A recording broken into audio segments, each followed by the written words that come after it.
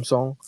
Mepewa number, we'll do whatever we can. Those who can't, please, Mazeani, the only way I can go on the streets and have that insurance of I know I'm safe is if you are there. But if you go alone and I don't, I'm setting you up. If I go alone and you're not there and I'm telling you to go, then I'm no different from that person who pokes your eye and then asks you who did it. You know, let's keep embracing each other in every other whatever we have. And your brother's keeper. No, tusidanganyane kwa space ati tunaongea mob and then KOT is out there peke yake anasema tumeni kwa hii number. Nobody wills to do it.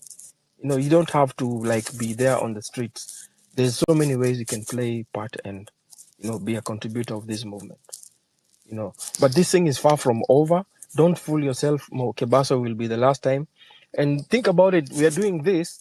This is just like year number 1. We still have next year and next year but one. So kama ulikuwa nafikiri maybe umechangia KOT ya kutosha, my friend, we still have another like 1,000 days ahead of us. And there are people who want to vie for this seat. We decided and said we are going to actually fund and finance our own members of parliament. They're not going to come to us in their big cars and dish for us money. Now we are the ones who are deciding Afro is going to be governor for Nairobi. We are going to fund everything to make him. So kama unafilita au yako inakuuma sana, Maze, you got to think twice because we still have another like 1,000 days awaiting ahead of us. Plus that money that will be dished in by now to buy the voter. So we really can't sleep. I don't think we have that leisure of sleeping and saying Kenya is in a safe hand right now. Thanks. Thank you, Hal, for having the moral courage to admit to us why you have not been able to speak on spaces. Tomorrow, guys, if you are not able, there are only 2 categories of Kenyans who cannot show up to the streets tomorrow. Number 1, you have committed geographical suicide. That means you're a diaspora Kenyan. You're in Qatar, you cannot show up to the DCI offices tomorrow, but the modus operandi tomorrow, please send money, send resources to help print cards, to help. If you can do whatever you can, please reach out to Torium, Kenya Daima, 6,000, KOT. These faces you've been seeing since June 25th, who have been here consistent. You know them, guys. We are not strangers to you. Send bus fare, like do something. Although tomorrow we don't want bus fare, we want people to come under their own volition. So if you're in the diaspora, please, thank you for finding the moral courage.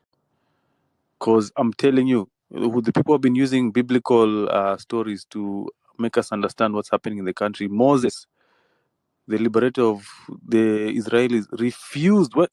As a kid, aliwekwa State House ya Pharaoh. He was being groomed to be the next Pharaoh. But once he recognized who he was, Biblia inasema he refused to be identified as an Egyptian. He decided to be a Kenyan. And any diasporan on this space, now I respect. Akina how Wacha nikuongeze ingine moja ya Bible. Ongeza.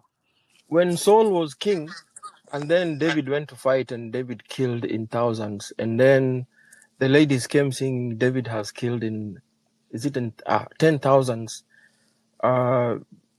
Saul became jealous, and he now sought to kill David. Does that relate to what Morara is doing and what the government is doing right now? Go check 2 Samuel, I think chapter 8. Exactly.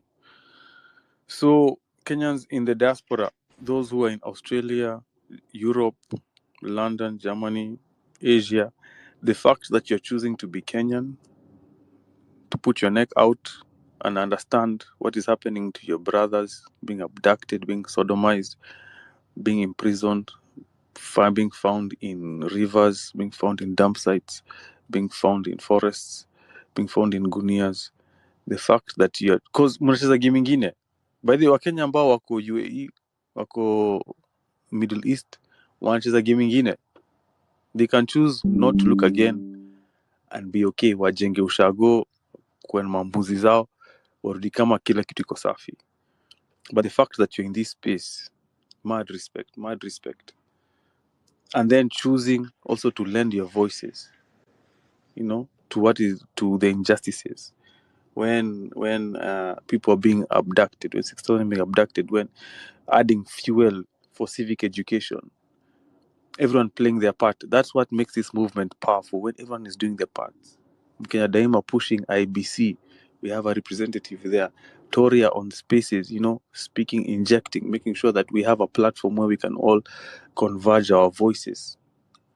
Everyone on the street, Mujue, you are so integral. If you don't show up, we cannot succeed. That's why tomorrow is very important. Kila mtu, we flood the streets. Discipline to show up. Tukiagree hapa kesho tunaonye. If you don't show up, alafu Zabronian a show up, we are endangering him because we can't save him. Akishikwa, we can't jump asema usimshike. Power, safety in numbers. Kesho ni safety in numbers. Number one, kesho ni safety. Numbers, show up on the street. African Crown, Mike ni yako, karibu kwenye space. Just a minute, Afro.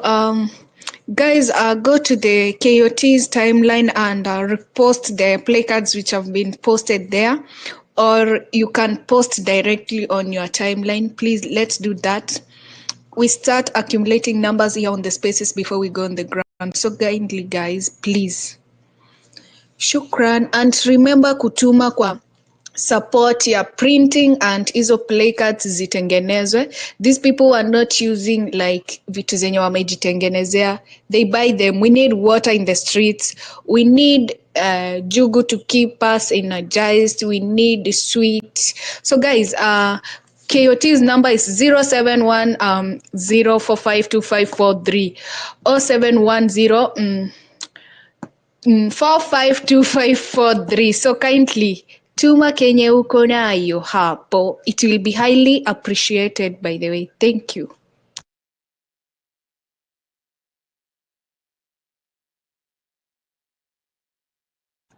African Crown, can you hear me?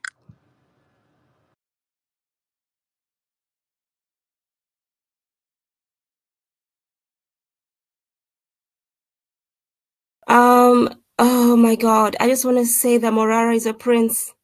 He's a prince and we're watching him around the world.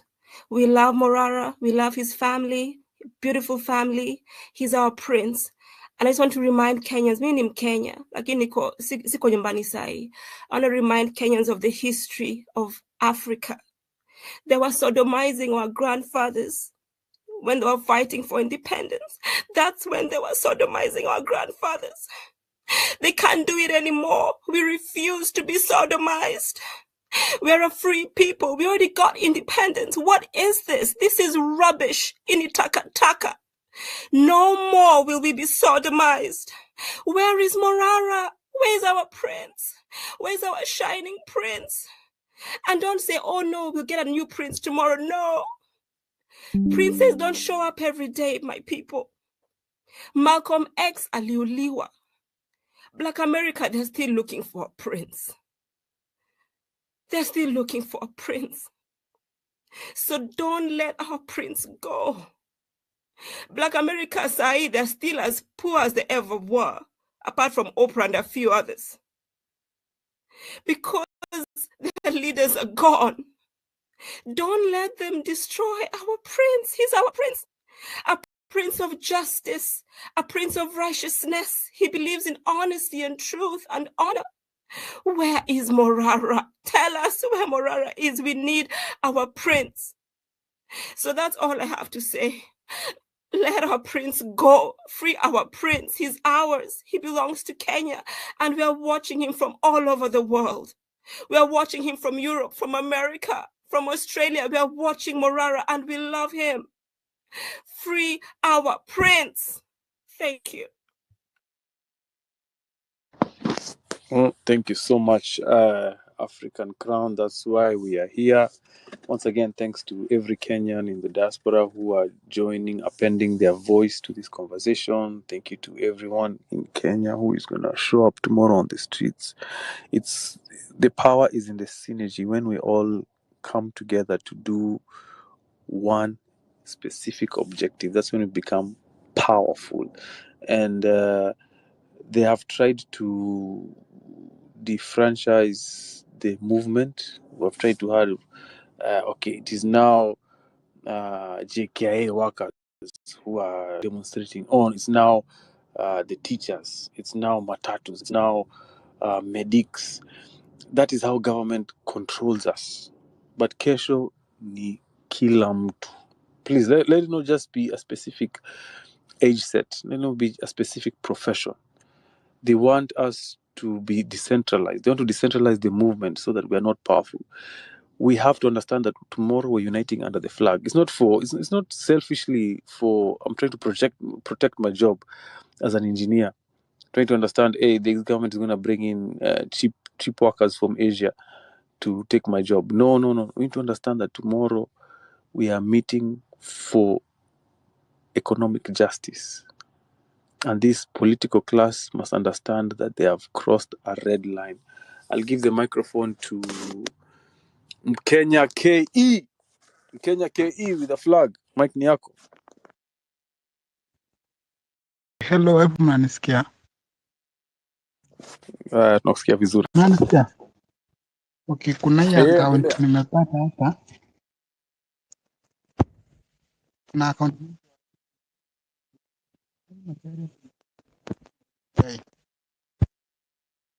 Tengeneza mic, hatukupati vizuri. Endelea. Hebu ongea. wanasema kuna hii account nimepatiwa hapa. Dakika 2, endelea. Okay, kuna account nimepatiwa hapa inaitwa Macharia 32. Macharia 32592 ni ya DCI na kwa hii space. Macharia 32592.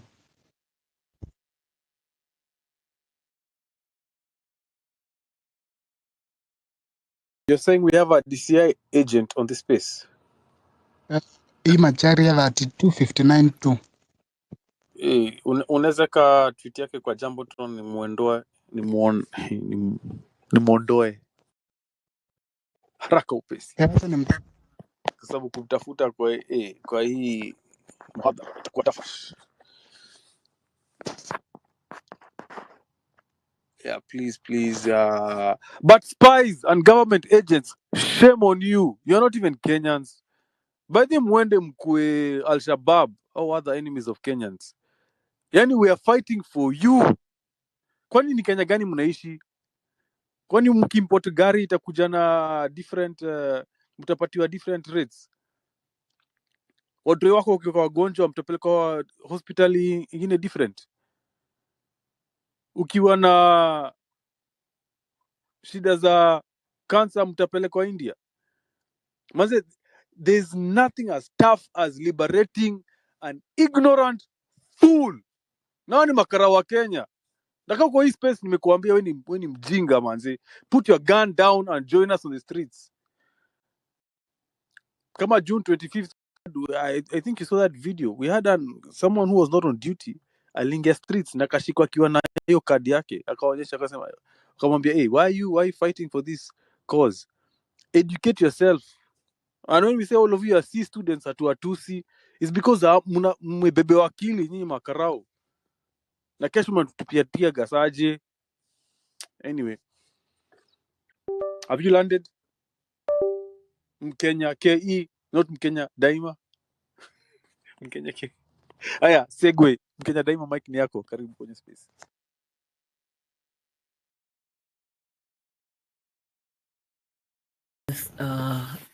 Thank you, Afro. Just a few seconds, then na jump into. Wacha ni space yangu ni peane kidogo, then I will jump in a few. Haya, Kenya philosopher. Good afternoon, all. Is it afternoon or morning? Okay. Wow. So, if you look at my profile pic, there is this quote by Pilato. It goes by that the price of apathy towards public affairs is to be ruled by evil men. Powerful. Yeah. Hebu sema tena, watu wako hapo nyuma wajasikia.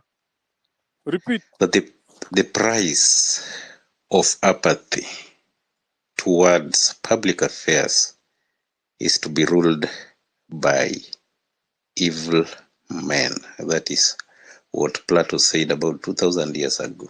must have been, is it 2000 years ago? Some years back before, because I believe he existed those times. But if you look at this phrase, it is still relevant. Na anamaanisha nini kusema apathy? Apathy ni kukataa kuparticipate in any discourse that is meant to address the current issues, or it is in the interest of the public.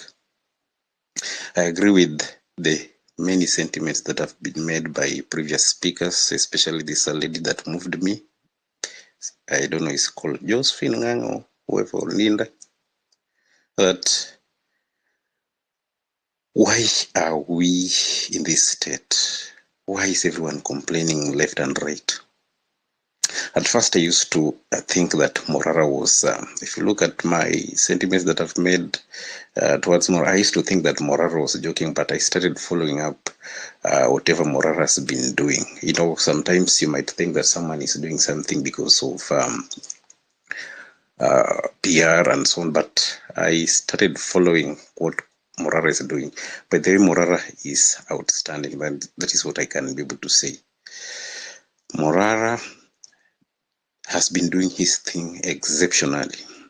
Morara has been doing it extraordinarily because he started slowly, but he gained momentum. But tomorrow is the day that we must show up for Morara. You can participate in every other way. There are those who can go in person, there are those who can contribute the money, there are those who can be there to offer medical support or whatever that will happen as a result of maybe commotion or chaos that will be there. But the most important thing is that let us not stay away from the affairs of our country. Apathy is a very wrong thing. The reason as to why we are in this state is that for long the youth have stayed out of touch or out of public affairs, like contributing in such discourses like this. But I want to laud our Kenyan youth. They have said that enough is enough. Enough is enough. The reason as to why we are being ruled by evil people. Look at whatever has happened in Mombasa. Justice for Bruce. It's a very wrong thing. Even me, I was saying this. I will have never recovered as a man if they did such a thing to me. Who can tell me who here on this space can recover from that? In as much as you'll try and say that you can heal from that kind of action or those kind of acts. Is this country of lawlessness a person who in the stature of govern? Okay, because I'd been following up whatever had happened to Bruce, or because it is alleged that Bruce mentioned I don't know the name of the governor's mother or whatever, but even if someone has mentioned you or he has contradicted your policies, county government, the least that you could do is to sodomize that person. A person who sodomizes you, what does it mean to you? Or someone who rapes you is someone who is meant to haunt you forever. If we can preside, you know what angered me most is that the governor never, but even the way he wanted to address, or the way he addressed those issues, he didn't even condemn that issue in the first hand. Whatever the governor should have done is he will have started by condemning that act, showing regret that it never happened, but coming on board to come and deny that such a thing didn't happen or it didn't do it. It is to show that you are not remorseful. It is to show that you didn't care about whatever happened. As a person who presides over a county should have first started by condemning such kind of acts, because how does it even happen? The governor should have said that it is wrong to do this. I've been wondering now, where are we heading as a country? Kenya, as you learn Yeah. Let me just try and summarize. So, and I want to agree with the sentiments of our founding vice president, Jaramogi Odinga. What did he say? That it is not yet Uhuru. Jaramogi thought that maybe by gaining independence, Kenyans will be liberated, that we will gain economic freedom, we will gain political freedom, but that didn't happen. So we have been fucked since independence. And if you read this book by Jaramogi, it is not yet Uhuru, you will agree with me that why are we having 2010 constitution and we are having things like this? Things like abductions, things like punishing or arbitrary arrest of government critics, or a governor who doesn't want to condemn such an act, saying that the truth will be known. How can you say that the truth will be known before condemning such kind of acts? Even if the governor didn't do it, he should have just said a noble thing, that it was wrong, whatever those, even if he did it or he didn't do it, he should have criticized it first. But how can we say we are independent when, I don't know whether I'm being heard. Yeah. How can we say we are independent? We can hear you, but land. Yeah. How can we say that we are independent when we do not have economic freedom?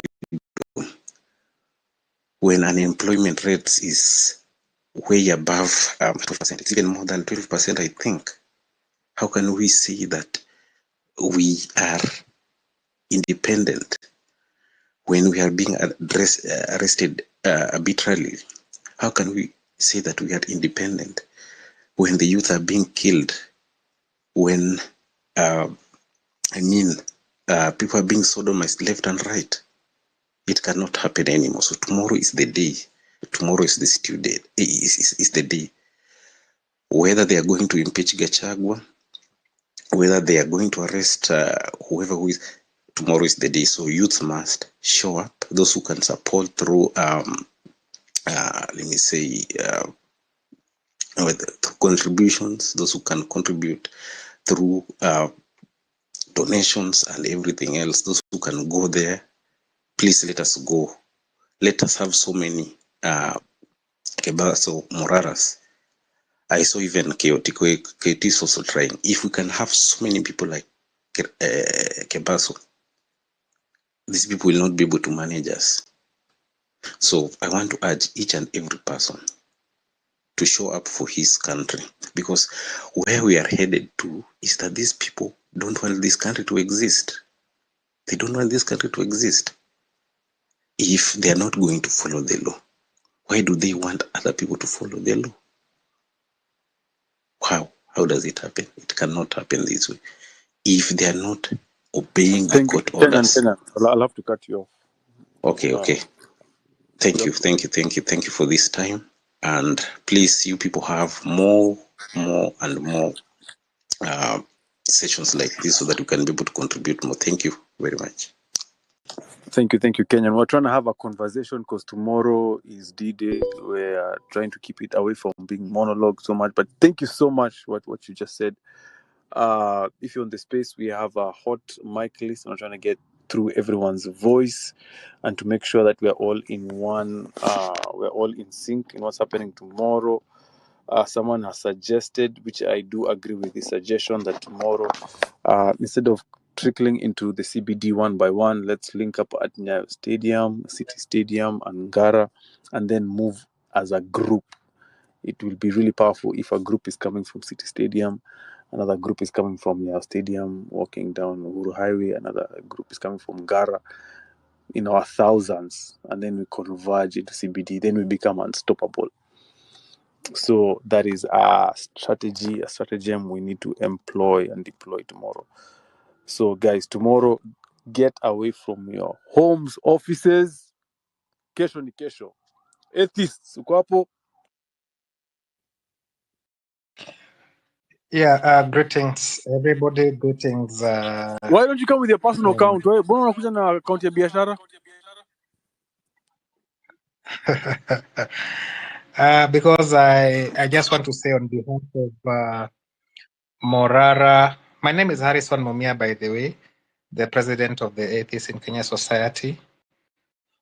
We as a society are very disappointed and saddened by the happenings of today. I have just nimepiga screenshot this number. We are sending our donations. Our members will be on the streets tomorrow. In fact, even before knowing that others are planning to go, we had already prepared our own posters. Because look, Morara has done a good job for this country. Many Kenyans support what Morara is doing. Tomorrow, mine is just to urge all Kenyans of goodwill to come to the streets. We have members on our side, over 700 members, who are going to be making donations tomorrow to the number that we are seeing on the screen. Some of our members will be on the streets. Our officials will be on the streets. I will be there.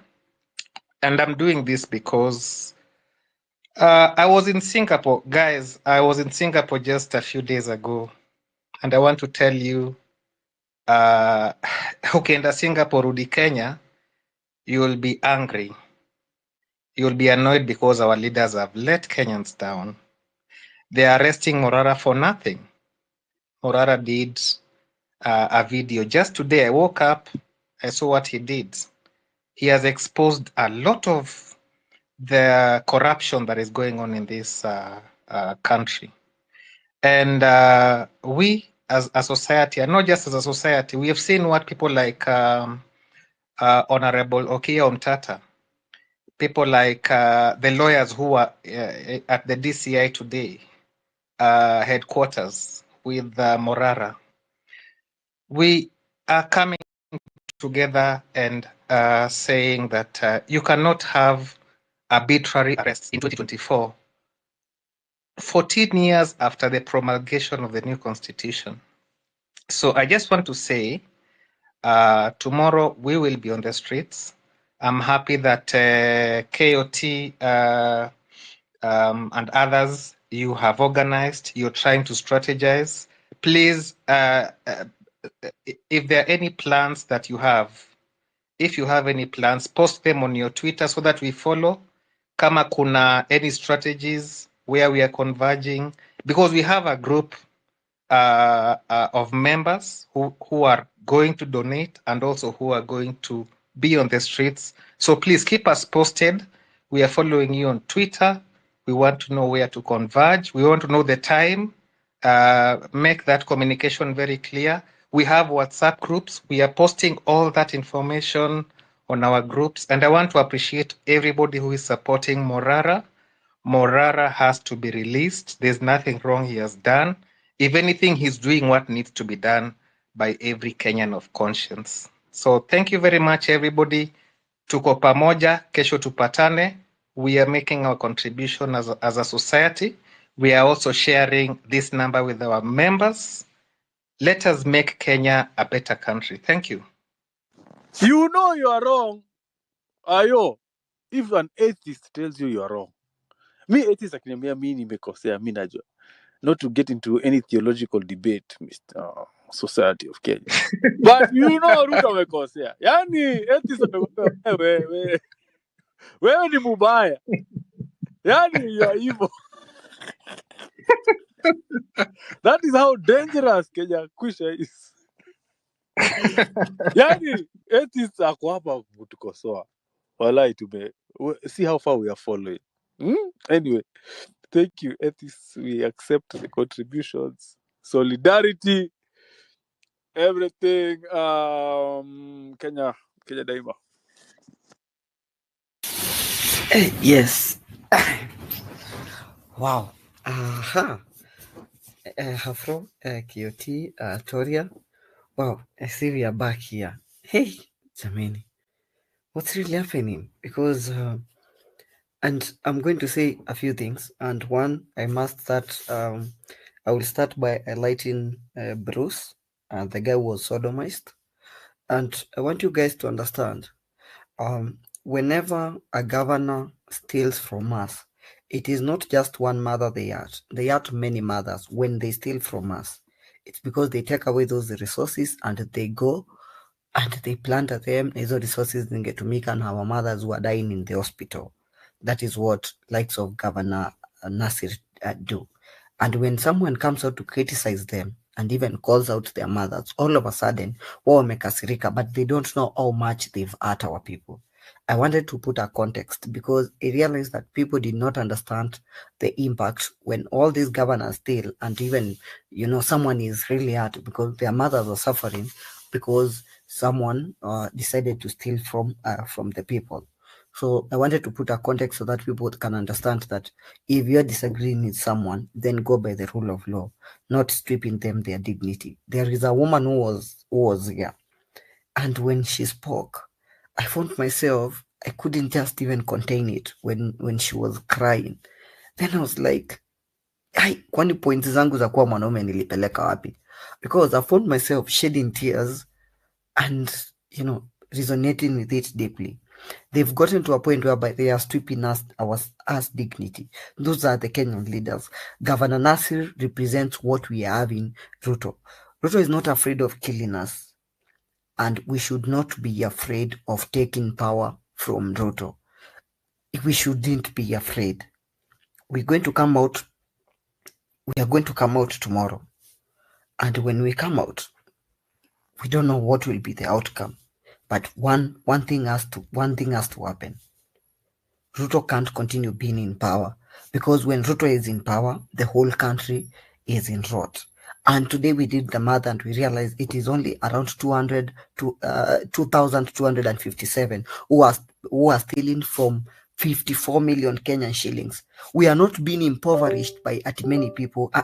Or it's only 2,000 people that are impoverishing us. 0.004% of the population, it is the one that is stealing, that is impoverishing 99.996%. Guys, this country can be better. And the only solution that we have, the solution right now is in our hand. Hatuna solution ingine. The solution is within us. The solution is not with Keoti Songo, Afro. The solution is in us. There is safety in numbers. I think it's Afro who has said that. There is safety in numbers. Guys, after 99, most of us were heartbroken. But I realized that this is a marathon. It's a marathon. It's not a one race. It's a marathon. And the finish line can either be tomorrow or the day after tomorrow. But we are seeing a near finish line. And this year should not end while we have Ruto in power. We must, this is not destroying, because we don't have anything at the moment. That is what I want you guys to understand. We don't have any foundations. And more we are realizing that our country is basically even founded in lies. We must build a society that we want our kids to grow in. It's our kids we are fighting for. Right now, we might not be having them, and for those who have them, we might not be having the kids. But it would be so painful to watch our kids grow in a country like Zim, whereby our kids have to run to other countries. Right now, there are Kenyans who are stuck in Lebanon. I know there are some efforts we are making with some people on ground to make sure that we've gathered those Kenyans who are stuck in Lebanon. You get to see how we can handle the evacuations, because we're also having some international friends who are helping so that we can make sure those Kenyans get back home. We can feel their pain. So we can't let our country go to the dogs because of a few people. And tomorrow when you are standing out, you're not standing out just for yourself. You're standing out for your generation. And as we come out tomorrow, and this is also I'm emphasizing, if you know any Kenyan who is stuck in Lebanon or their family, kindly let them reach out to me in the DM. And tomorrow, please, let's meet. Thank you. That's all I wanted to say. Thank you, Kenya. Powerful submission. Zabronian. Zab. Yeah, I can hear you. So Good morning. It's actually today. Oh, ni leo Well, it's tunatokea. bwana ni leo. Very good. Continue. So it's the day that the Lord has made. Well, the streets have been calling, and I'm actually mad because some of the people who will be tear gassing us.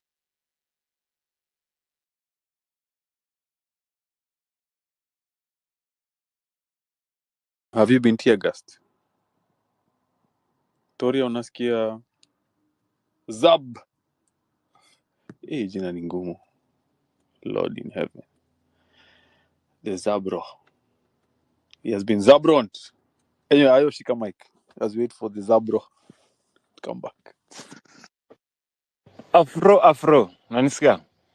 Loud and clear. Go ahead. Wadau and wadauets. It is 1st of October, the year is 2024.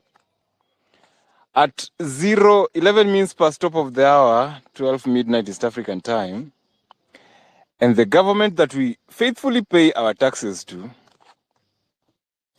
are busy kidnapping us and unfortunately are sodomizing us. How pathetic. What is the difference between Moi's era and the era that we have right now, Ruto's era? The difference is one, the internet. The difference is that now we cannot go in front of Nyayo House. Oh, of course we can go, but we've chosen to decide that we would have chosen to sleep, but we have chosen to unite. How many people are we here? 1,463 people plus. That is what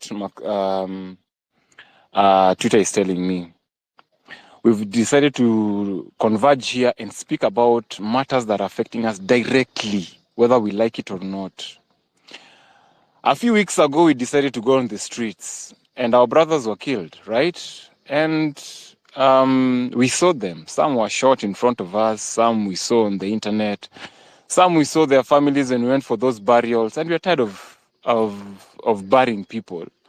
But still, as if that is not enough, a brother, a friend, a Kenyan citizen, a Kenyan a son of the soil decided to, you know what I'm going to do? I'm going to keep the government accountable. He decided to rise up for the occasion and decided, I'm going to do this differently, but I will not, statusi mtu, but I'll keep the government accountable. But what happens? They decide to kidnap him. They decide to make him go missing. I mean, it is 2024, according to my calendar. But still, the government of Kenya, instead of doing projects that will, make the country go forward or make, create even employment for its people, it's deciding to kidnap the few people who are standing up for the country. How pathetic. How disgusting can the government that some people voted for, not everyone, I'm not one of them, I didn't vote for that government, decides to, even the people that voted for it, decides to, you know what, you idiots, I'm going to kidnap you because you deserve less. I mean, what kind of country are we in? Oh, someone being killed and we've never gotten justice. Our parents have buried us. Our parents, we're supposed to be burying our parents, but our parents are busy burying us. Because you know what? This freaking government decided to, you know what? Oh, you have a voice. We'll shoot you down. Let's take a moment and reflect. Where are we headed to as a country? What are we going to tell our children? That, you know what, in 2024, some of our brothers were kidnapped. And you know what this government is taking advantage of? Oh, see, we use the bullet, so wakamwa wa relax. Tumewanyamazisha. I think it's time. The street is calling and I'm going. The street is calling and we are going. How many people are going on the streets with me? Because I want to go on those streets. Because this government, it seems they only understand one language. The streets.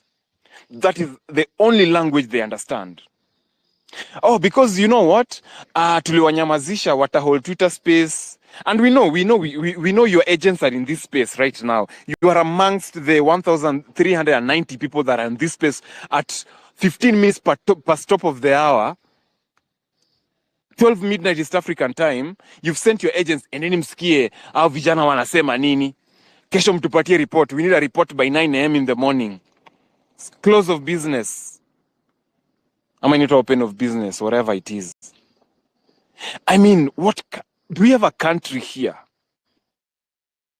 Morara has been doing his due diligence, having the boss that most of us don't even have. Wengine wetu ni kuongea tu alafu tuenda kunalala kwa nyumba zetu. But this is a Kenyan with a Kenyan ID, with a Kenyan passport that has decided to come out and to go and speak for its people, keeping the government accountable, not throwing stones, not using whatever. He's just using his phone to capture. You know, you say, you know what, Mr. President, you said you're going to do this, but you haven't done shit here. Oh, you said that you have 12, you how many stadiums? You haven't built shit. Oh, Mr. President, you know what? You're a fucking liar. And that's why this young man is going to get abducted, or this young man is going to get kidnapped and be sodomized. Sodom in this country, where we don't even give two shits about the LGBTQIA. We don't even want to hear. We are straight as we come. Also, this government supports LGBTQIA because they're sodomizing now our brothers? That is the question I'm asking. Oh, so this government, he says one thing and does the other. Oh, so who's next? Who's going to disappear next? Is it Ayo? Is it Afro? Is it KOT? Or is it Toria that is co-hosting the space? Or is it Mkenya Daima who's been trying to do a few projects here and there to support his country? And it's time we rise up to the occasion and tell, you know what, you nigga, you know what, we voted you in. And ni sauti, hata kama uliiba kura ni sawa, lakini unajua ni kuna Wakenya wenzetu ni mandugu zetu, hata kama ni washenzi, walikupigia kura juu waliamini unaweza wafanyia kazi. Lakini instead of kuwafanyia kazi, unatuua. As if that is not enough, unatusodomize. As if that is not enough, unatukidnap, na wazazi wetu hatajui penye tuko. That is someone's brother. That is our brother. That is that is someone's son. That is someone's son who has good intentions for the country. Because you guys don't have good intentions, we have someone who has good intentions, and now you're kidnapping them because you're using the state or the whatever instruments of power to abuse and not to serve the country. Come on, guys. What are we doing about this? That's my question. That's my question to you. How many people? 1,360 plus lives, Kenyans that hold a Kenyan ID. Nyuma ya ID yenyu imeandikwa Kenya somewhere. Iko na map ya Kenya somewhere. Because that's your damn country. We need to come out and fight for our damn country. We need to come out and fight for our damn brothers and sisters. Enough of this, man. Enough of this shit that is happening to us. Enough of it. I miss the days where Kenya tulikuwa tunaimba national anthem and we really respected it. Siku hizi kitu imebaki kwa national flag, hata hizo colors ni kama zina fade away. Come on, guys, let's stand up for our country. This one man using the instruments of power cannot push us to shit. One man with since 1963 that we gained independence, we've been fighting for the legitimacy of our country with our constitution. Now they want to change the constitution. It's making us go to shits. It doesn't make sense at all. I'm sorry I sound like I'm preaching, but my heart goes for that family that doesn't know where their breadwinner is. It could be me, it could be you. Think about it. Before you come out and tweet nonsense and say, oh, hii gava inafanya kazi, jumelipwa shilingi 2, kesho imetaksiwa imeisha. Wake up, man. Kenya, let's wake the fuck up. Sorry for using that word. Let's wake the fuck up. It's time. And stand for our country. Because we need to stand for it. I'm a Kenyan, you're a Kenyan. Regardless of where I'm coming from, I'm a Kenyan at the end of the day. Let's stand for our brothers and sisters. Waguze hizo mirima ni distractions. Hizo vitu zingine ni distractions. Wacha wapigane, but let's stand up for the lives of our brothers and sisters. I can't stand to see us losing more lives. We've lost enough, man. We've lost enough. Enough of it, bro. Enough of it, sis. Let's stand up for our country. Today it could be me, tomorrow it's you, tomorrow it's your brother. When do they want to stop this shit? Thank you for listening to me. That was my time. Thank you so much, Ayo. And I like the way you're stating the facts. Tomorrow is today is Morara, tomorrow is me, or you never know. And I think we are done as a country. We can't hold it anymore. We can't. Sodomizing, for Christ's sake. That thing is driving me crazy. Oh my God. And someone is working like free of charge. Hey, while an innocent person who is just calling for accountability is being held captive. And you said we gained independence. We are still in colonial era, colonized by a black man, being used by a white man. Like seriously, this is the high time we need to go and get our independence fully back. Because thank you so much. So Ras G.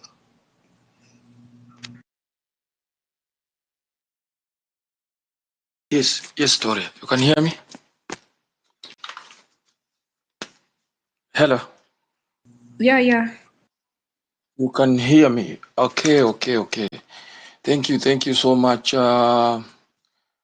First is my appeal to everybody, to all Kenyans that are here, Kwanza. In the event that somebody asks you KOT number, somebody you're not so familiar with, somebody asking you Toria number, Ayo number, kindly don't engage them.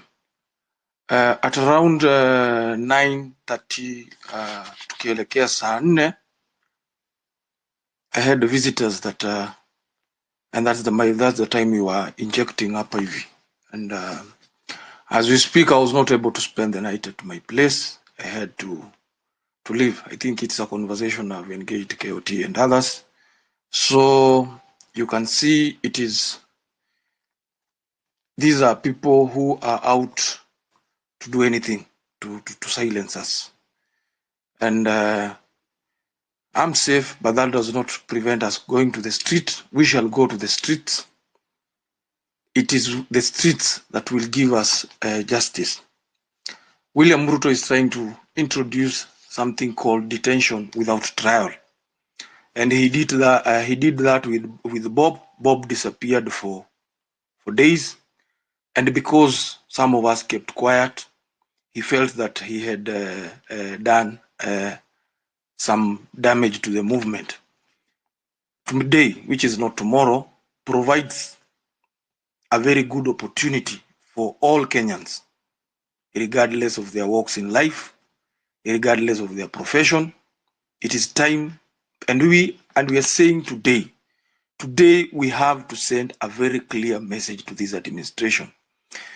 For some of us, and I would want to appeal, let us make this call to be an international call. Some of us are tagging even the United States. We are tagging even the international organization. We are tagging Kenya Human Rights, all those bodies. And we are simply asking if William Ruto has the blessing of the West in doing what he is doing. This administration is drawing some power. It's like they care nothing. And that's why William Ruto can go to a platform like CNN, lectures us about democracy, and he knows very well he does not believe in democracy. To our interior ministry, we are taxpayers in this country. It is our money that is keeping you afloat. It is our taxes. Kindike Kidure with the interior ministry. Whatever is happening there, only God knows. But these masked men, these individuals that you are sending to wananchi to go and abduct them, to go and kill them, one day, kuna siku itakuja. The anger that is boiling in Kenyans, and we have said, you are few, we are many. We cannot buy guns for you using our taxes, and then you turn the guns on us to kill us. We cannot give you vehicles, then you use the same vehicles to register funny number plates and start tormenting Kenyans. And when questions are asked, you say those were not policemen. One day, all that will be accountable. William Ruto loot will not protect you forever. Haita will protect forever. A day will come for you to account for everything. And to all, to our brothers, to our brother who met, it's so painful to speak about it, what happened in Coast. And this is what I'm saying. These governors that have the blessing of the head of state, more so the ODM governors, who one time were very vocal to speak on democracy and all these other things, but they knew at the back of their mind they meant nothing.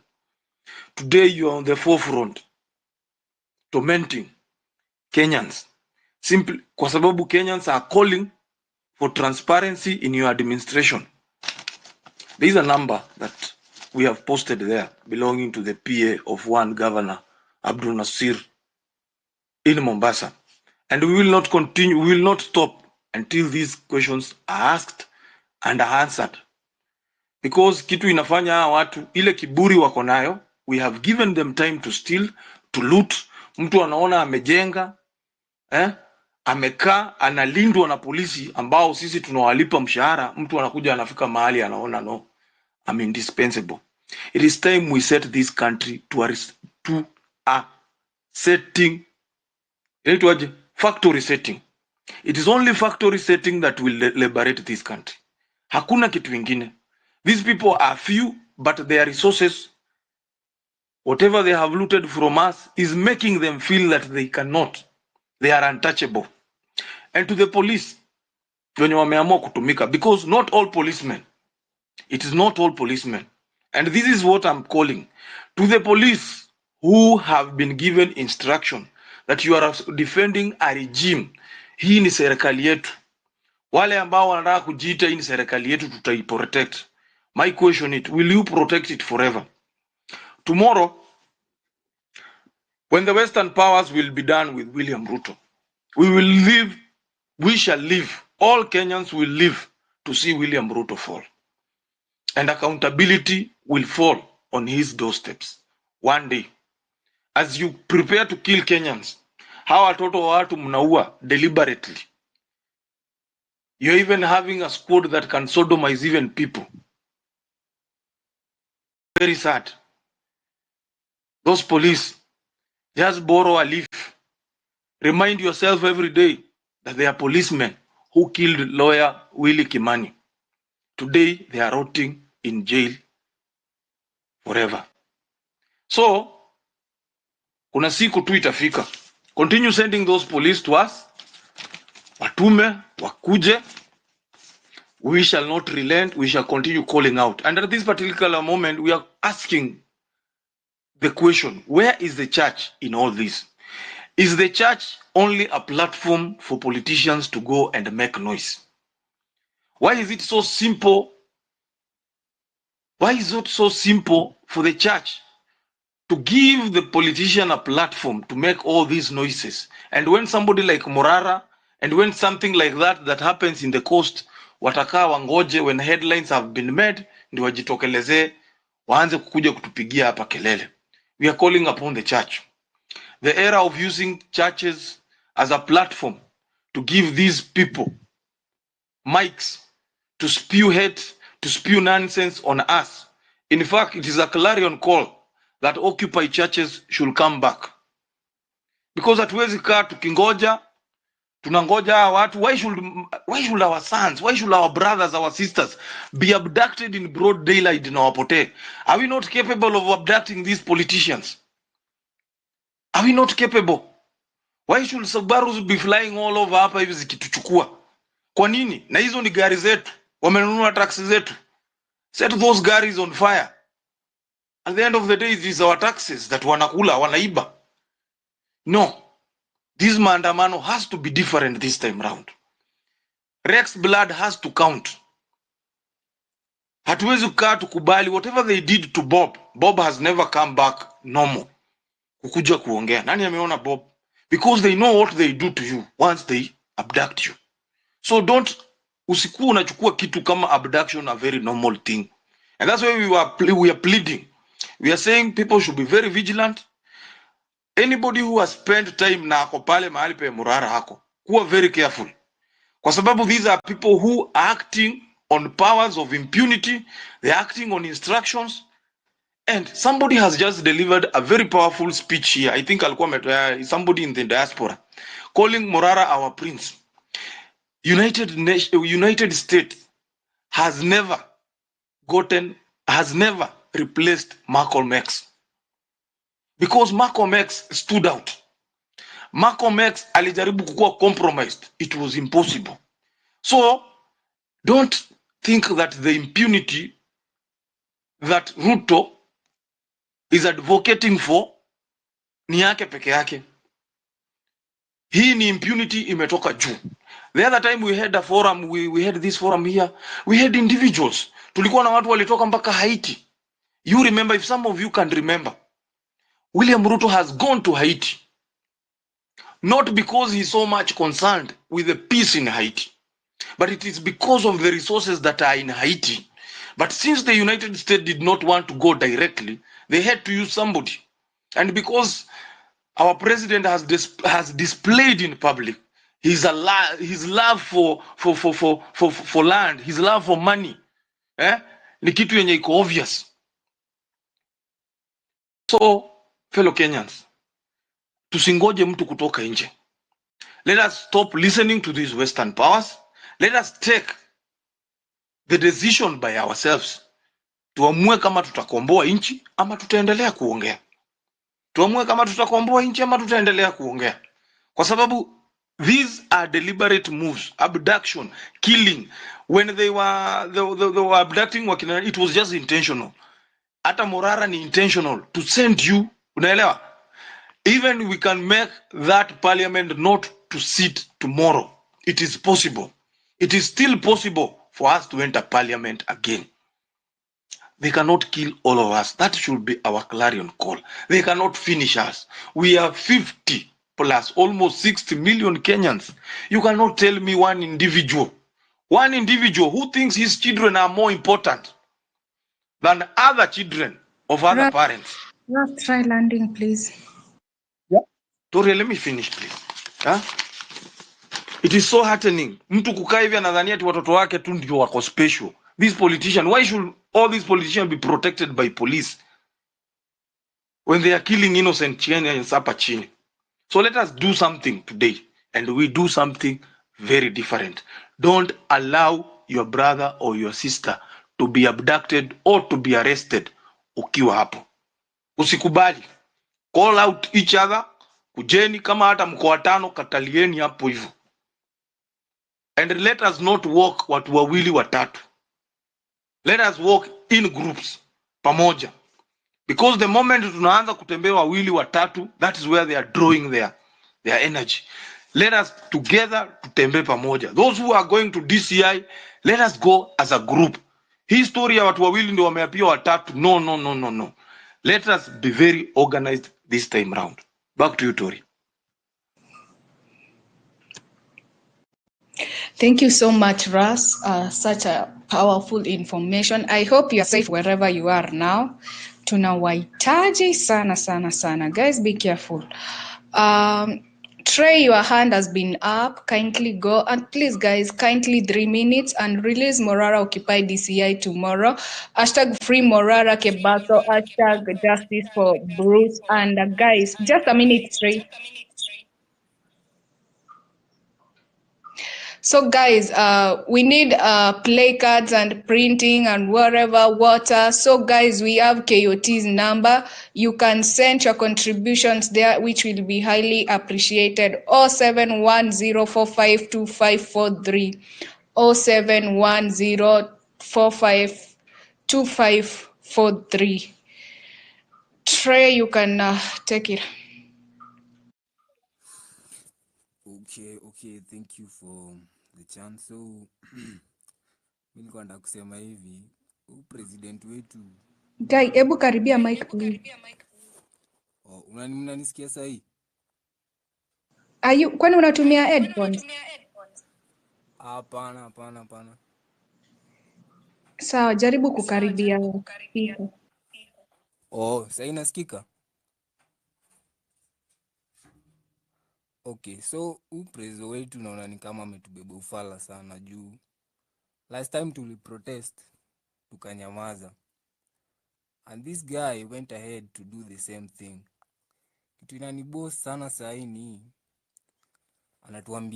anatutafutia job majuu. Mi sahi sina job, na yeye anatutafutia job za mjengo. At the same time, unaona mtoi wake US anatembea kwa streets of New York, alafu natupostia. Mse kama mimi anataka nifilaje. Nimekaa like 2 months, 3 months sina job. Alafu anatutafutia job za mjei. So the only solution is tutoe mse hapo juu. Kesho wasi wakitokea mimi nitakuwa hapo. Mimi stambui what will come. Wasi wamededi, wasi wenye walipigania uhuru walipigania uhuru Kenya ikianza, walidedi, si ndo hawa. Kani kudedi heri tudedi, lakini to make sure tumepigania what is rightfully ours juu.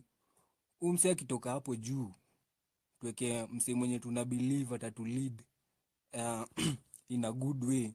That's the only way this country will change. Otherwise tukianza hizi demonstration zetu, tunyamazishwa once, atarudi tu hapo, snap, tena tuanze kucomplain. So tukipata chance tena kesho or any day, we take this by force. Tukimpea chance kidogo tu ni hivyo, atatukunia tu. Thank you.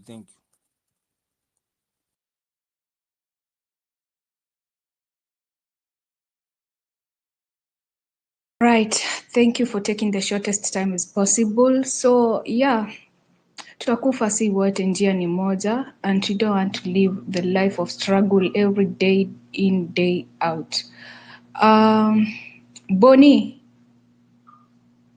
Yes. Bonnie. Yes. I hope I'm clear. Okay. Guys, fuck Kenyans. Fuck all of us. I'm sorry. I know some of you respect your decorum and whatever, but I'm not for that anymore. Fuck all of us. These people killed more than 50 people. And we went silent and everything is going on as usual. Children died the other day. People are politicking ni kama kuna, like things are normal. But mwangaliange hawa say, when a politician dies anywhere, how they wanakaa ni kama sasa dunia imesimama. Meaning you people are rubbish. You are rats. You can be killed. Anything can be done. You saw what happened in Mombasa. Everybody should be in Mombasa right now. Nothing should be going on. It's because of this nonsense of us being, we are behaving like obscenity is okay. If something doesn't change, these guys, wamefika mwisho. They took that idiot that we've been following so long, fuck me too. They have Raila on their side. What else will they do? That is what they used the other time to stop everything. They took him to save them. Let's see what they'll do this time. These mandamano from tomorrow, let it not stop. Let everything stop. Let us start what had started before. We had said it will be every day. mpaka huyu jamaa ashuke. Why did we started being stupid, being bought left, right, and center, I don't know what is wrong with us, but we need to really, they are good people. There are people who fight for no reason. Myself, I have a job, but I go to the streets still. Not because I don't know what I'm doing. I have kids. I don't have to announce my age here. I'm not somebody who doesn't have a future, who doesn't know what he wants. So, guys, it's high time I'm actually radicalized. Kushinda hata venye nilikuwa radicalized before. Because of what I saw, when I saw that clip of that guy in Mombasa. Alafu Abdul whatever was one of the guys amejifanya, he's been so like Yesu mwenyewe. And then that happens. These politicians don't care about nobody. It is high time what started before, what started when people were burning down their homes. It should go further. This time round, it should be like, our people should not have a space. They should leave Kenya. They should not have space to live and breathe within Kenya. And the sympathizers, those PAs, hao watu wanapewa 200-300 wakifuatafuata matako yao politicians. They are the people who are ruining this country. Achana hata wao wakubwa wenyewe. The few people who follow them. The few people who are paid 527. We need to really wake up as youths of this country. Otherwise, this guy is going to turn into the biggest dictator mwenye ashaikuwa hii Kenya. Trust me.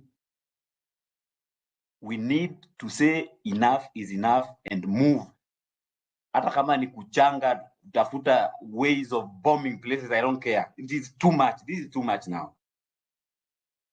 I will send my money here, as I always do.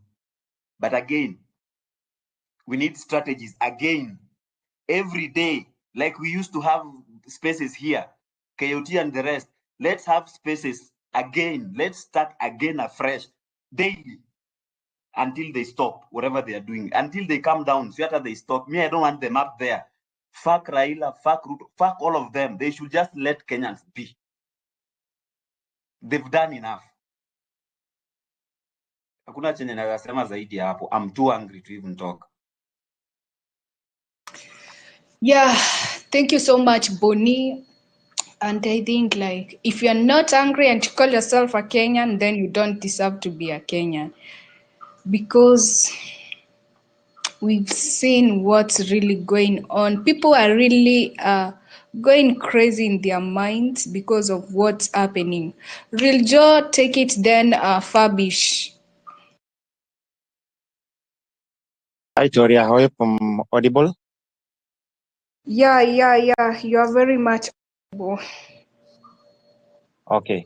Thank you. I think what I have to say right now is we have been presented with a very perfect second chance to be able to hit the head properly. Last time we did not hit the head properly. We've been presented with a second chance to be able to prove that the people are the ones who are instruments of power, as Ayo previously said that the president he does not have any instruments of power. If you're not with the people, you don't have any instruments of power. The constitution only recognizes the people as the only people as the only ones with all the sovereign power. We have lost our national values. We have lost our national values. I watched the video of the unfortunate incident that happened in Mombasa of the blogger, and it's quite unfortunate because, I mean, we've lost our values. Dignity. Where is human dignity in our country right now? It's not there. We've lost that. And here we are.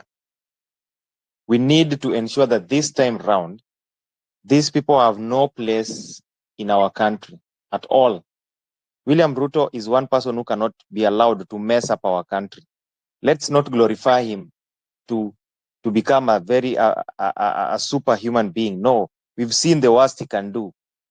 We've seen he can kill. We've seen he can abduct.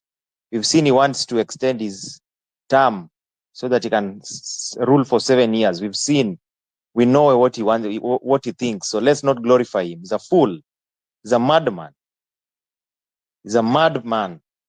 How can you just abduct people, young people, who are questioning, who are asking for governance, good governance, who are asking where the money is going, who are asking where do we have incomplete projects? Some of them have been fully paid. Some of them have been paid in excess. Then you abduct them. Who does that? We need to stand up this time round and ensure that we hit the problem that we have here right now. We need to ensure that we shut down operations of this country. We ensure nothing moves. Let us start by boycotting this organization, Safaricom. Let's boycott it completely. Unanimously, let's just do that. ASAP. We don't have any business with Safaricom. Let us ensure that we pinch the government, we hit the government where it hurts most. Collection, let's ensure that they are not able to collect revenue. Let's ensure that. Let's boycott their businesses. Let's do that as part of our protest, as part of expressing our anger to them. Let's go back to occupying churches. Let's occupy churches. Let's ensure that tomorrow, even as we go to the streets, we also don't allow them to pass the punitive bills that they want to bring in. We don't allow them to impose the shisha, whatever it is, shisha, or I don't know what is it, the shisha thing they're bringing for health. Let's not allow them to do that. We are the people. If you look at this space right now, over 1,000 people, Kenya said that there are about 2,500 and something public servants. Already we are about half of, just in this space, we are about half of them. We are the majority. We are the instruments of power. Let us also call, they are calling our bluff. Let us also call theirs. Let them do their worst. Let them do their worst. They don't deserve to be anywhere close to public service in our country, because they do everything that is against you. How would you take Morara to DCI HQ to go and sleep there? They don't have a cell. They don't have a holding a place. What is he doing there? What is he doing there? It is impunity. That is not what our constitution talks about. And we are going to defend our constitution tomorrow. Article 3 tells us to defend this constitution. We are going to do that. We are going to do that. That is what we have left. That is what we have left. Let us not allow stupidity to prevail in our country. We cannot allow that. It should not work in our country. So, Toria, thank you very much for the mic. We don't have time to negotiate right now with anyone. Let us negotiate from the streets. Let's ensure things don't work in this country. Let everything fall apart. Let everything fall apart. We don't care. Let everything fall apart. Boycott those Safaricom numbers. Those are the things they're using to track you people. Boycott mtupe hizo vitu. Ignore those things, bana. You can send money in many other ways. If you want to send money, you can transact in many other ways. Boycott those nonsense we are working with right now. Thank you very much, Toria. Okay, thank you, Real Joe. Fabish, take it, please. Vile amesema hapo, things must fall apart so better things can fall together. Very powerful point, Mr. Real Joe. Things must fall, lazima tuanguke nayo, lazima kanuke, so that a better Kenya can come together. Fabish. Yeah, thanks everyone. Kina KOT, kina Afro, Toria, watu wote wako hapa. Hey, yani I am burning, I'm boiling. Sasa uso anajaribu kutuangusha ni. Yani continue Fabish. I hope, yeah. Sasa kwanza nimekuwa hapa nikangojea, tulikuwa wengi, tulikuwa karibu 3K. Nikaona manake sipati nafasi, wacha nikimbie huku na kule nikinject. Kuna fala moja pala anajiita George na dem fulani to Mariam.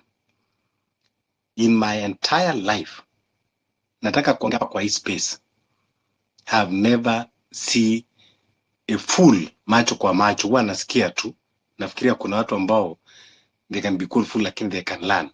Can you imagine? Huyo anaitwa George Watson, nimekuwa hapo, but thank God I did a Lord's work.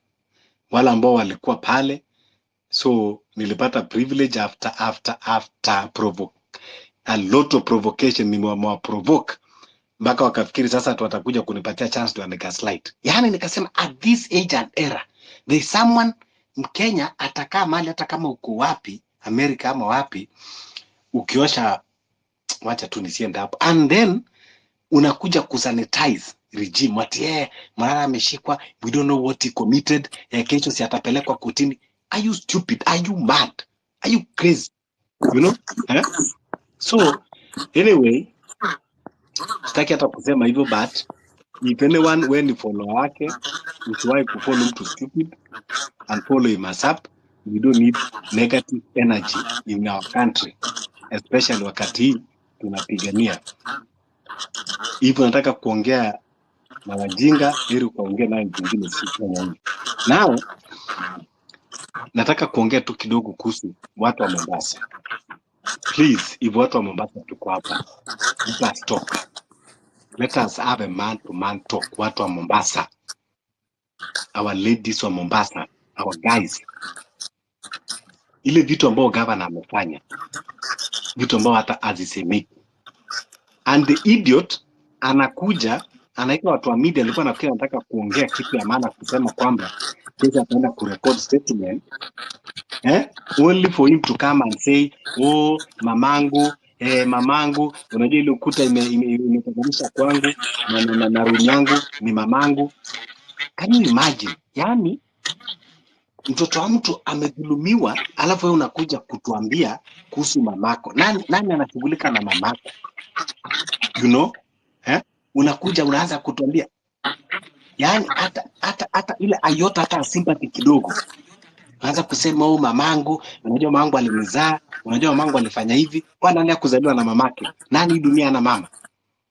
Kwani huyo mwenye ambao ulikuwa unamdhulumu na namna hiyo, unafikiri kwamba alizaliwa kwa mti?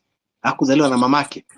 Can you imagine how in humanity of highest order? So watu wa Mombasa, ningeomba tafadhali,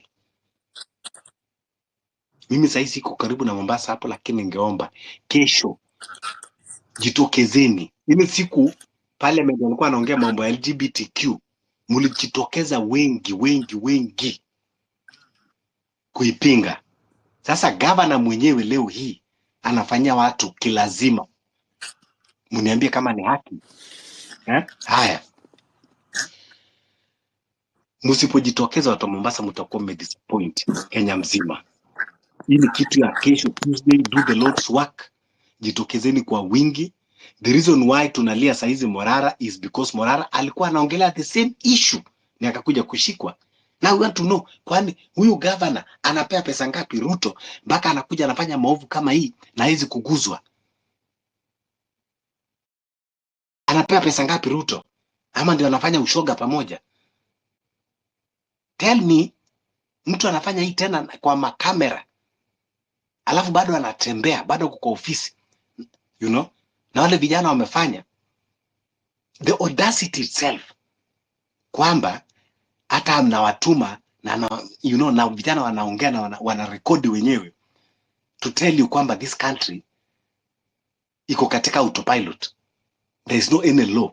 The confidence those goons, those rapists walikuwa nayo, mpaka wanarekodi na kuongea, kutaja hata jina ya governor to show kwamba yani they are above the law. And here we are even still talking of Morara. So mimi nataka kukubaliana na watu wamesema, I like this conversation now. Nimekuwa nikiongea hapa kwa spaces nyingi, na watu wengine wakakuwa na misinterpret, but not actually misinterpret. Nimekuwa nikisema point blank, there is no peaceful revolution. Maandamano ya maji na bendera, Ruto hawezi kusikia hiyo. Tuambiane ukweli. Ikiwa maisha ya watu inapotezwa, kwani tukisema tunaweka building ya serikali chini, utafananisha na maisha hata moja zaidi ya zile maisha ambayo tumepoteza 500? Hata tukasema hiyo parliament yote tunaweka down ni kwa ashes tujenge tena, utafananisha na ile maisha innocent souls ambayo tumepoteza? So please, tuambiane ukweli. Peaceful, hakunaga kitu inaitwa peaceful revolution. What we need is something that is called resistance. When you talk of resistance, you have to understand what is resistance. Resistance is to stand against any form of oppression. And what is oppression? Illegal arrest and abduction. Kwanza, kesho kama tunaenda maandamano, tunajitokeza kwa wingi, tafadhali usiende peke yako na usikubali mtu mmoja achukuliwe aingize kwa gari. We do all our best to protect ourselves. We do all our best to protect ourselves. Hiyo ndio njia ambayo tutakuwa tunaenda nayo. Polisi saa hizi wanaoperate kama criminals. Na mkipata hiyo gari ya criminals imekaa vibaya, si expensive kuliko zile pesa zinaibwa kila wakati. Hata tukaweka hiyo nari, tupeleke statement, hakuna hasara zaidi ya uwezi kufananisha na ile maisha ya watu ambao tunapoteza. Tell me Bruce ataishi vipi? Hiyo kidonda iko kwa moyo yake, itawahi kupona lini? No, tell me hiyo kidonda Bruce ako nayo, that trauma Bruce amepata, that inhumanity amefanyiwa, ataishi akiwa binadamu aina gani? The only way Bruce anaweza kupona haraka ni tukimpatia justice that he deserves. That is the only way we can help Bruce to recover. But if we continue keeping silent, understand that we are contributing in the death of Bruce. The majority keep silent, tunamua Bruce. So please, if you want we save Bruce life, ni kumpatia justice. Na njia ya kumpatia justice ni kusukuma huyo presa akwende zake. That is your justice ambayo Bruce anaweza kupata. So unfortunate, mpaka saizi kina Rex spirit zao bado zina hover around, mara hawajapata justice na wale wengine. But Bruce, huyu mwenye bado yuko hai, please tumpatieni justice ndio aweze kupona hayo makovu yake. Nimesema kwamba kwanza toa jina ya Bruce, remove the name of Bruce. Nataka uweke jina ya ndugu yako hapo, replace with the name of your brother, replace with the name of your son, alafu niambie that pain that you have. Nataka tutoe hiyo jina Bruce. Whenever you watch that video, remove the Bruce face, ebu jaribu kuweka your brother, then you tell me how it feels. And hakuna, yani, I don't know, even there is no amount of pain that even you can ever imagine. And now, if it can happen to Bruce, do you know kwamba hata hizi vitu zimekuwa zikihappen, but ni venye kuna watu ambao wamekuwa wananyamazia, because not every man can come out and speak of these things. Let me tell you, these people that they are abducted, sometimes they underwent those things silently. Ndio mtu anakuja, anatoka pale, anakuwa mnyonga, anakuwa baridi, anaanza kugonjeka from inside. You cannot tell me kwamba ati hizi vitu amefanya ndio ilikuwa the first one wakifanya. The most painful part unapata kuna jamaa pale, mjinga fulani anaitwa Omar Sarai. Omar Sarai ati ni ODA, ni SG wa UDA. Unasema uko kwa serikali and you are on Facebook, on Twitter, ranting like us at justice for Bruce. Yani watu wanatuchukulia wajinga kiasi gani? If kweli wewe uko kwa serikali na juzi ulikuwa nakuja ukisema how you are powerful, how umesanya watu 300 watu wa UDA waende wamtoe Rigiji. If you are that powerful, kwa nini ukuje ulie na sisi kwa spaces? Kwa nini ukuje ulie na sisi kwa social media? Kwa sababu watu wa Mombasa nawaambia mjitokeze kwa wingi. Mlidanganya na huyo Masarai kwamba niwapeleka kwa serikali, Joe this, Joe that. Tuacheni hiyo kabila ya rangi watu wa Mombasa. Hakuna Mbarawa, hakuna Mwarabu, hakuna Mgerenge, hakuna Mgiriama. Wote lazima tujue kwamba ni Wakenya. Tuacheni ubaguzi ndogo ndogo ya kusema watu wa Mvita, Warabu, watu wa Changamwe, watu wa Kisauni, tafadhali. Tuacheni ukabila. Tuacheni ukabila ya rangi watu wa Mombasa. Abdul Swamad amefanya uni, na imaanishi kwamba sababu amefanya uni ndio inamaanisha kwamba Warabu wa Kisiwani ndio wamefanya uni. He did not commit a crime to represent you. Kwa hivyo wakati watu wanatoka, tafadhali, watu wa Kibokoni, watu wa Majengo, msianze kusema unajua mtoto wetu. Tafadhali, ningomba watu wa Mombasa mahali walipo, kutoka Likoni, Changamwe, Kisauni, Nyali, jitokezeni bila kuzingatia rangi, bila kuzingatia dini, bila kuzingatia kabila. Msianze kusema Mbara, sijui Mbarawa, sijui Msomali, sijui Mwarabu. Tafadhali, kama mambo imefanyika, tujitokeze, tuungane kama Wakenya, tulikemee. Abdul Swamad, familia ya Nasir. Abdul Swamad hajawahi kufanyia kitu watu wa Mvita. Nasir babake aliishi kukulia watu wa Mvita na watu wa Mombasa nzima, watu wa Coast, wakiba pesa na Moi. Tuambiani ukweli, Nasir aliwafanyia nini watu wa Mvita? Mvita constituency ndogo namna hiyo, ina watu haishindi watu 6,000, lakini ameshindwa kuendeleza. Bado unapata kuna mabarabara haipitiki. Amekuja ameweka rafiki yake Machele, wamefanya nini? Kwa hivyo tafadhali, watu wa Mvita, kujeni, tokezeni na mkemee hilo tukio. Mtu asiwadanganye kwamba ati sijui Abdul Samad anaonewa sababu ya rangi ama sijui nini. So mimi nawaachia hapo. Wakenya tunazidi, tuunganeni na let us fight this regime. Let us fight this tyranny. There is no other language to use. It is resistance. Thank you.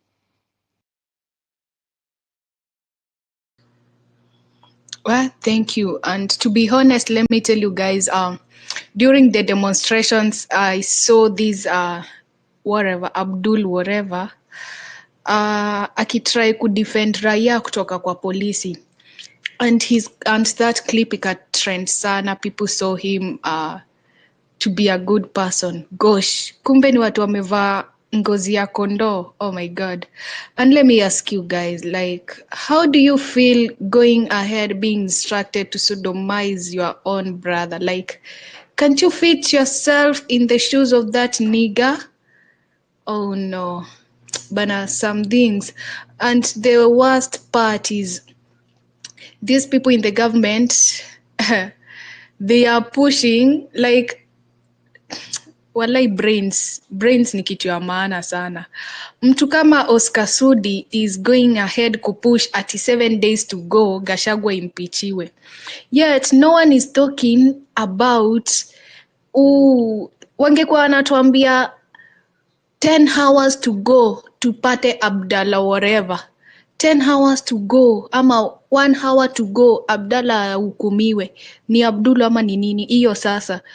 But they are pushing irrelevant things zenye hata hazituhusu. Vitu zenye zinatuhusu wana ignore. Can you see we have ladies in this government, but none for Christ's sake has come ahead to condemn Abdul for his actions. Like seriously? God, we are on our own, guys. This fight, we are on our own. And where manze, it's sad. I've not seen the video, but I saw the pictures. I'm really shocked. But ni sawa tu. Afro, can see you're back.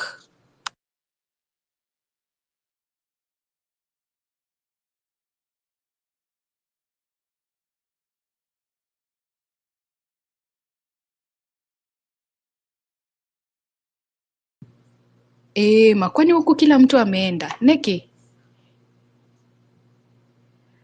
Afro? KOT? KOT? Chexta unanisikia? Yo, ama najiongelesha. Tunakusikia Toria, tunakusikia. Chexta, hebu ongea. You are on, nasikika. Siwezi sikia Toria. Toria, I cannot hear you. Yaani Afro nimekuita hiyo yote alafu unasema unisikii. Sawa tu, tuko dunia tofauti, sawa tu. Chexta, hebu ongea. Okay, Fabi shambia Afro ongea basi. Afro, Toria anakusikia. Wewe ndio umsikii. Wacha ni drop nirudi.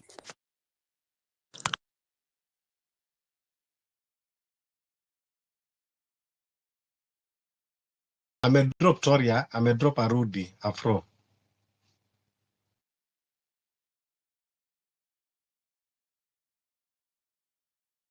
I think Chexta ulikuwa umepatiwa mic. Maybe you can go on. Yangu tu ni mafupi tu, hope mko poa salama, lakini hatuko poa sisi wote sana juu ya vitu zinahappen saa hii kwa Kenya.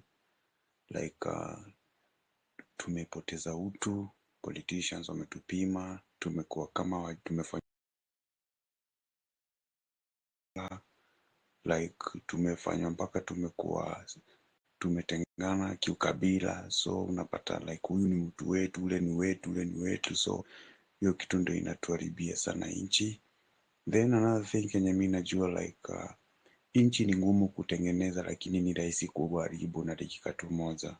So awase wametubeba ufala like wanafanya system education inakuwa weak in a way that watu wasisome ndio wakuwa waerevu wakuje kuwashinda, unaona. Ndio maana pia watoto wao wanachukuliwa wanapelekwa nchi zingine za huko juu wasome system ya huko juu, wamejua system ya kwao weekend, unaona. So I think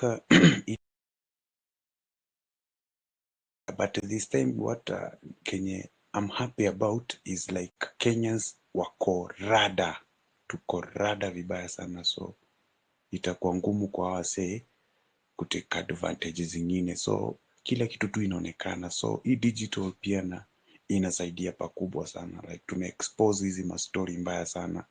So pia ndio si kila mtu ako na uwezo ya kujua kenye inaendelea kwa internet, but pia still kama uko na mzazi wako kule nyumbani, shosho, babu, jua si ndio wataenda kuvote pia, hao ndio wanadanganyanga, wanaenda wanapanga line.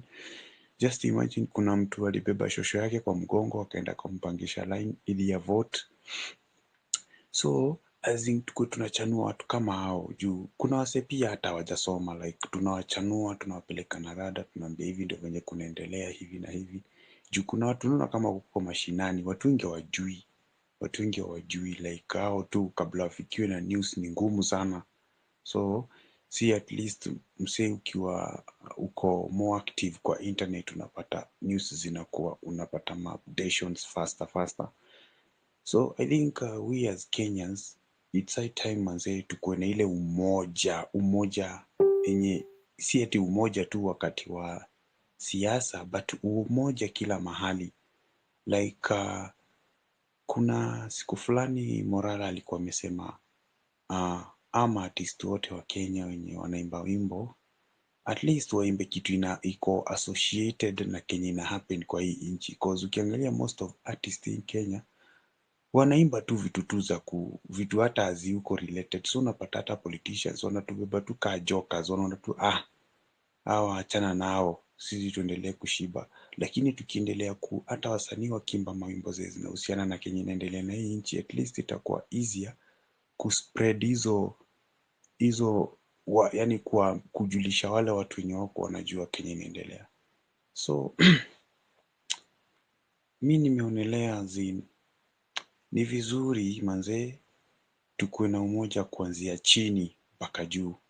Like, mbona nasema hivyo? Hata sisi wenyewe, unaona, sisi wenyewe tukistop tuseme no more, no, hakuna corruption, tutaweza. Lakini if you believe me or not, corruption imeanzia hapa chini. Kwa sisi wananchi wenyewe ndo tumeanzisha corruption. Cause leader akikuja, mtu anataka kuwa leader, ati anakuja anapiga campaign, watu wanaanza kumwambia ati mkono mtupu wa ulambwi. So unapata huyu msee inabidi ameenda kufanya Kenya atafanya apate pesa, na of course akicampaign na excess money, akiwa na budget kubwa kwa campaign, there is no way huyu mtu atakubali kwenda hivyo. Lazima atatafuta mwanya vile ataingia kwa serikali arudishe ile pesa. So tusikuwe tunakubali hizi mapesa tunaletewa hizi. Unapewa 200 unachizi. Kuna vijana huku nje wanapewa hata 500 wanachizi kabisa. Unaona? So ni vizuri sana mazee. Like hata ni vizuri politician anakuwa anachangiwa ndio campaign. Unaona? Anapewa doo na wananchi, weenda ucampaign, than yeye kukuja na pesa kupatia watu. Unaona? Hebu tukue tu wa honesty.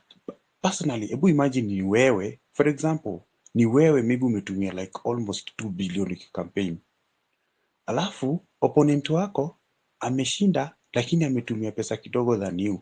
So unaona wewe utangangana uone, nilitumia pesa mingi so nahitaji kufanya nini? Kuingia pale. Na which ni mbaya sana. Unaona? How comes a politician ana campaign na hiyo pesa yote, alafu anatafuta mtu ametumia karibu milioni 400 kucampaign tu kwa kiti ya ubunge, alafu anatafuta kazi ya 800 ama 700k. Hatujiulizangi hiyo swali. Like, ni vizuri tukuwe rada, like tusikuwe tunakubali hizi pesa za bwerere. Tuchanue wasee, though tukatai ndio kuna umaskini, kuna nini, kuna mtu maybe hana chakula na nini, akiletea unga anaenda tu anachukua, yes tukatai. Lakini sasa hizi vitu zote tutaziavoid aje? Lazima tukatae, tuseme no, hakuna corruption. Sianze na sisi wenyewe. Joe politicians, hizi vitu zi wanafanya kwa ground, wako na watu wao wa ground, wanawaletea tu information, wanawaambia tu wale wazee wakiwekwa pale kando wapewe kitu, wataconvince watu. Unaona? Then kitu kingine mimi hujiuliza, mbona huwezi pata kwa temple ama kwa mosque kukiwa na politician ati anauza sera? Ni kwa church tu ndio utapata hawa watu. Unaona? Cause huko kuna marules zingine huwezi ingia. Kwa mosque kusema kweli huwezi enda kupreach hapo mambo na siasa, huwezi. Ni uswali kama umeenda. But church, hata mtu anasimama hapo na anaanza kutusi mwingine. Manze, we as Kenyans inafaa tuchanuke. Na tumeshaanza kuchanuka sababu hata wakati zile mabajeti zote zimekuwa zikisoma zile miaka zimepita, watu wako wanashughulikanga nazo. Huko tunasikia tu budget imepita. But this time kitu yote ina happen kwa gava, watu washajua. So inakuwa rahisi kujua. Nikisema wananchi wako na umoja, like for example hata hapa town, unaweza pata tu mtu ameshikwa tu na watu wanaangalia tu wakirecord. Unaona, hata hajafanya kitu, mtu maybe amepatikana na amebebwa tu. Like hata ama unaweza pata hata mtu anaibiwa simu, alafu watu wanaangalia tu hivi tu tao hapa. Kama kuna mtu ashaiona mtu akinyang'anya, mimi nishaona mtu amenyang'anywa simu hivi, ilibidi mimi nitoe mawe hapo nirushe, lakini huyo jamaa alienda mbio sana. Imagine, na watu walikuwa wamejaa hapo na wanaangalia tu hivi tu, wamezubaa. Wanasema ati wanajuana namna gani? Na mwenye ameibiwa amebaki hapo akilia hadi anapiga magoti chini, anasema simu imeenda. Yani kila mtu ana mind business yake. Hiyo ndio shida ya Kenya. Like hatuna ile umoja, like tunajiachilia sana na si vizuri. Inafaa tunakuwa na ile umoja. Unajua umoja ndio nguvu. Na then hata sai for example uko umeandikwa kwa kampuni, alafu nyinyi wote kwa kampuni moja decide kugoma, do you know mdozi atasikia? Lakini kukiwa tu na wawili tu wamegoma, wengine 20 hawajagoma mdozi ataona wengi wao hawajagoma, so hii mswada iko tu sawa, hawa watu wako sawa. So tuko tu na umoja ndio itatusaidia. Hata ukiwa huko nje una mwenzako anafaa kusaidika kwa kitu fulani, msaidie. Like tusikuwe tu na umoja tu kwa upande wa yani like sijui naweza semaje, but sisi wote tunafaa tukuwe na umoja na ianzie chini, tukatae corruption, tuikatae mpaka hata wabunge. By the way, mi hata sijui, by the way, si ati kwa ubaya, mi hata sijui ni nini tunasumbulia huyu msee mwingine, huyu mjamaa huyu. Problem ni wabunge. Hawa wabunge ndio shida kubwa sana, sababu sheria inatengenezewa kwa bunge. Hakuna siku yenye sheria inatengenezewa State House. Mimi nawaambia tu kweli, hata nyote mnajua, hakuna vile sheria itatengenezwa kwa State House ama kwa maofisi. Sheria inatokanga kwa bunge, inaenda State House, inasainiwa, ndio inapitishwa. Inarudishwa kwa bunge, sasa inapitishwa direct. So bunge, hawa bunge ndio mnafaa tunawaambia, wanakuwa tu wakisalamiwa, wakisema, unaona, hata mimi na prefer like mbunge kabla alipo mshahara anafaa kuwe analipwa na commission. Tunaona tunaona kazi yake, alafu tunamwambia tunakulipa ama tukulipi. Juu ukiangalia huyu mbunge saa hii as we speak, ndiye aende asikize shida zako. Ni kama sasa daktari ati lazima ulipe ile kinaitwa consultation fee. Do you know wase wanalipongwa sitting na allowance kukaa tu kwa parliament pale kusikiza shida zenyu? Lazima walipwe sitting allowance. Na imagine na ulimuelect, ati tena umlipe kukusikia. Haya, history ya basari, mbona hiyo pesa isiende tu direct kwa Ministry of Education? Watoto wasome free wote, hata kujua wasome wote, akili ikue. Mbona ingie kwa mbunge ndio ikuje kwako? Hai, ni kama uambiwe nipe pesa niende nikununulie kitu, na hiyo kitu unafaa kununua iko tu hapa karibu na wewe. Like wewe huwezi nunua, mimi ndo naweza kukununulia. Hiyo make sense? Otherwise yangu tu ni hayo, ni tutafakari na tufikirie, tuache ukabila. Sisi kama Wakenya tukuwe na umoja, na umoja ndio itatusaidia. That's it. Asanteni.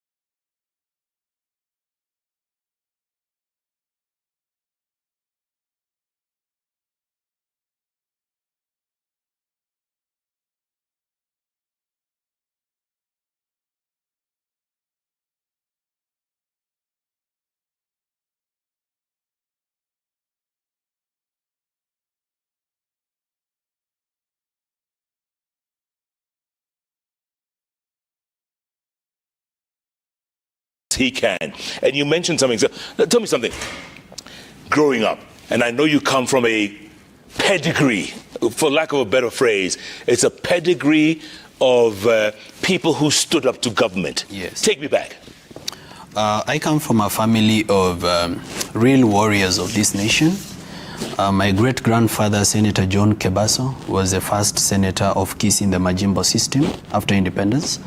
And my late grandfather, Honorable George Morara the late, was a member of parliament for West Mogrango.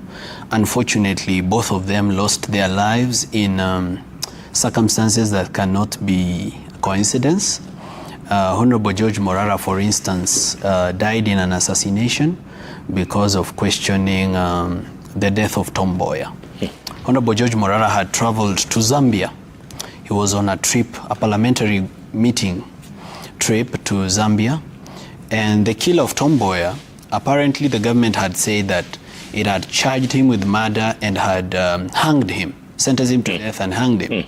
But when my grandfather was in Zambia, he found the killer of Tom Mboya. In Zambia? Yeah, and he was like, oh my. Oh my. The guy was there taking alcohol in a hotel. I was like, oh, I thought you died. I thought they hanged you. When he came to Nairobi, he was very livid. He called a press conference and said, we want to exhume the grave of the killer of Tom Mboya and confirm that this person was actually killed. Apparently the government had organized for him to run away to Zambia. So when he went for a fundraiser in Kakamega, after the fundraiser, as he was driving towards Kisumu, a lorry hit his vehicle, a lorry that was never found and never traced, the lorry. It hit his vehicle head-on, intentionally, and then his vehicle rolled down the hill, and the people got out of the lorry and went to the vehicle, and when they realized he has not died, they hit him with blunt objects until he died. Yeah, that is a gruesome death of George Morara, but he lives on. His spirit lives in us. It lives in the rest of the family. And much as his death was tragic, we've already knelt down and prayed with my family, and we've broken generational, patterns. And I don't think that merely because it happened in my family, it will still happen to me. That's what worries me and worries a lot of people, is that lineage of yours of people who were killed by, in mysterious circumstances. Are you not worried for yourself? Well, if I worry too much, I'll not do what I'm doing. Because what I'm doing is extremely risky in the sense that I'm pursuing corruption and saying it as it is, as somebody else would not say it.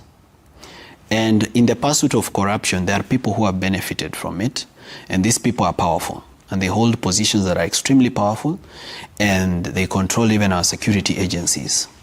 I've had incidences where my phone is tracked, my phone is tapped. I've had incidences where vehicles that number plates cannot be traced on NTSA hang around my house. I've had such incidences. And even as I go to look for this project, remember some of these projects are in the most interior parts of our nation, sometimes in forests. For example, yesterday when I was doing the water housing program, that's inside a forest, so anything could happen. But I leave my life to God, and I believe that God is going to preserve me as he preserved King David during the time he was being pursued by King Saul, because he had a great future for him. So if I worry too much, I will not do what I'm doing. But I understand that my family is worried. My kids are too small. I have two children. They are too small. They don't understand what's going on. Yeah. But my parents, my wife, my uncles, my aunts, my best friends, my lawyers, they are worried. But much as they are worried, they know who I am. And they know I must do what I'm doing. So tell me something. Where did you grow up? I had a difficult background because, you see, my mother gave birth to me when she was still in high school, and she had to go back to school, and I was raised by my aunt. My aunt was now my teacher in school because she was a teacher, and my mom at home. So my mom had to finish school, then come back for me. So I was raised up in Kisii. I went to a local primary school called Nyankononi Primary School. I used to walk barefoot to school. Then later I came to Nairobi. I went to New Life Junior Academy. Then later I went back to Kisii to St. Andrew Kawa Boys, where I was number 5 in Nyanza province in KCPE. I made my way to Maseno School. I was very talented in drama and music. I brought a lot of trophies to the school. But somewhere along my line in Maseno School, I was expelled from school. Why? This thing that I'm doing. So it started back then? Oh my, I started a long time ago. So I think I got into a confrontation with the administration, and it had something to do with the prefects and how much power they have and how the administration treats them. So for that reason, there's one time actually when I was naughty. This one I deserved it, because we had a small punishment for not writing notes for geography at the school farm, and we had music at Maseno University across the fence. I decided hakuna vile muziki inaweza kwenda cheza hapa across the fence. No. And we are here suffering. Yes. So like the prodigal sons, we crossed the fence. So for that one, I deserved it. I was suspended for sneaking out of school. And my mom told me, you know, I didn't have a budget for, I was sent for a roll of barbed wire. And my mom told me she's not going to buy a roll of barbed wire.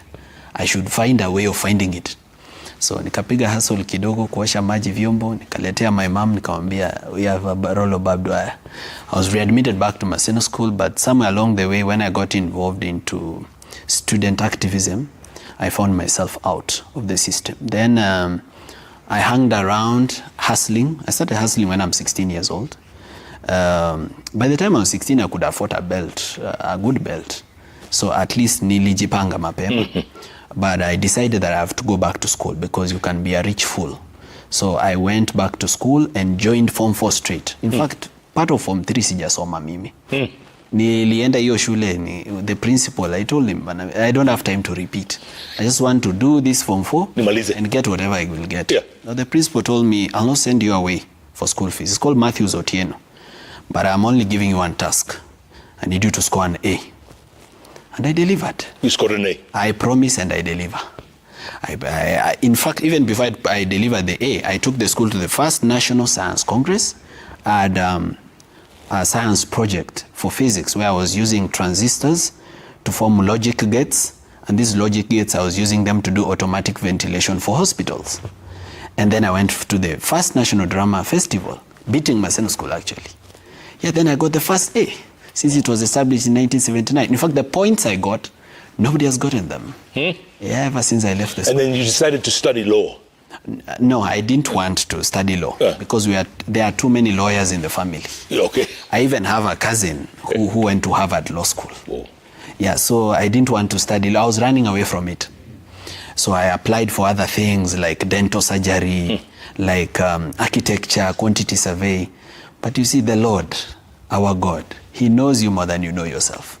I ended up in law school, Kenyatta University Law School, and I enjoyed my part there. I've done many things. In terms of hustling, I've done many things. I had a hotel at Kawangware 56. I lived at a single room in Kawangware, Soko Mjinga, where we were paying 1,800. I've sold avocado that used to come from Kisii then at 5 bob, then we sell it at 15 bob. Used to make good profit. Should go back to that business. And you still have a business going on? Yeah, I even taught mathematics and physics at Kabiro Secondary School. Before I got saved, I had a wines and spirit in Kao and Daniel Kao Skari. When I gave my life to Christ, I realized I cannot sell alcohol and be able to commit myself to church. Right. Because I gave my life to Christ and decided, hiyo nimewacha. I've done online writing. I've tried to sell insurance. I've tried to sell land. I've done a number of things. And today, yes, I do furniture business. It's called Morara Home Furniture. We've employed over 85 Kenyans. Yeah, directly I have 85 employees now. And how is it doing? It's doing better. Yeah, it's doing much better. Is it in Nairobi? It is in Nairobi. We have a branch in Nairobi in Utawala. We have a branch on Kangundo Road. We have a branch in Eldoret Annex. We have a branch in Bamburi in Mombasa. Wow. Yeah. Furniture? Yes. Like a bench like this, furniture? Yeah, furniture. You can do a bench? A very nice one. I would like to replace this one. I can naeza tenga. Hakuna tenda. Tutakupatia hiyo. Yes, we do good furniture. At least we believe so. And I believe if this country was fair, if the economic policies of this country were fair, by now I should be headed towards being on the Forbes list. But because the economy is somehow skewed in a way that unless you are a person who lacks integrity, you're not able to grow very well through the ranks. We've stagnated somewhere as business people because of access to capital. Capital is too expensive. Absolutely.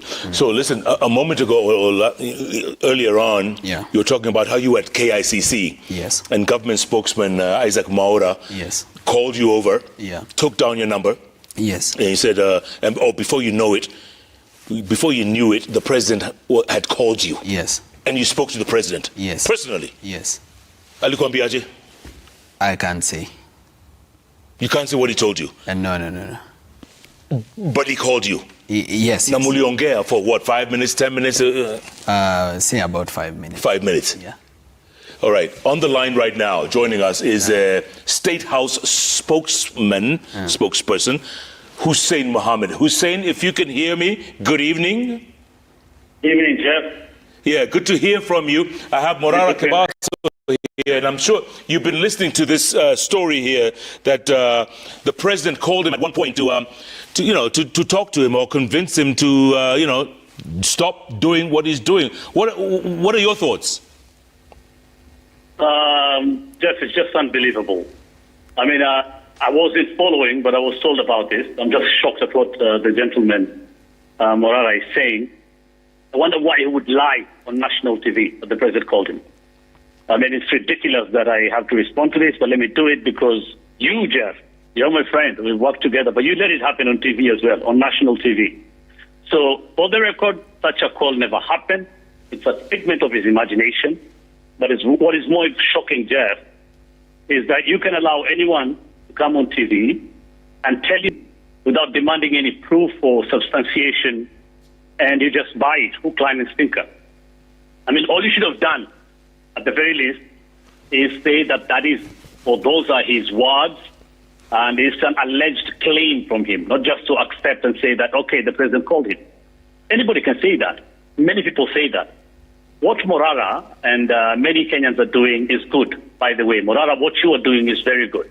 It's part of accountability, and the president welcomes this. That is what democracy is all about.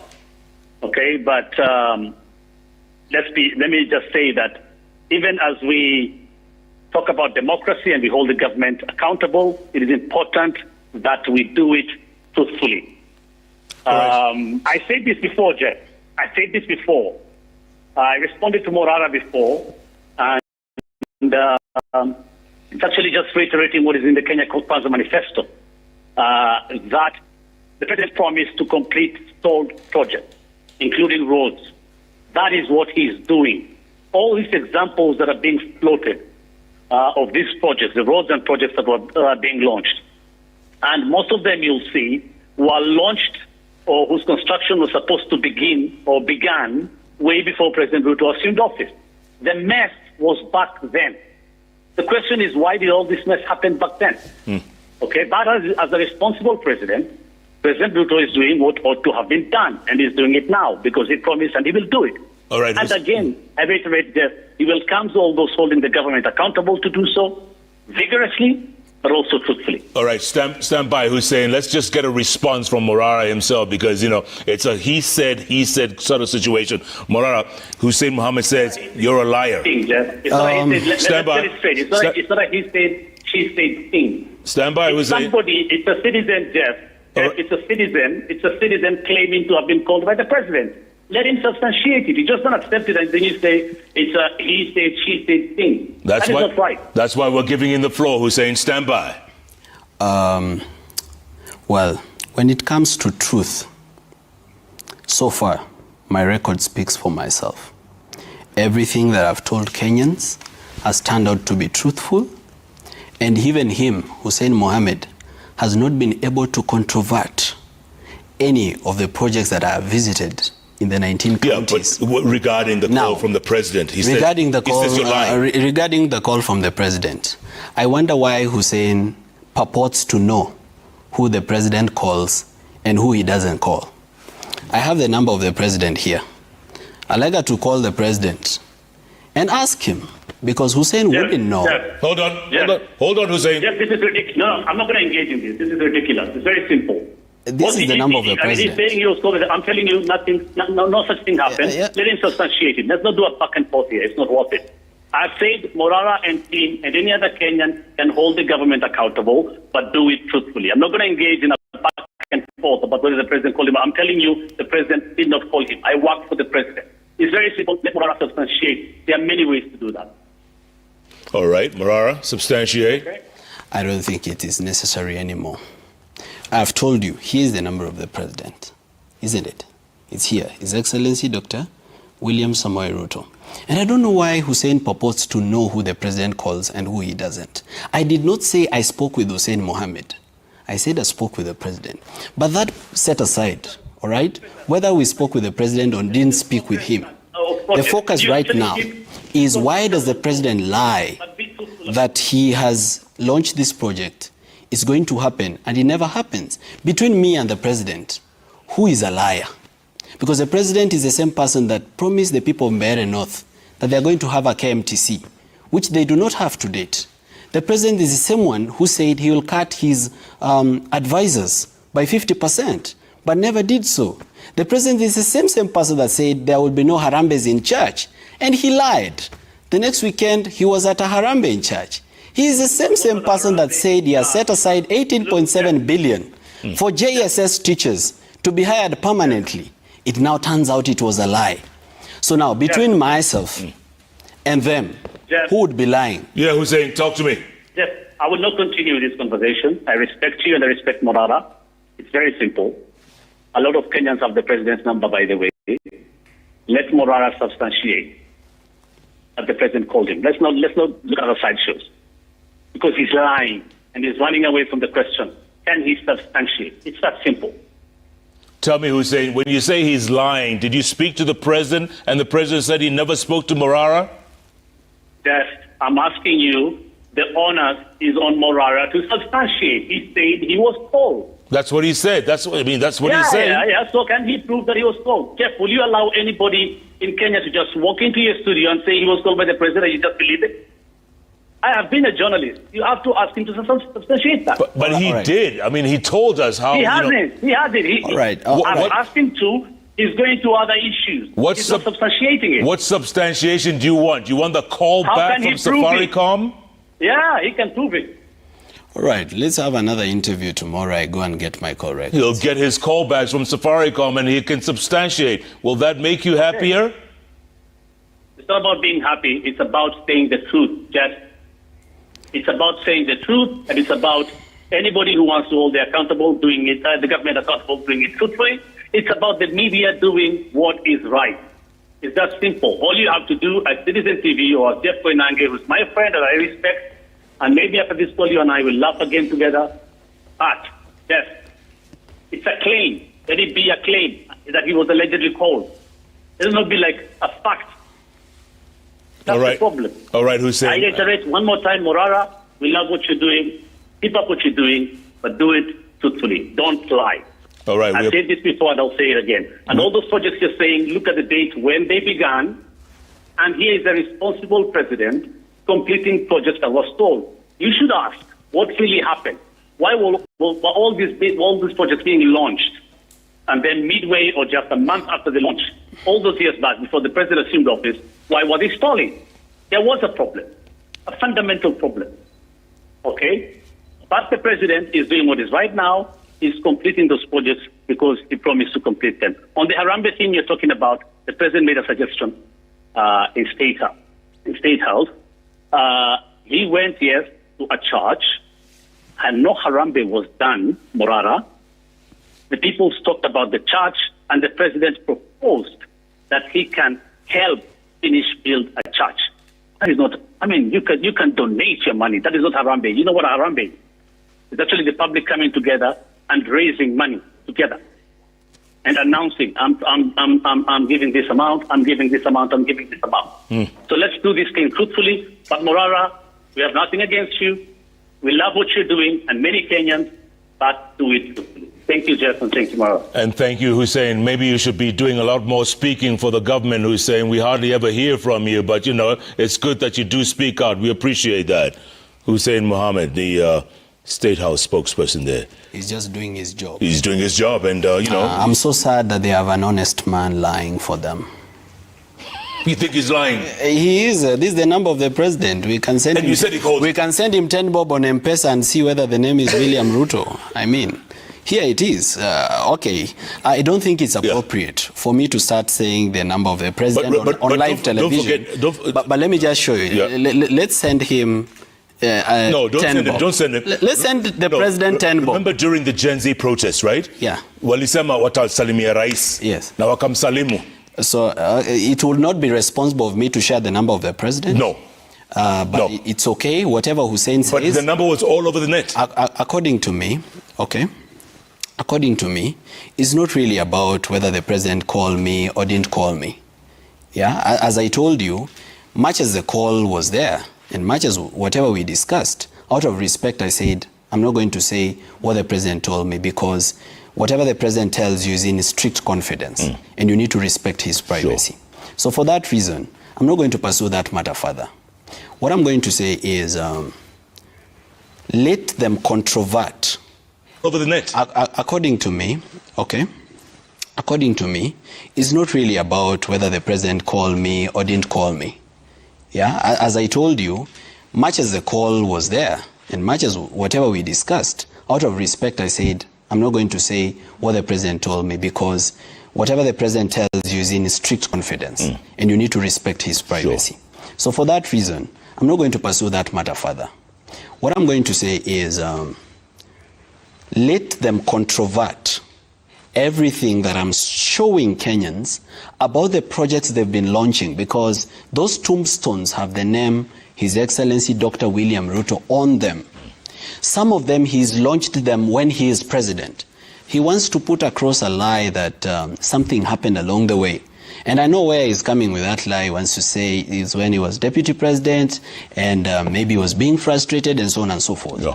What about these ones that I'm talking about, which happened when he is president? All right? And what is the president's willingness to fight corruption? Because you see, as long as we have a corrupt president, we cannot have a country that will end corruption. Because we'll receive a PR exercise on TV that the president is interested in fighting corruption when the president himself is corrupt. Now, the other thing you were saying is some projects are even initiated twice. Yeah, they're launched twice. Like which ones? I can give you a perfect example. In Nyandarua County, Captain Demi, Wanjohi, Kwamatu, Geta, Kahuruko, Ndunyunjeru Road, His Excellency Dr. William Samoei Ruto launched that road on the 26th of November 2018. He came back there on the 6th of April 2023 and launched it again. The same thing. 4.4 billion Kenya shillings he allocated to it. Why launch the road twice and never work on it? And it's still not complete. Yeah, I just saw this morning, yesterday, the member of parliament say that the contractors have come back on site miraculously after I spoke. I'm happy it's working. It means I'm doing my job as the leader of opposition. My job is not to praise the government. It is Hussein's job to praise the government. My job is to make sure that the government is doing its job. You know, you just mentioned the official leader of the opposition, because we have no opposition. Yeah. There's no opposition. The opposition, the one that we had is an appendage of the executive. And parliament has become a rubber stamp. Yeah. So we need more of you people to speak out. We need more of me. And as you've seen, my students have been doing well. I encouraged Kenyans, go to the nearest project that is near your village, look at it, make sure that it is being done up to standard, or if it is stalled, record it and send it back. I'll retweet it for you. And Kenyans have been doing that. There are places that have not gone, that Kenyans have already gone, and they've recorded videos. For example, a Kenyan went to Masinjeri Primary School, where 1 million shillings was spent to buy goalposts. For primary school. Goalposts? Yes. A Kenyan went to the Lower Nzoia irrigation project, phase 1, which was launched by President William Ruto on the 7th of June 2019. And let's not bring this amorphous conversation that the deputy president had no real influence in the government. The deputy president was the deputy president constitutionally. You cannot say government stopped running because the deputy president was in any disagreement with any politician. Government projects were still running in every ministry. We just have a president that lies. He cannot escape any opportunity to lie to Kenyans. Recently, there was an opportunity to lie about university funding, and he could not let the minister lie. He had to take it up for himself and lie and say that he received a HELB loan in 1987 when actually HELB itself was constituted in the 1990s. He just can't help it. The president's word should mean something to the people of Kenya. The president's word should mean something. It should be valuable. When the president tells you, I will do, it should be law. But now we have a president who just promises and promises and promises, but he has no intention of doing it. just playing politics throughout, and the politics of dishonesty. This is a one-term president. We can't have this. If he doesn't resign before 2027, yeah, then he's a one-term president because he's not going to win that election in 2027. Are you going to stand for someone coming to office? There's only one problem in Kenya. These corrupt individuals have acquired so much billions for them to campaign, and we've commercialized our politics. So we have two problems. We've commercialized our politics and allowed the politicians to steal. So they're the ones with the highest amount of money to run an election. But I can assure you this, Jeff. If you send me your 1,000 bob, and your cameraman here send me 100 bob, and some people in the diaspora send me this, and I have enough money to run against President William Ruto, oh, you'll have a hell of a time. You'll have a hell of a time. He'll not believe it. You would do it? Yeah, because I've never held any government position. I've never been charged with I've never been convicted of a criminal offense. He doesn't have anything against me. What will he be saying in his rallies? But I'll be having a lot to say, including his 900-acre ranch in Kilgoris, where his own neighbor doesn't have last mile connectivity. I was there personally at his ranch in Kilgoris, where he even has a private airstrip where he lands. Yet his neighbor doesn't have last mile connectivity. He has diverted a contractor that is supposed to build the Kilgoris-Lolgorian road to his private home to build his road. This president is out of his mind. For sure, the young people of this country are extremely disappointed with the amount of dishonesty from this president. We even expected that when he appoints his cabinet, he's going to be, trimmed down the cabinet, because we were complaining about wastage of public funds. Why do we need to have a Ministry of Environment and still a Ministry of Water and Sanitation? This is one and the same thing. Have them as one ministry. Why should we have a cabinet secretary without portfolio? What the hell is that? That's like saying car without engine. Or human being without brain. Well, right, yeah? Isn't it? Absolutely. Or mother without child. It's unbelievable that we can have a cabinet secretary without ministry. And he attends kazi bila kazi. Bila kazi. That's a joke, for sure. We expected that, for example, he would disband this thing called the Ministry of Civil Service. Why should we have a Ministry of Public Service when there is the head of Civil Service, the Public Service Commission, and every other government agency? Every county has the Public Service Board. The judiciary has the Judicial Service Commission. Parliament has the Parliamentary Service Commission. So why are we having the public service? Why do we have a Ministry for East African Community Affairs when we have the Ministry of Foreign Affairs? Why do we have ASAL's development when it can be in the Ministry of the State Department of Economic Planning? We just have a bloated government of people driving around with flags, wasting public funds. For example, I told you about this road. You see, this road keeps coming to my mind. In Muranga, Ikumbi Kagundu Road. Kenha paid a contractor 1.4 million on the day of the launch to just set up a tent for the president to just, where he will stand and say, hii barabara sasa itatoka hapa, itaenda mpaka hapa, itaenda mpaka kule. They are burning public funds in fuel to go and launch roads that they don't intend to complete or even do. Goodness, there's so much rot in this government. I want to take a break, come back, talk some more, because there's a lot to talk about. There's a lot to talk about. But, again, we worry about you. We worry because, as you've heard from the state house spokesperson, he has said the president never called me, which is okay. They have an honest man lying for them. That is quite a plus on their part. But in the fullness of time, the goodness with truth is like light and darkness. All right? Yeah. At some point, it will come out. Yeah, they say the truth shall set you free. Always. Keep tweeting at Kwenango Jeff, at Citizen2 Kenya. The hashtag is JK Live.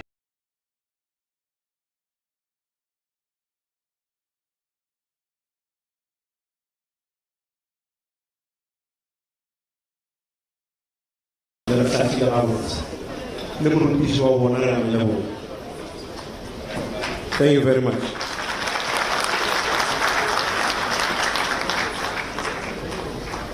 We are on item 2, attendance and adoption of credentials report.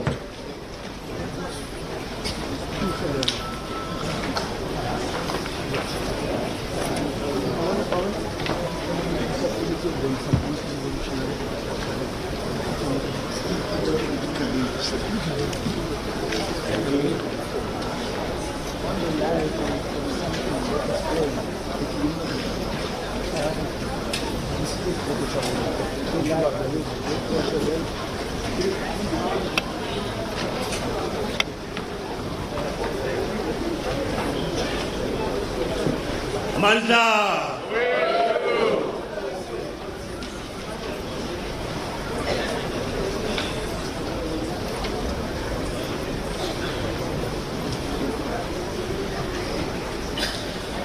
Comrade President, I am inviting the National Congress, the 10th National Congress, to the presentation of our credentials, such that we establish whether we collate for us to be able to proceed with the Congress. I'm inviting the National Congress to take out Book 4 of the books that we got from Congress, and I request you, comrades, Congress, to go to page 72 of Book 4.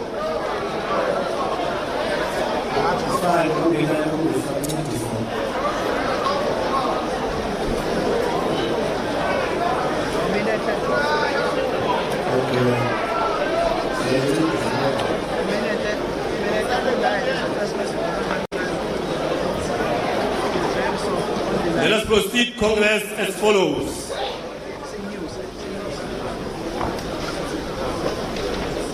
May I request the technical team to assist us?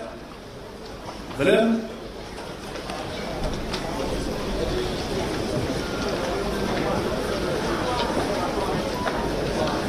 Book 4, page 72, while we are waiting for the technical team to assist us.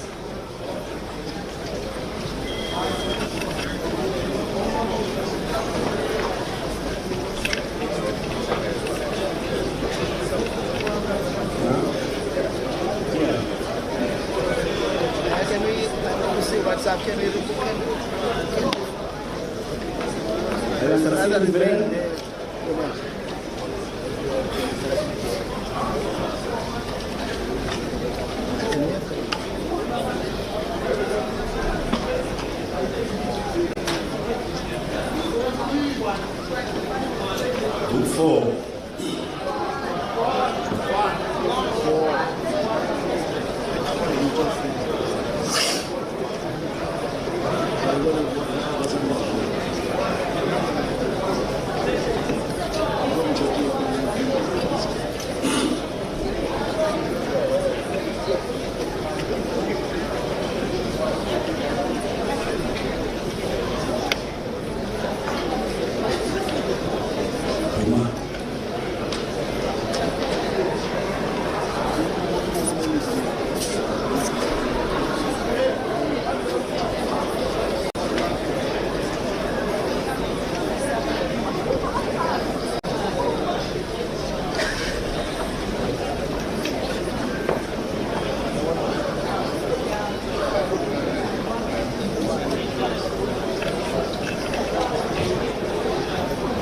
Thank you.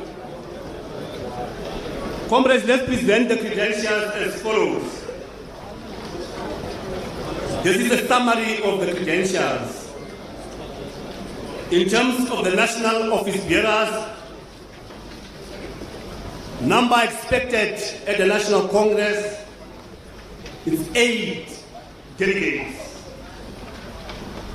When we look in terms of the gender spread, it's 4 males, 4 females. Delegates present at this National Congress from the National Office Bearers are 8. Eastern Cape Province Comrades Delegates Congress, with a total membership of 40,453 members, number of branches are 78, branches expected are 158. In terms of the breakdown of delegates present here, 8 of them are PWC members, 12 from the regions, chair and the secretary. The number of delegates expected from the Eastern Cape is 173. In terms of gender spread, we have 93 of them being males and 80 being female. The total delegates present here today from the Eastern Cape President is 173. Free State Province, with a total membership of 16,342 members, number of branches from the province 56, branch expected delegates are 81, PWC members are 8, regions expected 12. The expected delegates from the Free State to this National Congress are 101 present. In terms of gender spread, we have 62 of them being males and then 38 of them being females. The total delegates present here from the Free State is 100 present. Gauteng Province, with a total membership of 46,020, 62 branches, branch expected delegates is 161, PWC members expected is 8, regions expected is 10. Expected delegates from Gauteng to this National Congress is 179. In terms of gender breakdown, 99 of them are females and 99 of them are males and 80 of them are females. Total delegates present here is 179 from Gauteng. KwaZulu-Natal President, with a total membership of 63,193 members, 89 branches. Number of branch delegates expected is 227, President. PWC members, it's 8, President, and regions are 14. Total numbers expected from KZN is 249. In terms of gender breakdown, we have 136 of them being males and then 113 of them being females. Total delegates present here from KZN is 249. From Limpopo, President, with a total membership of 45,243, number of branches is 80. Branch delegates expected to this conference is 173. PWC members expected here is 7. Regions expected to this conference is 12. Expected delegates from Limpopo Province, President, is 192 delegates. In terms of gender breakdown, 114 of them are males and then 78 of them are female. The total delegates present here from Limpopo is 192, President. Mpumalanga Province, with a total membership of 24,794, total number of 55 branches. Branches expected, delegates expected from the branches in Mpumalanga, it's 99, President. Expected PWC members to the Congress are 8. And from the region, we're expecting 10 delegates. The total number of delegates expected is 119. In terms of gender breakdown, 66 of them are males and 52 of them are females. The total delegates present here from Mpumalanga is 118. Northern Cape, President, with a total membership of 6,403, 22 branches, 30 delegates expected from the branches, 8 PWC members expected, 10 regional leaders expected. Total delegation expected to the Congress is 48, President. I'm giving them these zeros and so on. It's 48.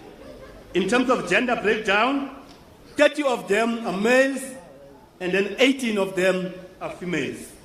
Total delegation at this conference from the Northern Cape are 48. Northwest Province, with a total membership of 18,988, branches being 59, expected delegates from the branches are 88, with 8 PWC members, 12 expected from the regions. The total delegates expected to this National Congress is 108 from the Northwest Province. In terms of gender spread, we have 66 of them being males and 42 of them being female. Total delegates here present today, 108. Lastly, Western Cape present, with a total membership of 14,091 members, 43 branches. Total number of branch delegates expected to this Congress are 62. 8 PWC members expected, and 12 members from the regions are expected. Total number of delegates expected from Western Cape are 82. In terms of the gender breakdown, 42 of them are males and 31 of them are females. Total delegates present here from Western Cape are 81 delegates. The Union Comrades records or register or reports that we are coming to this National Congress with 275,527 members, branches being 544. The total delegates expected from the branches is 1,074. The total branch delegates expected from PWC members are 71. Delegates expected from the regions are 106. We're expecting 1,259 delegates to come to this Congress. In terms of the gender breakdown, it would be 708 being males and 544 of them being females. The total delegates present here, comrades, are 1,256. I invite the Congress to go to Book 4, Book 1 for some of you, comrades, and we go to governance motions. And we present to the National Congress the first governance motions as follows, being a motion on credentials.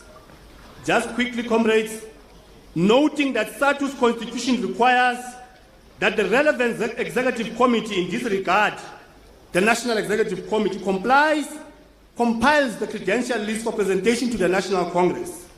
Further noted that in compiling this credential list, all provincial offices were thoroughly consulted based on the membership statistics as of 30th of June 2024. Further noting that the following clause was complied with, clause 3.1.2 of the Constitution. The total expected delegation as per the Constitution is 1,259. Present delegation is 1,256.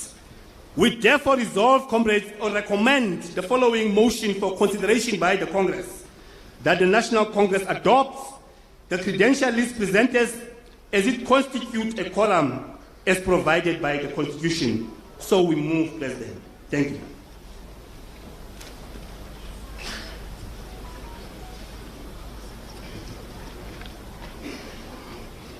Just one correction, comrades.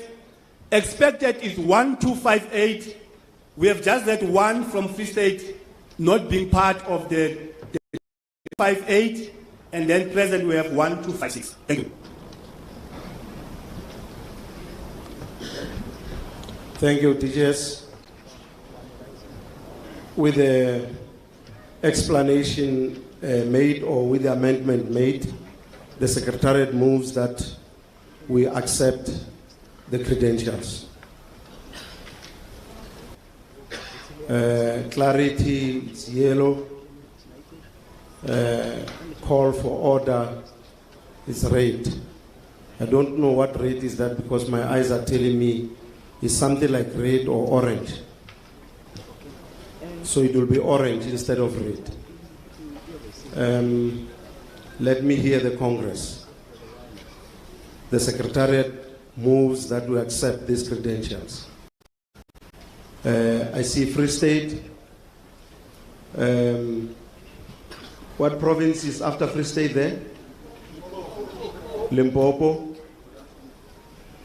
KZN. In that order. In case you still want to speak, comrades, I'll give you the opportunity.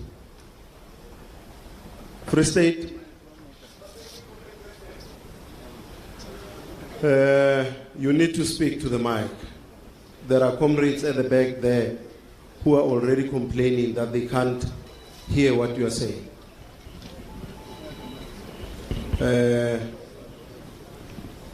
I see by their gestures at the back there.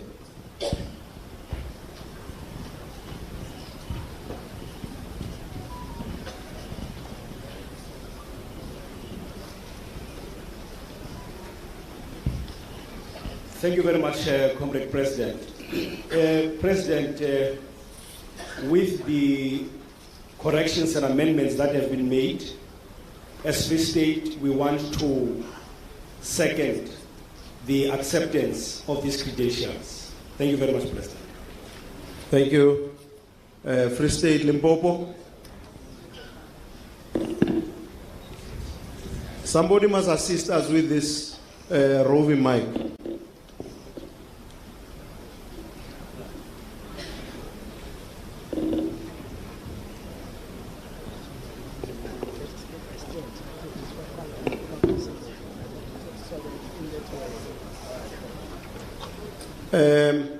If you, the mic please, right at the back as well. Yeah, thank you, Comrade President and the Leadership Collective. Chibani Sowell, the Provincial Secretary of Satu Limpopo Province. We want to indicate that we are enveloped by what Free State has already indicated. Thank you. Covered.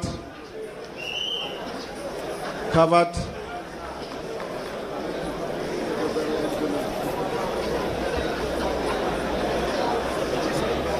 In simple terms, he's saying that we are covered. And he doesn't want to elongate it. He says we are covered in the envelope. Therefore, we are enveloped.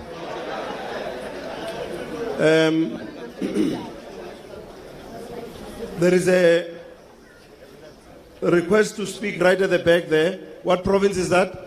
Eastern Cape? Is that Eastern Cape or Gauteng? Western Cape? Okay. Comrades, 2 provinces have already accepted the adoption of the credentials. After Western Cape, I'm going to check if there is any dissenting view, so that in the interest of time, we move on.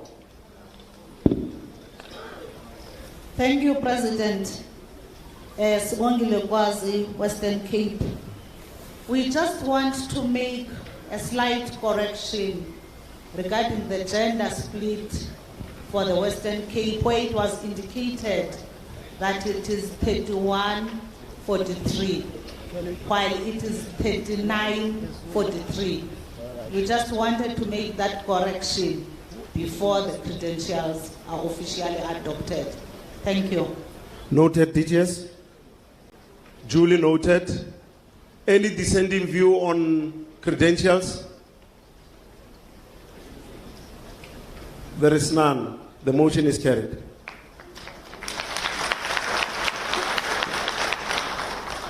I didn't hear you clapping hands.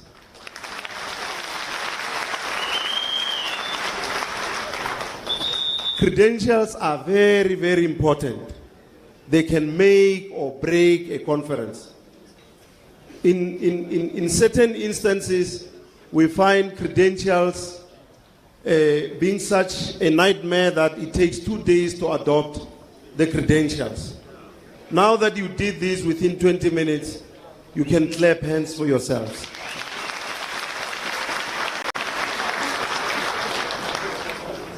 Next on the agenda, it's apologies.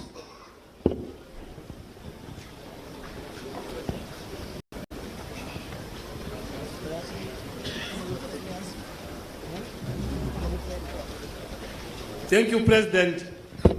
We did not receive any apologies up to now, but if there are any, maybe provinces will submit them, and I think the Congress will attend to them as we are proceeding. Thank you. Is recorded. Should there be some, we can deal with them as we proceed. Let me hear the Congress by way of raising hands. on apologies, we don't have any apology. So should there be one, or should there be KZN? Just as you are about to be enveloped.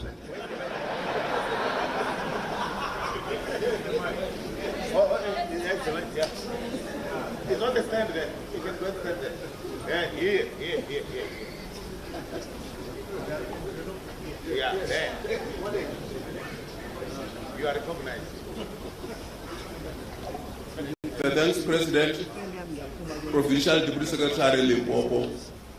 We were rising to support the submission by the DGS. Page 7 has been tabled by the National Executive Committee as required, and it really deliberate on and resolve, which is opening attendance, which has been done by the Deputy General Secretary, and then we deal with the convening notice, and then we adopt the rules, and then the election officers will come and present the election procedures, and then we adopt the committees of the Congress, because the Congress is a very huge and quite demanding exercise, so we need a number of committees that deals with that, and then we receive the NGC resolution, and then we deal with later during the week we deal with resolutions and constitutional amendments, and then we will deal with the dissolution and the inauguration of the new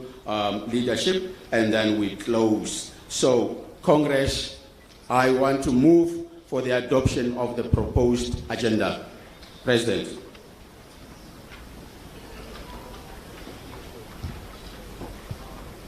The Secretariat moves that we accept the agenda as presented. Let me hear you, Congress. KZN.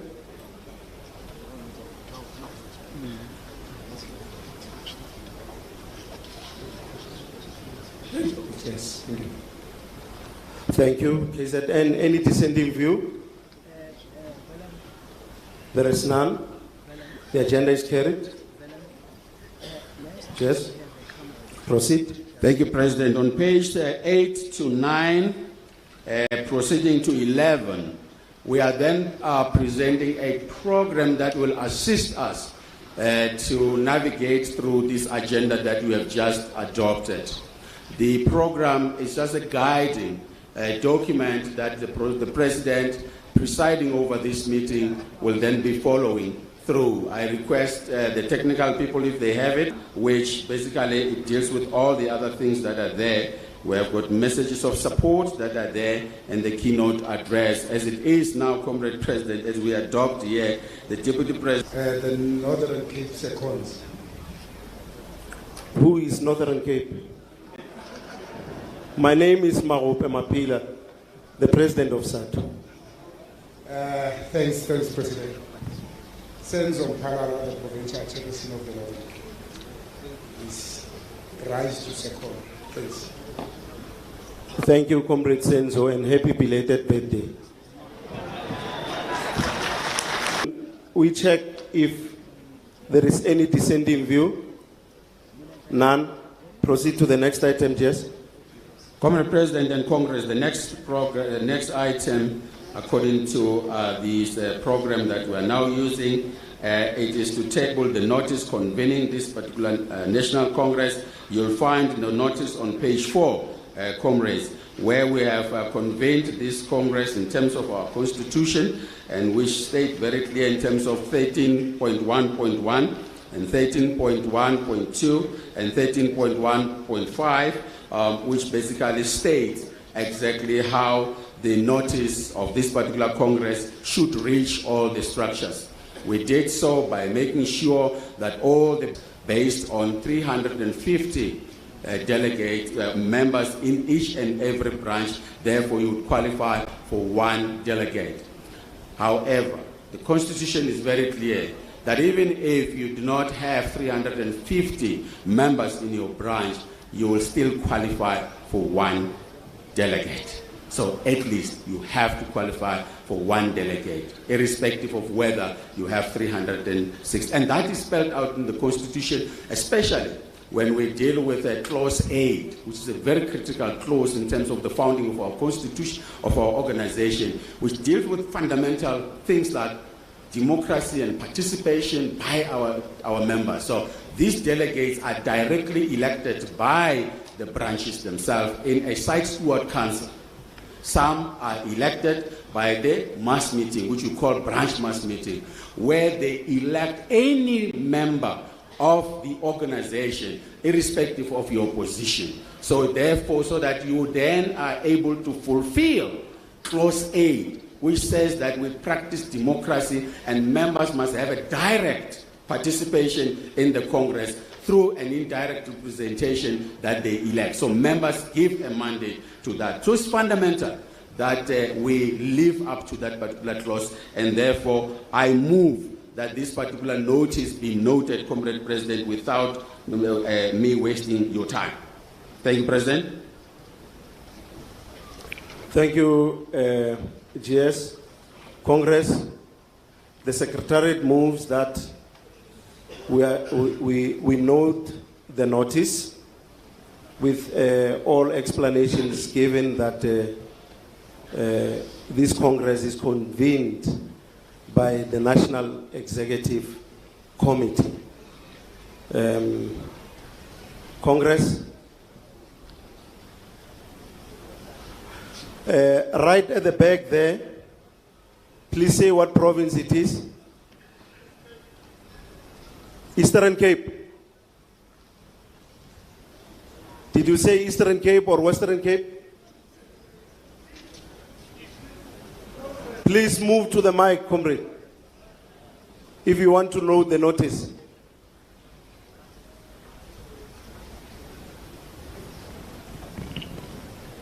Thank you, Comrade President. As Eastern Cape, we are accepting the notice that we have received it. Thank you. My name is Marupe Mapila. Oh, my name is Luvo Mvulana, the Deputy Chairperson of the Eastern Cape. Thank you, Eastern Cape. Any dissenting view on the noting of the notice? None. Can you move, Jess? Thank you, Comrade. Thank you, Congress. In terms of the agenda, we shall now move the rules and procedures for us to be able to have a smooth running Congress. The President has indicated that in certain quotas, credentials take 3 days or 5 days. In certain quotas, without rules, you have anarchy. You know, the Constitution establishes order. Without the Constitution, you have disorder.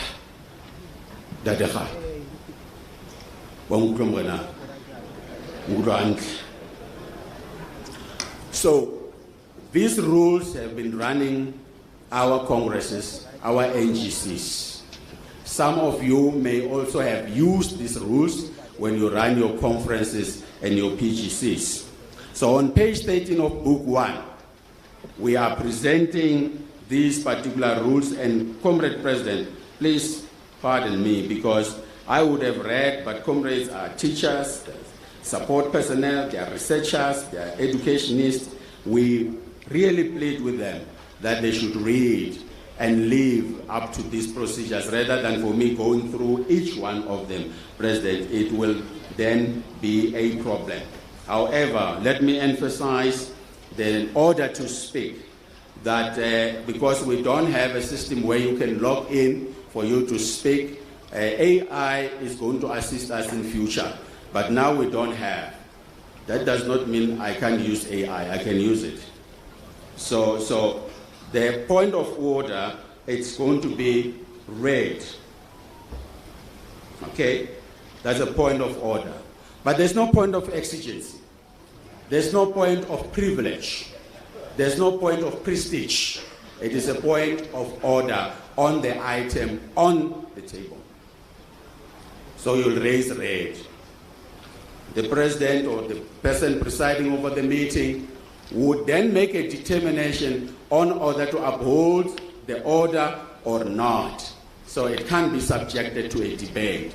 Now procedurally, it is that the president can ask the meeting on whether you accept or is there any seconder to an order. An order, it is a discretion of the presiding officer to say you either uphold or you don't uphold the order based on the procedures. And the permission to speak will be green. The provinces have those cards that they will raise, and any clarity-seeking question will then be a yellow or amber that will be done. The Congress is run through motions, and those motions are sent by the structures to us, and after having been sent, we send them back to the structures. And that's what we did, because what Free State has raised must be known by the Northern Cape. What the Eastern Cape has raised must be known by Mpumalanga, so that they can engage with their delegates to say, there's a motion here that talks about retirement. You see, I'm smiling because you talk retirement. Outside there, I was taught that there are 3 pots. So they were singing pot number 1, pot number 2, pot number 3. They were all not happy about it. They were saying it's such. So the motions run the Congress. Without a motion, you can't stand on the floor and move a motion. I think I'm clear, comrades. That's the emphasis. You cannot move a motion on the floor of a Congress. You've got to have the motion submitted to the General Secretary, who will submit that to the National Working Committee and determine on whether that motion will be presented to the Congress, if it's a special motion or it's an emergency motion, and so forth. So all motions have been sent to the structures. That's how we run those motions for us. You have responsibilities on 6. Comrades, we are professionals, and some of us call themselves revolutionaries. I think I was a revolutionary before the age of 48. Until I start thinking about kids, that they must pay school fees. Then you start thinking about yourself in that. So, we will not allow howling. Every opinion is important. Every view is important. We will listen to you. Even if you are not, we don't agree with you, we listen to you. We are all under the leadership of a presiding officer. There will be no hissing. There will be no shouting. There will be no heckling. There will be no jeering. There will be no climbing chairs and tables. And any other similar interruption that is not associated with our own constitution and our own code of conduct as professionals. So I will emphasize that. There will be no document in this Congress that will be circulated to the Congress without the prior approval of the steering committee, which is the National Working Committee, and accept motions that have been circulated to the structures by the General Secretary. So, no delegate shall not circulate any motion from the floor unless presented to the General Secretary, and the General Secretary will present that. We're doing this because most of the time we may have people who are not part of this conference coming in and start circulating papers that can confuse and cause some discomfort to the delegates. So we want to protect them. So, Comrade President, because these procedures are part of what is outlined under the guidelines of the Constitution, I move for the adoption of this particular credential. Not credential, the procedures. Thank you, Jess.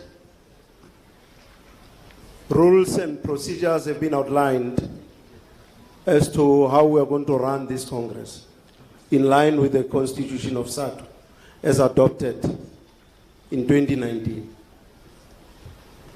Let me hear the Congress. Let me hear the Congress if they are happy about there is clarity first. Right at the back. The province that side. Come again. Thank you. Clarity.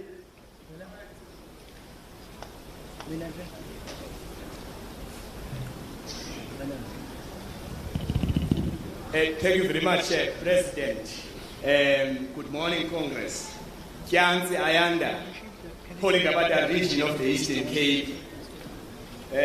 President, I want the Congress to school me on whether it is necessary that we adopt these rules on 2 reasons. These rules do appear in the Constitution. Don't we take them as part of the Constitution, therefore? Because what is in the Constitution, therefore? It's not something that needs you to adopt it, because it's not whether you like or you don't like it. But secondly, in the motion 299.4 in page 73, to which the GS is referring us, there's an indication that these rules were adopted by the Congress in 2019. And I'm coming to you, President, so that Congress may school me on whether it is necessary that we adopt them. If so, why? What should we make of them appearing in the Constitution, and what should we make of them having been adopted in the Congress in 2019? Thank you very much, President. Thank you, Eastern Cape. Cheers. Thank you very much, President. In terms of the agenda that we have adopted, it spells out that we have to adopt them. Even if we have adopted it in 2019, 2014, 2010, 2006, 2002, 1998, 1995, 1991. So it's important because this sitting has other procedures that may have been added, but at the same time, not every procedure here. That's why I say we read with the constitutional guidelines that are there, and therefore, so that you have to have these procedures, and you cannot read them without looking at the other the guidelines, so that you have a full understanding of the rules of running the Congress. So we appreciate the question, but this Congress, in terms of the agenda adopted, it has to adopt them so that they are able to guide this particular Congress. They will remain our rules, but each and every Congress has to express itself to these particular rules, Comrade President. It's very important. Thank you, GS. The question for clarity was, is it necessary for us to adopt the rules as they are covered in the Constitution? The answer is yes. Are you covered, Eastern Cape? Yeah.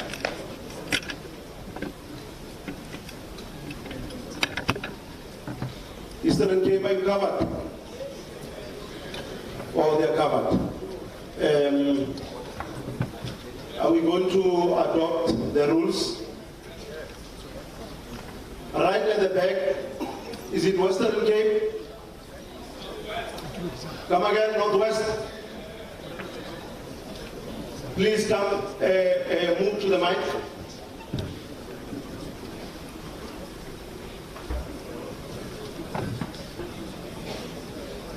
Thank you very much, President. Mafunda from the Northwest. As a Northwest, we do second that we adopt the rules as indicated by the GS. Thank you very much. Thank you, Northwest. Interestingly, you rose your hand first to want to speak. And when you are at the mic, you forget, by the way, what is this? Thank you. Yes, the rules are accepted. Is there any opposing view? None. They are carried. Yes. Thank you, President. We, in the interest of our Speaker keynote address, Comrade President, allow me to be out of order and request the Congress that we suspend the session as is now, and so that we go into an open session where you, President, with your discretion, and I humble myself to you, that you decide on allowing the Deputy President of the country, who has time pressures,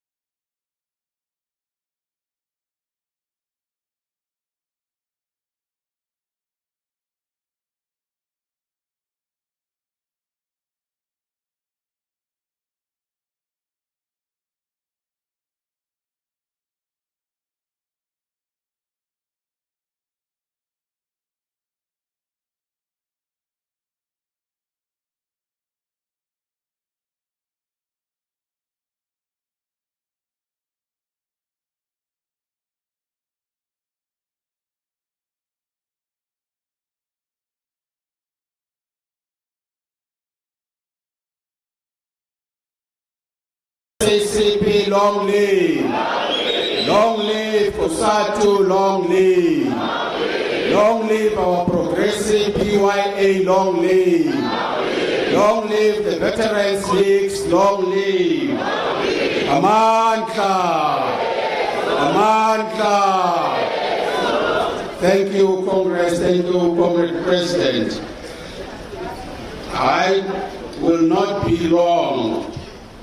And I always call to order by the Deputy General Secretary of SADC and says, you must never always say you won't be long because you'll be long. So there's a disclaimer all the time. So, but I will try my best and apologize to the Deputy President of the African National Congress and the Deputy President of the country as well for keeping him waiting because he arrived on time. We started late. So we apologize, Deputy President. The Deputy President is both the Deputy President of the African National Congress and the Republic of South Africa, but he also served as the Premier of this province, which is hosting, I think Lidimu is here, so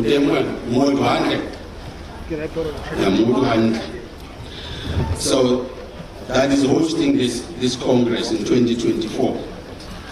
The Deputy President has also served as the Minister of Arts and Culture. Deputy President, in SADC, we view that for us to progress as a nation and as education, we've got to ensure that our culture is restored. Our culture is promoted and we invest in our culture. Because there's no quality education without culture. There's no quality education without the context under which we work. The country is gripped with internalized oppression, self-hate, and destruction of property because of anger sometimes, and therefore we believe that culture should be able to help us. And you led that particular portfolio in order to ensure that indeed we are able to respect all cultures in South Africa. So I'm not going to be long because the Deputy President has sat in the ANC, all structures of the African National Congress. Has grown through the structures and nurtured by those structures and developed and empowered by those particular structures of the movement. And therefore, as part of the Tripartite Alliance, as a leader, we do not want to present a long profile today. We know you have led us. But this is SADC, Comrade Deputy President. It's 886,000 members in the country. We are the biggest public sector unions in South Africa. We are also a member of the Education International Top 10 in the world, the SADC, in terms of the membership.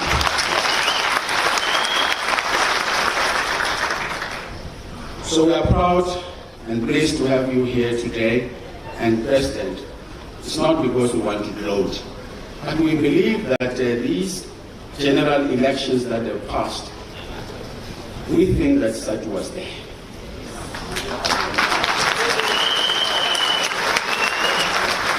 SADC understood very well from the onset that if we are not on the ground, if we are not there, the imperialist forces were all out in force, huge finances, narrative in the media, deficit narratives that was there, and we were faced with that particular momentous task to respond and be there, and we stepped up, and we were there, and we prevailed as an organization.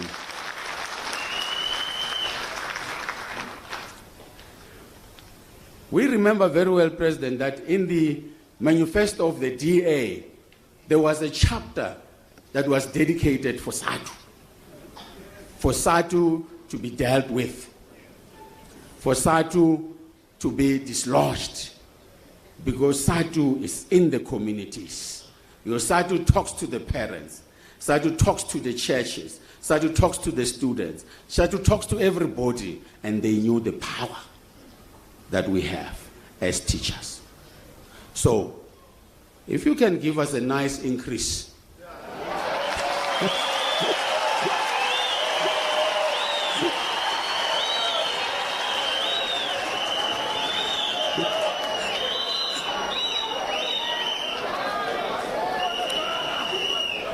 So we shall continue to do our work.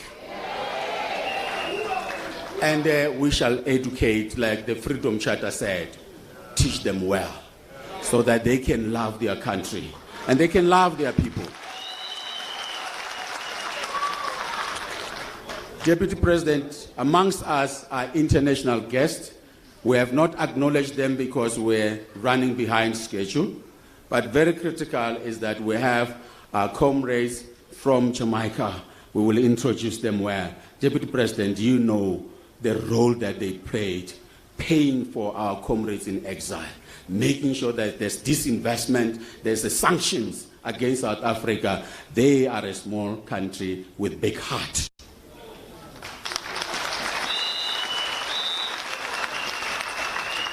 When we greet them, we say one love, one heart. No need to worry. Yeah, man. Era. We have our Deputy Ambassador of Palestine. We will introduce them, but we also have the Deputy President of the GPT, which is our union in Palestine, together with the General Secretary, who are amongst us here today. President, we will acknowledge them, but we wanted you to be aware before you speak that we have these guests, and we have one of our stalwart, our veterans in trade union movement from the American Federation of Teachers, Laura, who is here. We also have Miriam, who is also coming from the family of activists, the family of communists. I don't know if she's communist, I don't know, but the brother, I know that anytime I meet the brother in Belgium or anywhere else, he always say, we have to decolonize our education system. It's a difficult task. And our founding treasurer president is here, Samuel Harold Samuel. He was just celebrating the 91 years, I think a week ago, but if he can stand so that you see how young he is.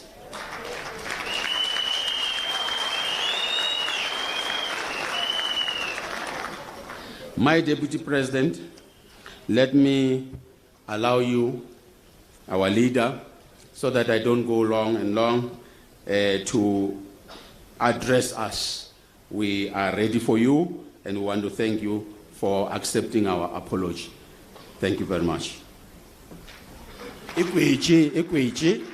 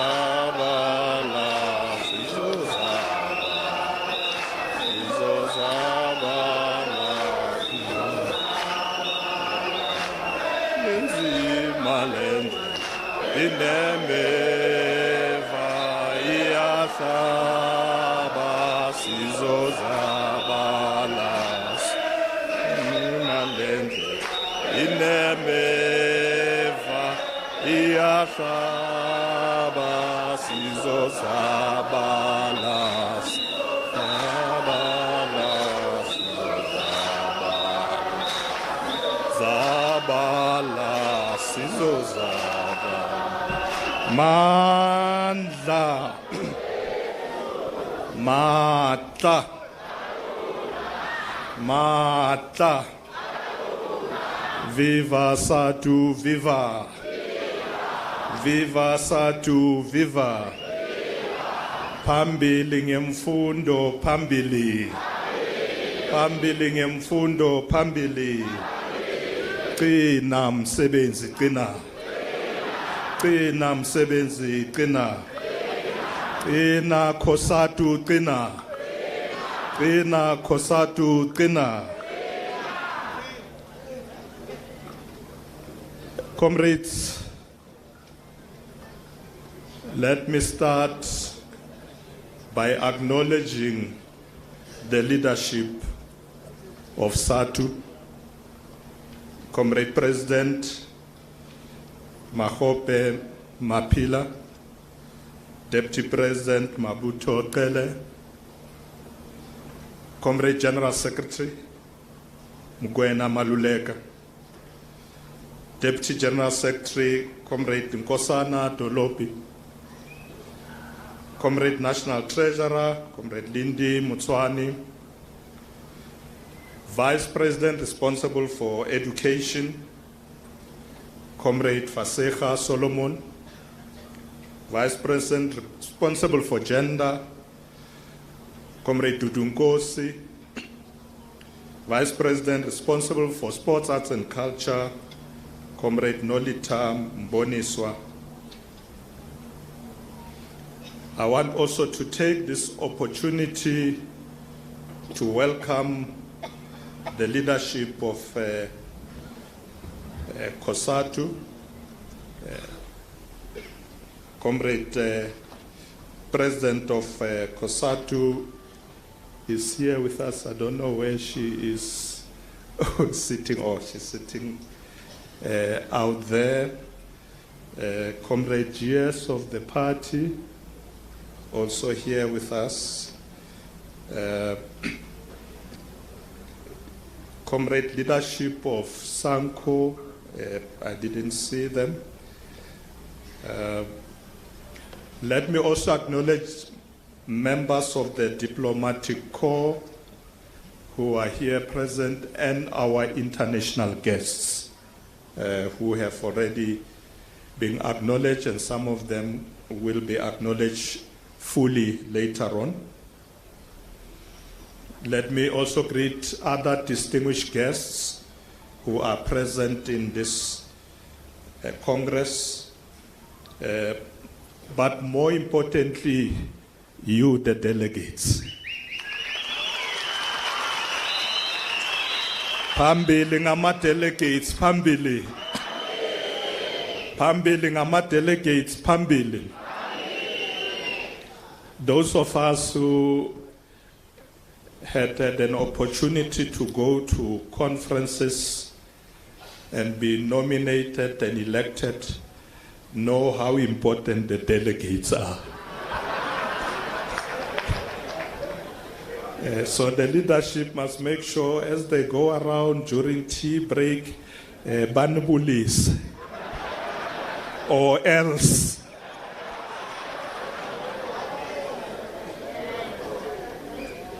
Compatriots, good morning once again. Today I'm humbled to address the 10th National Congress of the South African Democratic Teachers Union, an affiliate of COSATU, our most dependable ally as the African National Congress. I bring to you revolutionary greetings from the leadership of the African National Congress, which reaffirms its commitment to the working class, but also to the progressive formations of the left within the mass democratic movement. We acknowledge the commitment to the principles of the National Democratic Revolution that SATU continues to display, and we recognize your role in the transformation of the education sector and our society as a whole. Comrade President and General Secretary, the leadership of SATU, in my previous life I was once head of political education for the ANC when this area was called PWV region.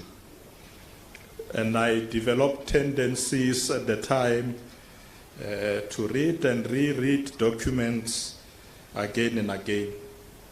So I had the opportunity to reread the theme of this conference, to deeply appreciate what this Congress seeks to address and achieve. I might be wrong, but I have come to an understanding that there are critical issues that concern you as a union, representing teachers and educators in our country. These issues are related to adequate investment in skills that will not only produce globally competitive individuals, but patriotic citizens who will contribute to the growth and development of our country. In this regard, we agree with you. Hence, together over the past 30 years, we have been investing in policies and programs that are aimed at supporting our teaching fraternity, the children and their families. In your capable hands, we have always trusted that you will usher us to global platforms where our youth can display excellence because of your contribution to the skills and capacity of their development. As they go out there to face the world. We thank you, teachers, for that.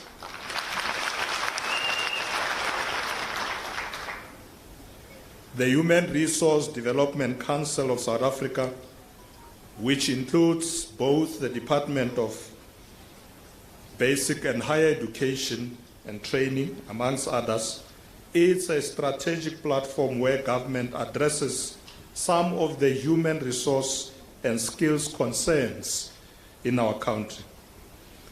That the labor movement in general is also concerned about, and I'm happy that some of the representatives of the Human Resource Development Council are present here today with us.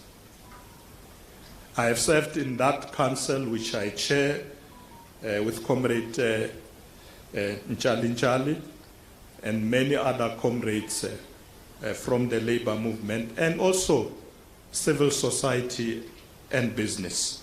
It's very important that we have to prepare our nation for the digital economy. So we must provide our children with relevant skills that will make them to be competitive out there. But also the Human Resource Development Council also deals not only with young people, but also to ensure that adults as well do receive continuous training. You know, when you learn or you get educated or get skills, it's not something that ends. We were talking with some comrades this weekend and we were saying to them, you know, in China, every leader in China of the Communist Party must every year visit and spend time at the party school. Every year. So auna rai no when I saw habulile winkokeli. No, every year you go for refresher courses, and we must make it the same here at home. Babangata, the leaders who run around and they claim they know everything. Mageba figure school to the party school. Because when we do that, we will be able to be alert, we'll be able to know where we are taking this revolution to. I know that the ANC has sent a lot of leaders to China, but we also have our own party school. Masi Sebenzi said, "Seteng skolo sele ene lelona basatu liba kosatu, you are welcome at that school. Ozan siofunda sonke." Compatriots, this conference takes place a day after the national commemoration of Heritage Day, an important day in our country that celebrates our diverse history and heritage and garners us towards unity in diversity as inscribed in our National Code of Arms. This year's celebration, held in Fixbeck in the Free State, was dedicated to remembering the heroes and heroines who laid down their lives for our freedom. This celebration forms part of continued efforts by our comrades in government who have led and supported the repatriation process or the homecoming of the remains of many of our fallen comrades, starting with those from Zimbabwe and Zambia who are arriving today. As we speak, some of those remains will be arriving at Waterkloof today. Amongst them, Advocate Dumanokwe, known to many of us as the youngest Secretary General of the African National Congress, Florence Muposho and Basil February, but they are coming with 49 other people, or let me say 49 other remains of our heroes. This is just the beginning of bringing these heroes back home who fell on different grounds of other countries during the liberation struggle. I'm told that there could be as many as 1,000 comrades who fell during the liberation struggle, and all of them will have, their remains will have to come and be buried back at home. That's the project we are busy with. Comrade delegates, it is noteworthy that some of the celebrated fallen soldiers went into exile in the aftermath of the 1976 student uprising, a period which epitomized a moment of discontent towards apartheid in general, but the segregationist education laws that sought to disenfranchise black children in particular. The call to transform education is therefore one that is deeply rooted in the agenda of non-racism, non-sexism, and towards a more egalitarian society. Education has always been at the center of the development and advancement of the vision of the kind of society we want. You can go back to the African claims, the Freedom Charter, Ready to Govern, or even the RDP, but also lately now our Constitution adopted in 1996. All these documents allude to the importance of education. Fellow delegates, in honoring the journey that SADC has traversed, we must take a moment to reflect on the process towards your establishment, in particular your success in producing many highly seasoned leaders who have played a critical role in the ANC and the mass democratic movement broadly, and continue to do so to date. We must acknowledge that many of the leaders today come from the hands of teachers like yourselves.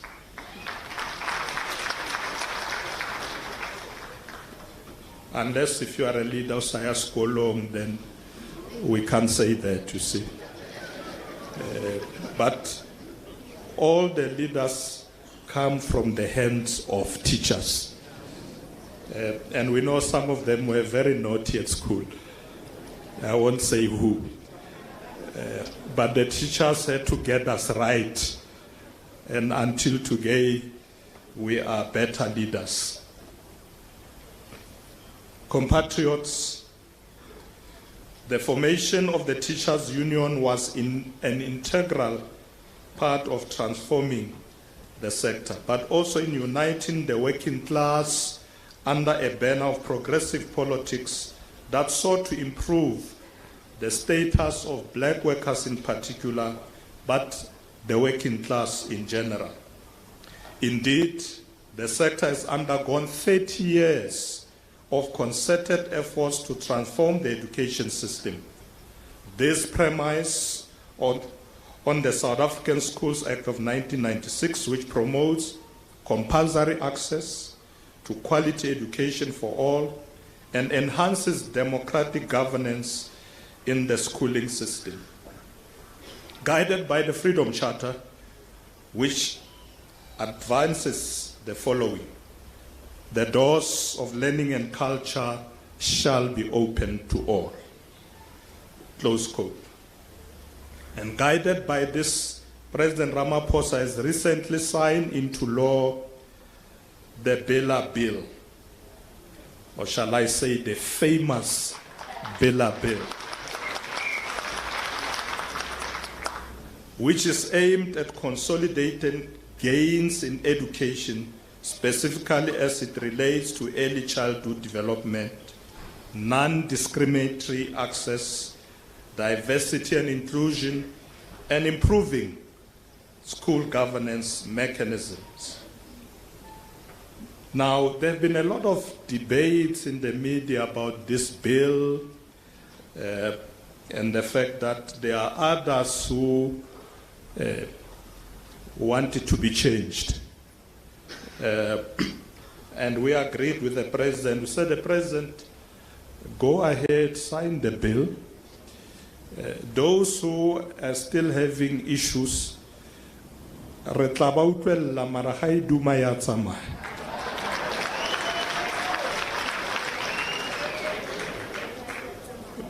because we don't want a situation where people say, President, take the bill back to Parliament. Then it takes another year in Parliament. So, bazawusithola phambili. Haiduma yatsama. Fellow delegates,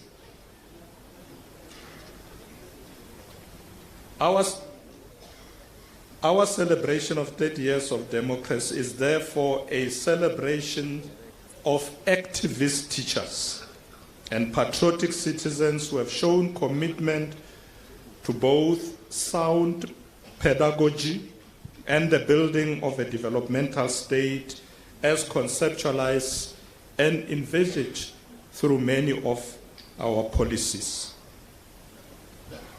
Comrades, in 2024 national general elections, we did not do well. And this resulted in us as the ANC and the alliance broadly suffering what we refer to as a strategic setback. And this strategic setback resulted in us not being able to establish a government on our own and ending up in what we now know as the Government of National Unity. We agree that the GNU is not our ideal choice, but our approach as the ANC together with the Alliance was to find a way to ensure that we are not derailed from our main goal of transforming our society, including our education sector, for the better.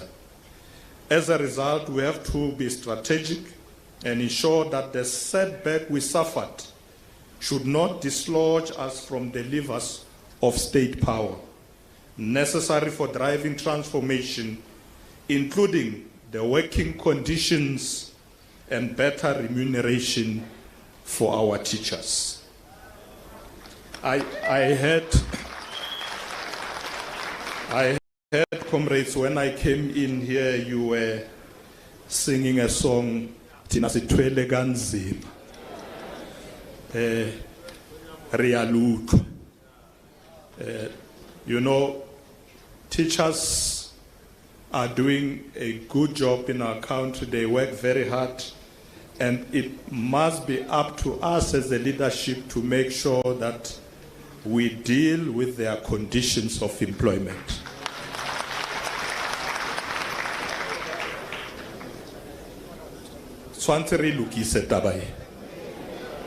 The conditions of employment of teachers, and dare I say, including better remuneration for teachers.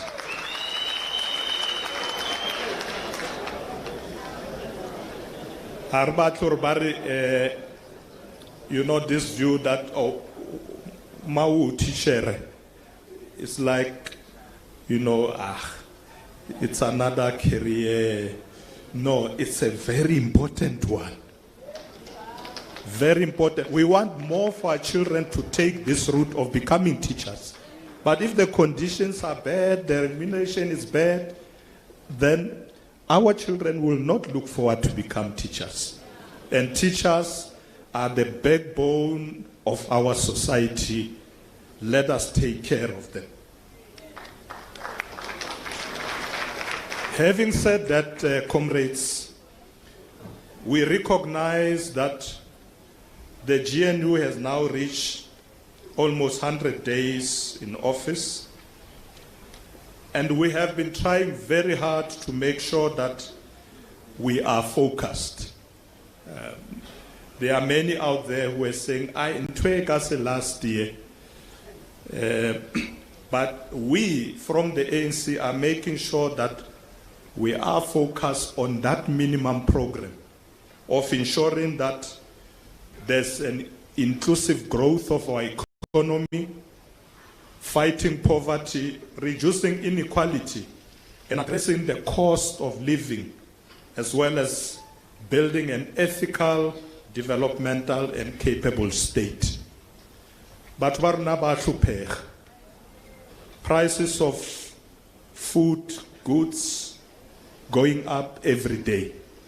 That must be the preoccupation of the government, to make sure that we work with the private sector and everybody else to address these issues, build an economy that grows and create jobs.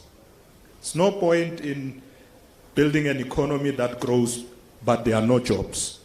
We have to address this challenge preoccupied with. And I want to assure you, comrade delegates, that no progressive policies of our movement will be changed.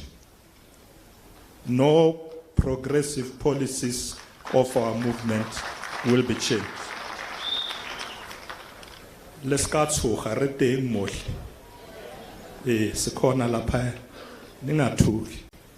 democratic and healthy society.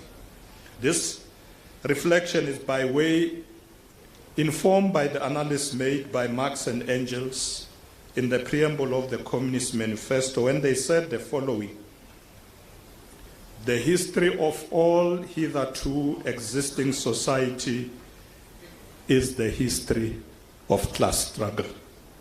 Close quote.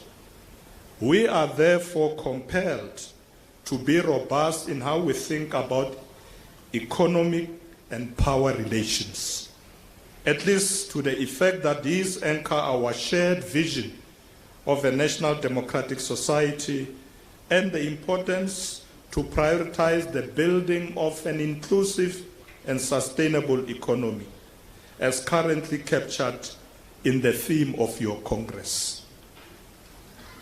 We have to, at the top of our minds, be informed by this reality, that the history of all hitherto existing society is the history of class struggle. And the leadership of our movement has to be guided by this in whatever they do to deal with the challenges we face. We are not oblivious to the fact that the state of the labor market over the past few years essentially highlight the impact of the segregated apartheid policy or apartheid economic policy, which largely excluded black people and excluded many of our people based on race, gender, and geographic locations, amongst other things. I'm sure you have gone through a lot of this in the past. During the apartheid years, our people were bundled into homelands and areas that are not productive for their development. We therefore makes it our mandate to transform this economy. No matter how complex it may be, it must be our duty to transform it. If we look at employment figures released by Stats SA, it highlights that unemployment has increased to 33.5% in the period between April to June. It has increased. So we must be worried about this aspect as a leadership of government to deal with this. It has increased, rising for the third consecutive quarter and reaching its highest rate in 2 years. A grim reality of the lives of many South Africans, which we must address. On the other hand, the number of employed people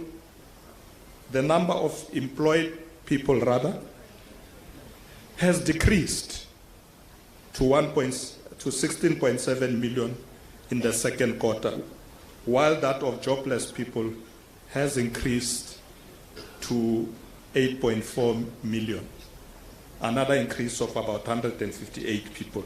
So these are the issues that must keep us to have sleepless nights. These are the issues that we must be worried about every day. These statistics require that we ask ourselves difficult questions and find solutions to how we can turn our economy around, reversing unemployment and building inclusive growth. Program directors, as a government, we remain determined to tackle unemployment. Comrade delegates, you'll recall that the President introduced Presidential Youth Employment Intervention, the PYEI, also established the South African Youth MOBI as a zero-rated platform for unemployed young people to access opportunities for learning and earning, so that they learn, but they learn skills that allow them to be able to be productive, some of them running their own businesses, small businesses, and employing many other young people. As we speak, over 4.3 million young people are now engaged on the network, and 1.6 million have so far secured these opportunities. But we need to do more, because there are many, particularly young people out there, who are still facing the scourge of unemployment. Comrade delegates, I want to also assure you that the Government of National Unity's commitment to protecting and extending labor rights to all workers remains resolute. I know that at the beginning of the GNU, there was a lot of concern that some of the partners with us in the GNU ababafuna basebenzi. We are aware of that. And there was a worry that some of them might try to use the GNU to reverse the gains that the workers have achieved over time. I want to say on behalf of the ANC, over our dead body.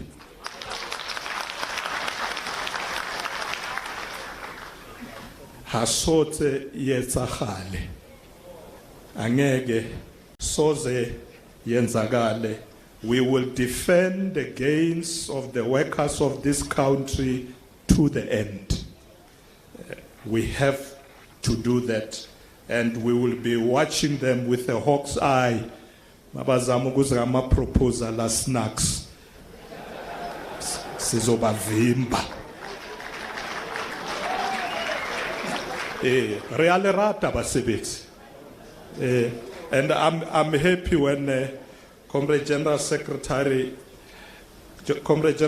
was whispering to me as we're sitting there. He says, Comrade DP, I think you won the way you did in this election because Satu was there.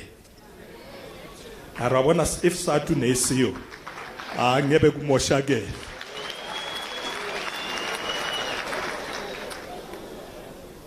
Comrade delegates, let me assure you that the GNU's commitment to protecting and extending labor rights, as I said, will remain resolute. Our goal is to encourage, amongst others, fix in capital investments, ensure industrialization, job creation, and the transformation of our people's life. We must, at all times, strive to promote the goals of economic growth, participation in economic decision-making, and social equity. We should remain intentional in investing in people through education and skills development. As partners at the government level, we must work together to ensure that ours is a stable, efficient, and effective democracy that brings all people together.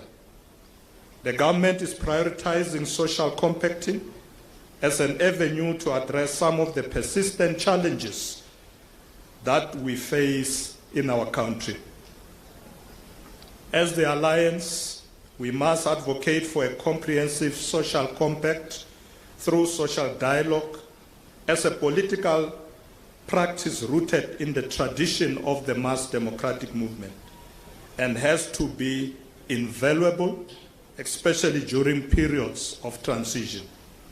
The government is therefore committed to public participation and social partner engagement to find solutions to the overarching challenges of this economy, overarching challenges of unemployment, ensuring inclusion, addressing service delivery, social protection, and sustained campaigns against corruption, sexism, racism, and homophobia. We envisage that through the national dialogue or the national dialogue process, we are afforded an opportunity to do mainly two things. The first one is to build the social contract between government and the people in the wake of the election campaign and the outcome thereof, as we said earlier, that we did not do well. By listening and engaging with the citizens through this process, we hope to engender trust and hope for the future and win the support for the National Development Plan and its implementation by this 7th administration through our medium development plan. Secondly, we see the national dialogue process as an opportunity to secure commitments from all stakeholders who can carry a mandate to collaborate with the government to achieve common goals. Your role as teachers, as a union, in this regard is very imperative in mobilizing the motive forces and professionals in particular towards this program. Among other things, through the national dialogue, we aim to initiate fresh conversations that tackle relevant unresolved issues that affect most South Africans, particularly the working class and the marginalized in our society. We believe, comrades, that developing a solid strategy for economic transformation should be at the center of this dialogue to address the stubborn challenges of poverty, inequality, and unemployment. The date for the national dialogue has not yet been set, but as we know, the President has called for this dialogue, and we are currently busy preparing for it. We don't want it to be a talk shop. must come with clear implementable plans. And the ANC as a leader of the National Democratic Revolution must remain at the driving seat of this program. In conclusion, comrades, as the African National Congress and the Alliance, we should at no point abandon our commitment to the ideals of non-racialism, non-sexism, democracy, and egalitarianism.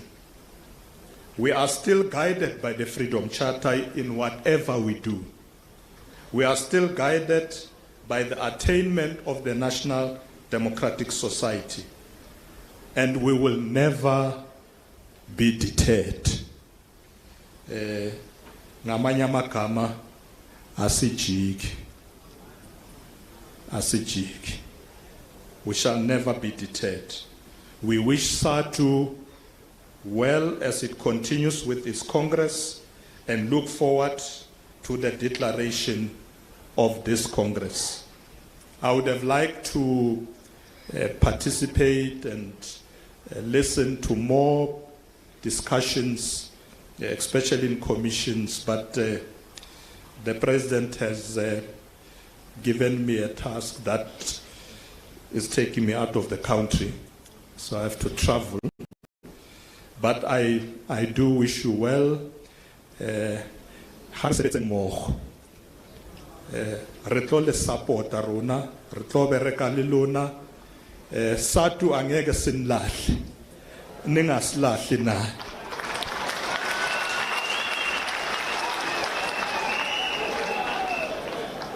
Thank you very much, comrades. Akhensa inkomo. Mandla. Qina SADC qina. Qina SADC qina. Hai hule SADC hai hule. Hai hule SADC hai hule. All power. Akhensa inkomo.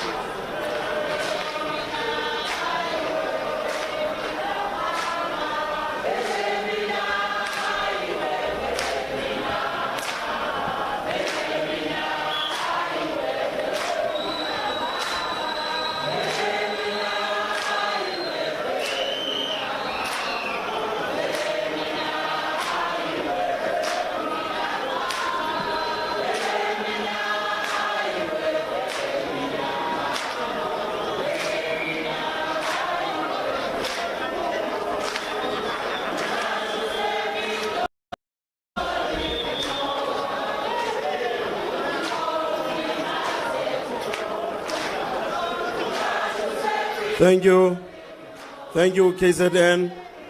Let me request the Eastern Cape to give us a revolutionary song as we welcome the address by the Deputy President of both the ANC and the country.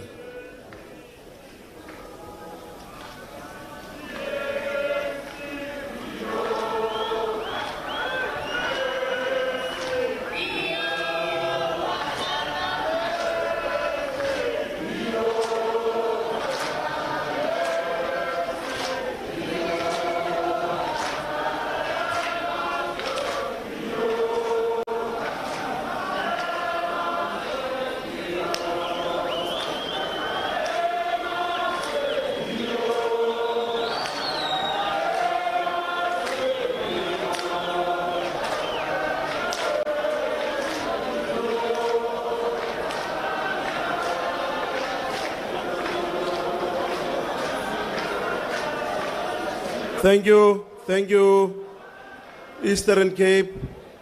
Free State, you must bring Suelewele.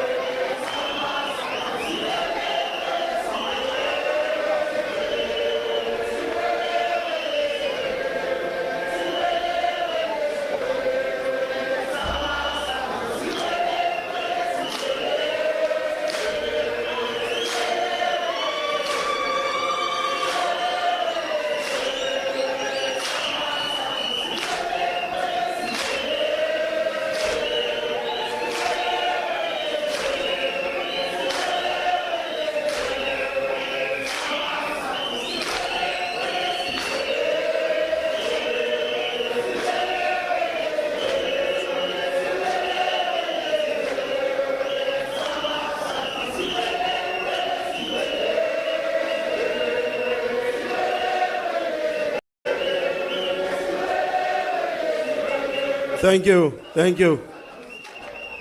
Thank you. Just for some few minutes as we deal with the next item on the agenda, which is outlining of election procedures and processes, we'll request the media to recuse us. Once that is done, then you can come back. It's open wire. So, media, please.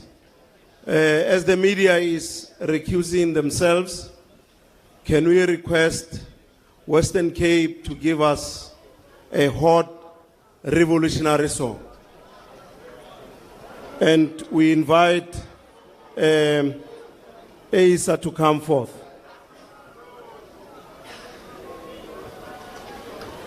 Western Cape.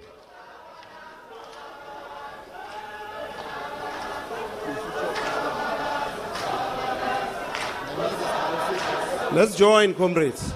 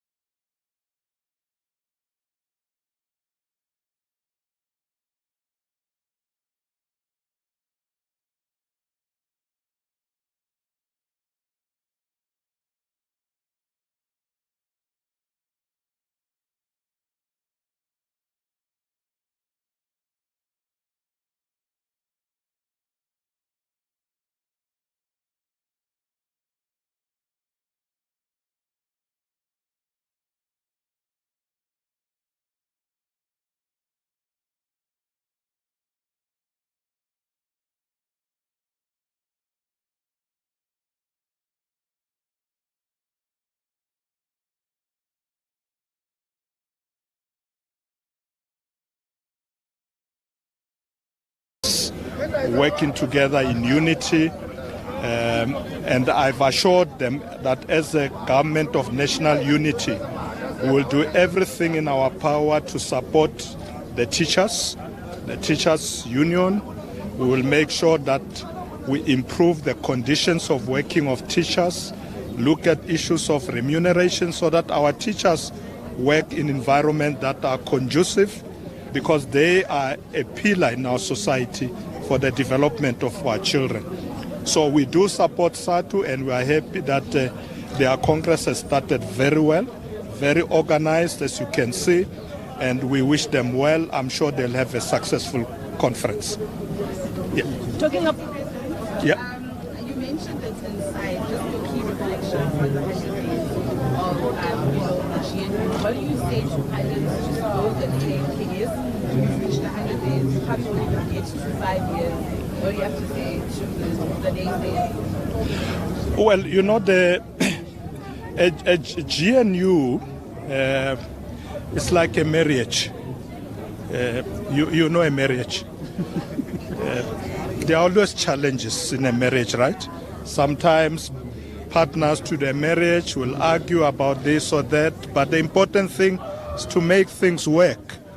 So we are not saying the GNU will always see things the same, but there is a minimum program that we've agreed on. One is economic growth that is inclusive, that creates jobs, and also deal with the cost of living that our people are facing, but also ensure that there is a capable, ethical, developmental state.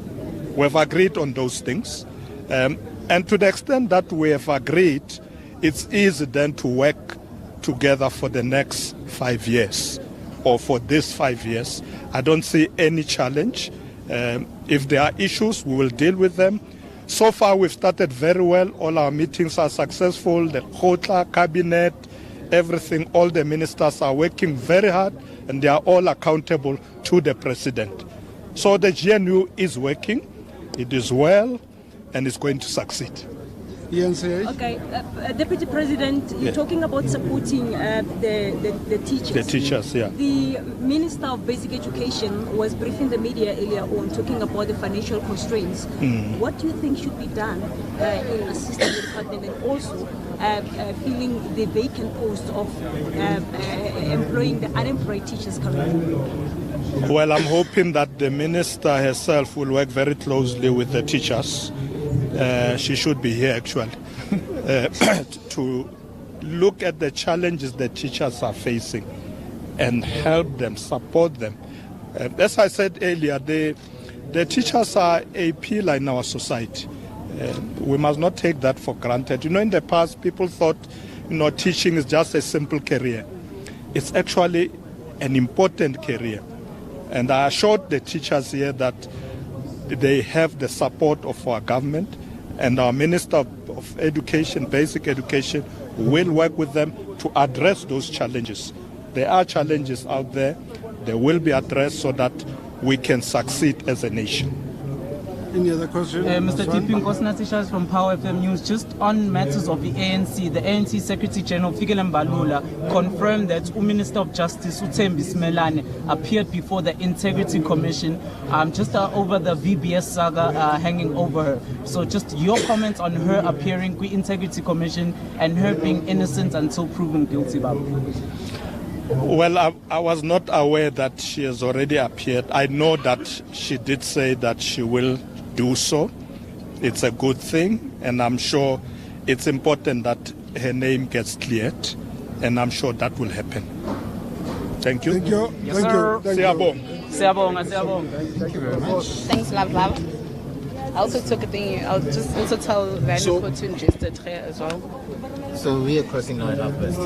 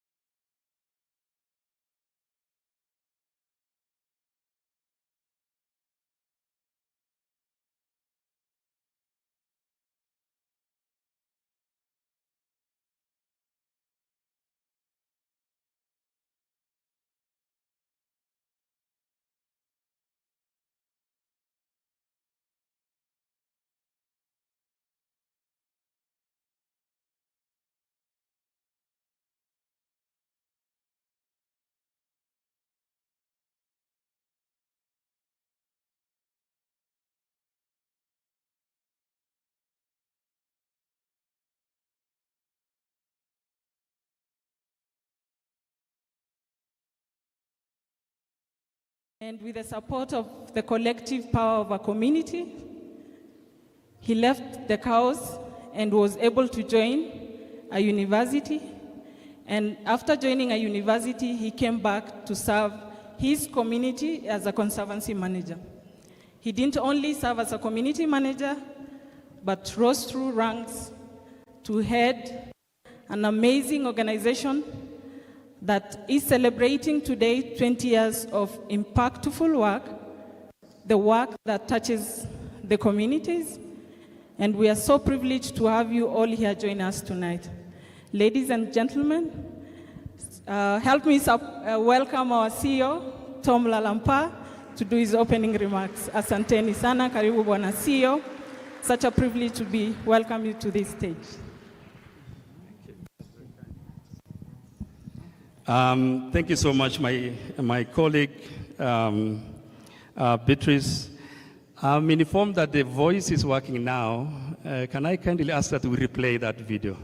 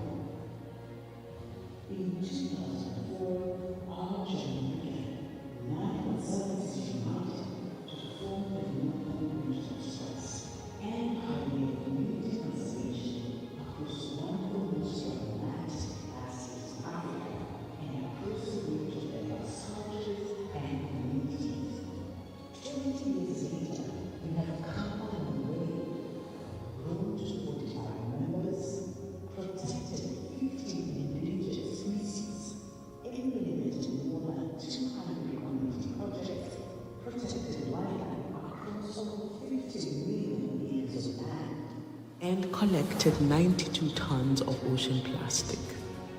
Home to the world's largest soil carbon removal project, we are advancing the frontiers of conservation, making life better for 1 million people.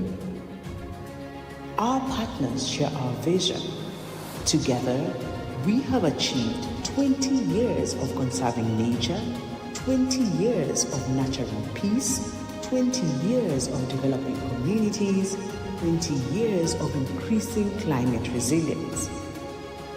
Inspired by the communities we serve, we are expanding the horizon of conservation in Kenya and Uganda, writing new chapters for the next 20 years and beyond, and building a future filled with hope and endless possibilities. Wow. All protocols observed, ladies and gentlemen, good evening. Thank you for honoring our invitation and for accepting to join us this evening as we pause to reflect and renew our commitment for the future. Tonight, we all gather here to celebrate our partnership and the impact we have all jointly delivered to our people and nation. Allow me to recognize the folks we have in the House, and I will start with the 5 NRT regions. And so NRT West, that's West Pokot counties, and Baringo County Conservancies representatives. Can you just wave? We just want to recognize. Let's clap for them. I also want to recognize the NRT, a mountain region, which is largely like Kipia County. I can see the governor here, and also Meru County Conservancies leaders. Just a wave.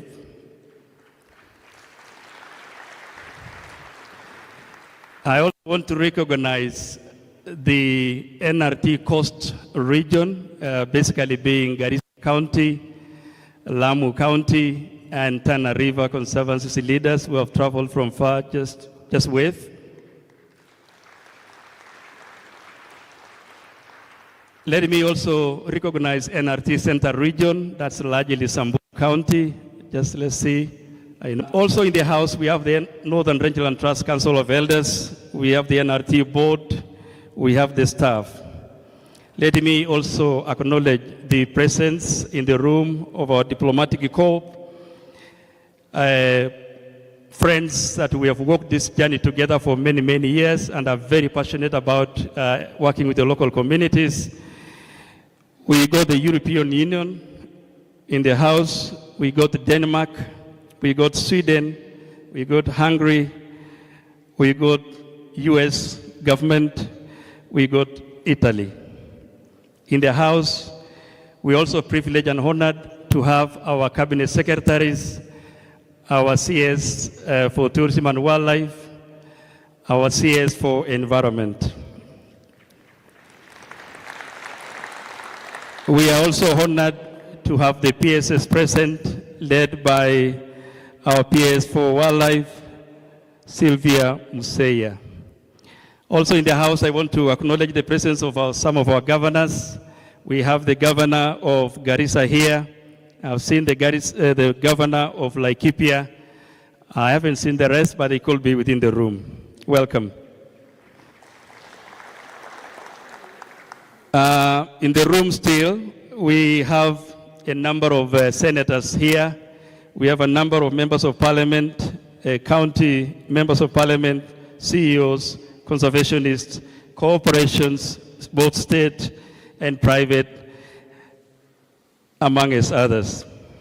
Also, tonight, I also want to recognize the presence of our sponsors for this event, being Absa Bank Kenya, Equity Bank, Chrome's Partners, Bowman's, Jubilee Insurance, Anchor Graphics, Farm Engineering Industries Limited, Landmark Hotels and Mwangaza, ICA Alliance, Two-Way Communication, Family Bank, Blaze Investments, Kisima Ecologists, Paradise Inn, KBO, Chanif Printers, Dolphin Stationaries, Nameshad, Buffer Customs, and CFO Motors. Let's clap for them. Ladies and gentlemen, it's with immense pride and gratitude that I stand before you this evening as we celebrate a remarkable milestones of our last 20 years. What a journey it has been. As I look around this room, I am filled with profound sense of appreciation for all who have contributed to our success over these 2 decades. Very briefly, over the last 20 years, we have achieved a number of milestones. We have managed to create over 1,400 jobs through these conservancies. We've managed to have 1,300 women doing beadworks for international markets. We have managed to provide 5,000 entrepreneurs with support to a close about 700 million to support small businesses. We have, through your support, managed to establish, construct, and support the operations of 15 tourism facilities owned by the local communities. We have built several health facilities through these conservancies. We've done about 110 water projects, boreholes, dams, and rock catchments. Over 200,000 students coming from needy families have accessed scholarships and bursaries. We have a dedicated team of 125 peace ambassadors who are not remunerated, but really working within their communities to support peace building. These are women and youth as well. 60% of Kenya's wildlife outside national parks within where these conservancies operate are safe and secured and are being monitored by the communities. Through these conservancies, we have 15 endangered wildlife species that are under the safe hands of our communities. We've managed so far to bring about 6.3 million hectares of rangelands under better management, restoration, reseeding, gully healing, and making sure that we are managing our invasive species. Ladies and gentlemen, we are also now known for the world's largest soil carbon project globally, which sequesters about 6.7 million tons of carbon, and that comes from just 14 community conservancies, and they earn annual income. The conservancies in Lamu, NRT Coast, have had 92,000 of ocean plastics collected and managed. Over 150,000 mangrove seedlings have been planted by our communities in Lamu County. Ladies and gentlemen, I want to take this opportunity to really congratulate my staff and the Conservancy staffs for their tireless efforts. To our esteemed government, your support and partnership have been invaluable to our organization. Together we have navigated challenges and seized opportunities. To our community conservancies, you formed NRT as a shared resource to enable you to achieve your aspirations. As an organization, we are committed to continue supporting you as we are part of you. Thank you for always being part of our lives. To our board, a dedicated board, an unremunerated board who are putting a lot of valuable time to supporting us and our communities, we are truly humbled. To our development partners, to our donors, thank you so much for enabling us achieve our vision. Our donors have been very patient with us. Sometimes we don't meet deadlines. Sometimes we ask for extensions, but they have been very patient. And as a local organization and a community organization, we are not perfect. And so I really want to thank all our partners, all our donors for the level of patience they have had in us. We have challenges from droughts to insecurity to floods, and they have been very patient with us. We are really humbled, and we look forward to continuing working with you.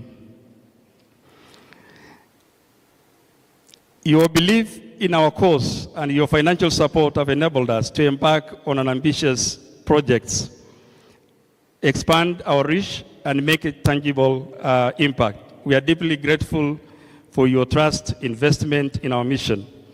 Your contributions are not just numbers and or balance sheets. They are a lifeblood of our work and supporting our community's bigger dreams. As we celebrate our 20th anniversary, it's a moment for us to reflect on our achievements, to honor those who have made this journey possible, and to renew our commitment to our mission.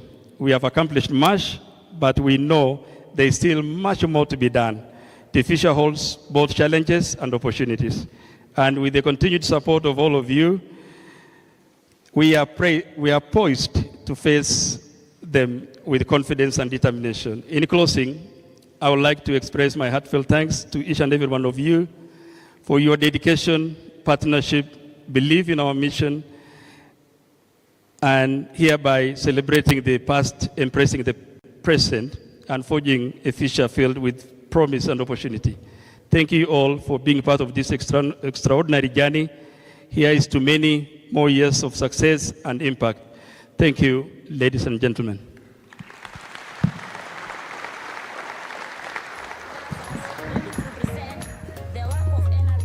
Thank you so much, our CEO, Northern Rangelands Trust. Sorry, I get info from some of our guests that may leave us earlier than expected. But I wouldn't want them to speak before they hear from the communities that we say it's 20 years of impact to them. So a few minutes to just hear from them. At this moment, if we have some roaming mics to help us. And Beatrice. Asanteni sana, thank you very much. We've heard from what our CEO has said. But again, we are here to celebrate. And as community representatives, we want to share our stories. I want to share and celebrate the legacy of community conservation. The fact that my community established Koija Stabed, and I was able to go to the university and came back to serve my community. I celebrate something that was a dream that has become a reality for us. And with those few remarks, we now want to hear from our communities. Tunaomba kusema, kama jamii, wewe unasherekea nini? Ukiangalia miaka 20 ambayo tumekuwa tukifanya kazi ya uhifadhi, conservation na maendeleo ya jamii. Wewe kama mwakilishi wa kina mama, wa vijana na wazee, wewe unasherekea nini? Kwa hivyo, ladies and gentlemen, we will just give a few individuals to just tell us what are they celebrating? Is 20 years of conservation, 20 years of community-driven development. So our ushers, please, if you want to speak, jamii kama unataka kuzungumza, inua mkono, utuambie unasherekea nini. Thank you, MC. I'm Joseph Lentaka from Sera Conservancy, chairperson Sera Conservancy. So I'm celebrating the introduction of black rhino in Sera Conservancy. That is since 2015 up to now, about 9 years. And we have got an increase of 110% of those black rhinos. That is my celebration. All the same, we have introduced 5 white rhinos this year, and already we have 1 new birth of white rhino. That is my celebration. Thank you. Amazing. Thank you so much. Ladies and gentlemen, it is possible for community to protect wildlife and to take care of wildlife. Asante sana, Sarah. Mike to that corner, please. Habari za jioni. Mimi ni chairperson wa Kiunga Conservancy, then ni vice chair wa Counseling of Elder. Nina mengi ya kusherekea kwa siku ya leo, lakini nitaelezea mawili tu ambayo yamenigusa kwenye moyo wangu na community yangu.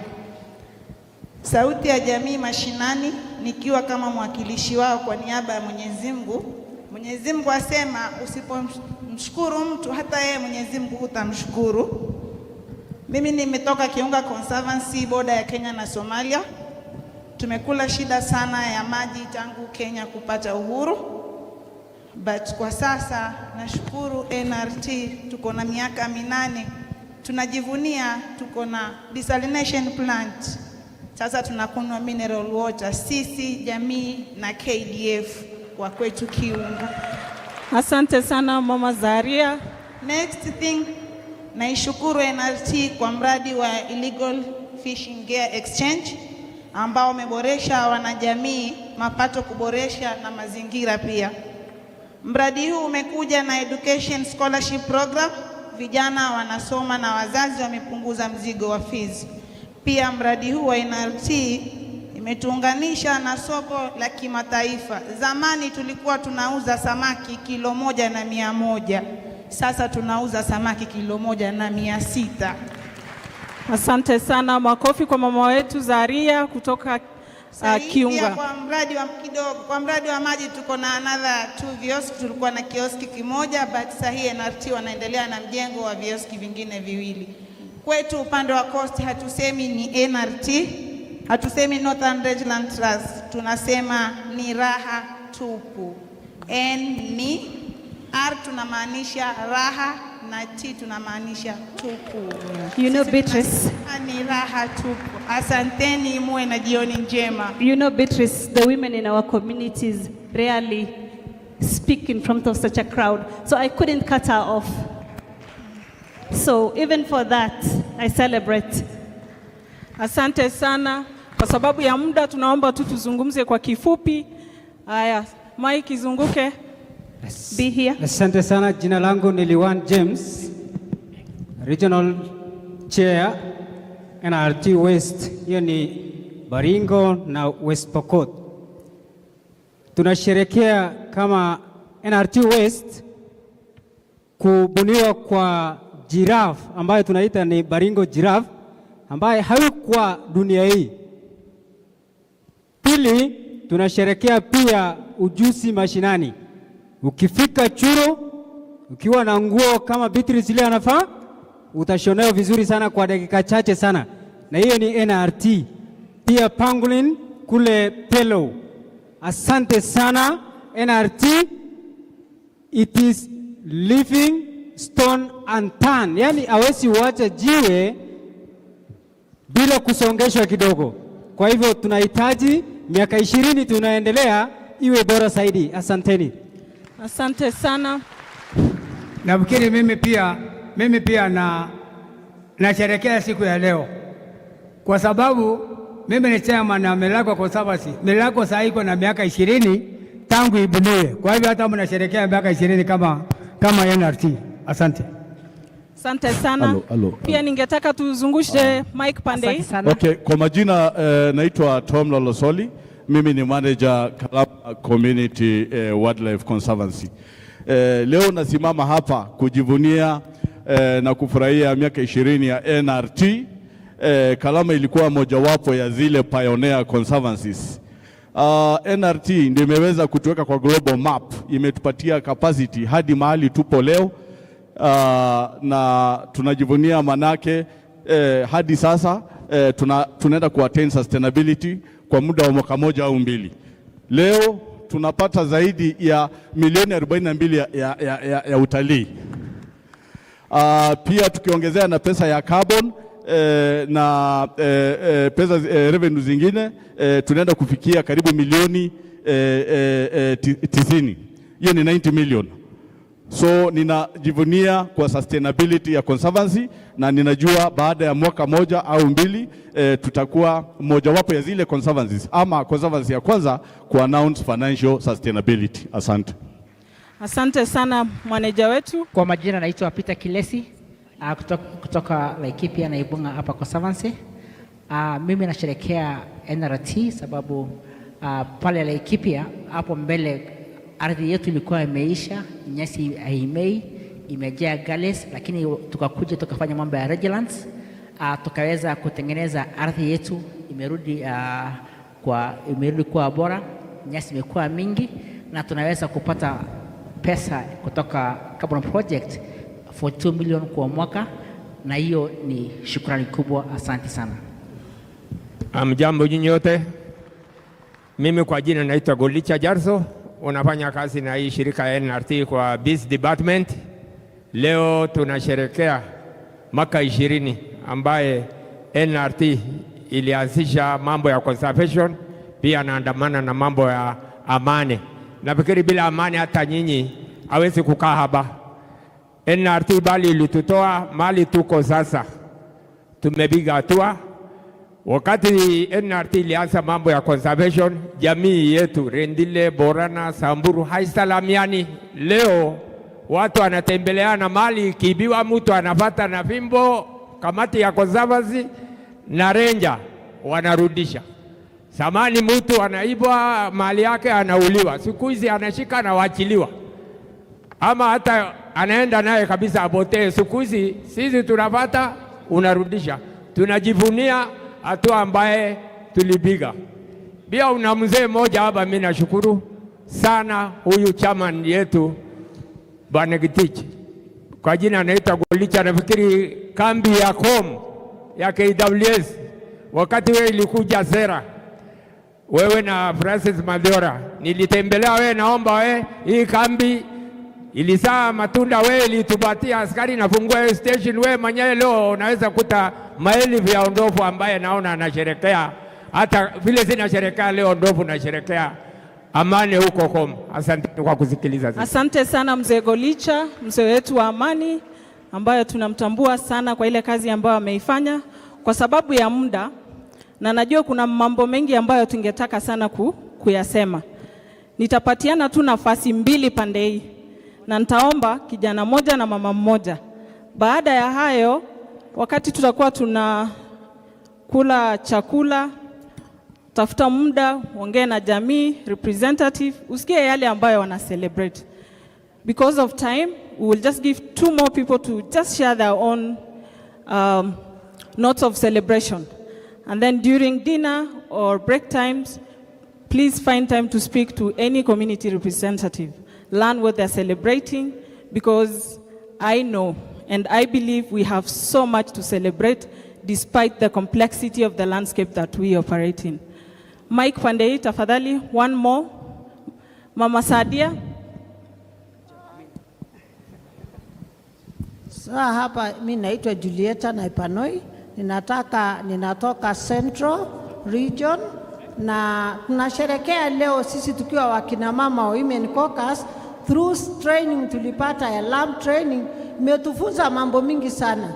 Tukiwa hapa kina mama sisi hatukuwa na uwezo ya kuongea ama kufanya election ndani ya wazee. Saa hizi ile chance moja tumepatiwa na Land Act kwa upande wa kina mama. Saa hii tunasimama hata upande hiyo naitwa ya wazee.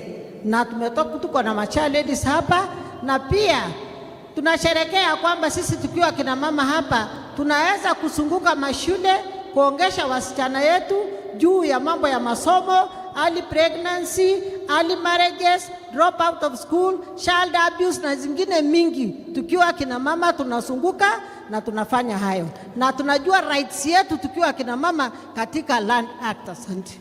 Asante sana kina mama hoye. Sauti yetu ni muhimu katika kazi ya uhifadhi. Tutasikiza kutoka kwa Mama Pweza, alafu tufungie hapo kwa sasa. Mimi jina langu Amina Ahmed Mohamed, jina maarufu Mama Pweza, ni child wa Shanghai Shakani Fishermen Group.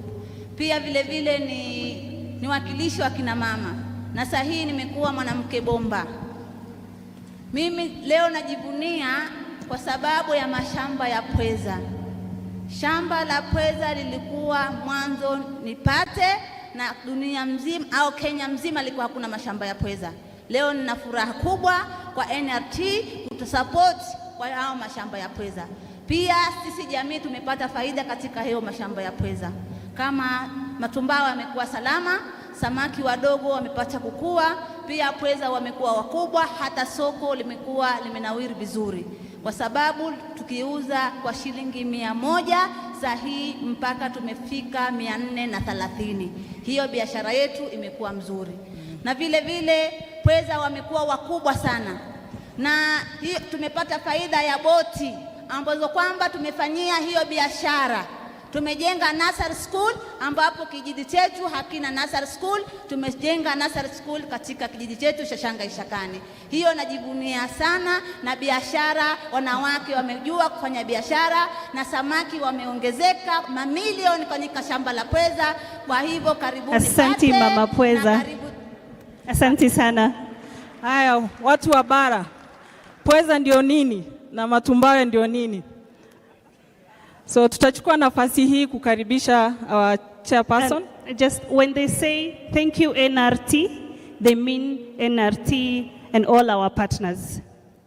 At this juncture, we'll do the Kenyan way with the program and skip a little bit, and because of guests that have other duties to attend to, we are welcoming our big man. Is it big on the other side? The big CEO spoke, and then we have a big man on the board, the chairman, NRT board chair, Mr. Dr. Kip Ngetich. Karibu sana. Thank you.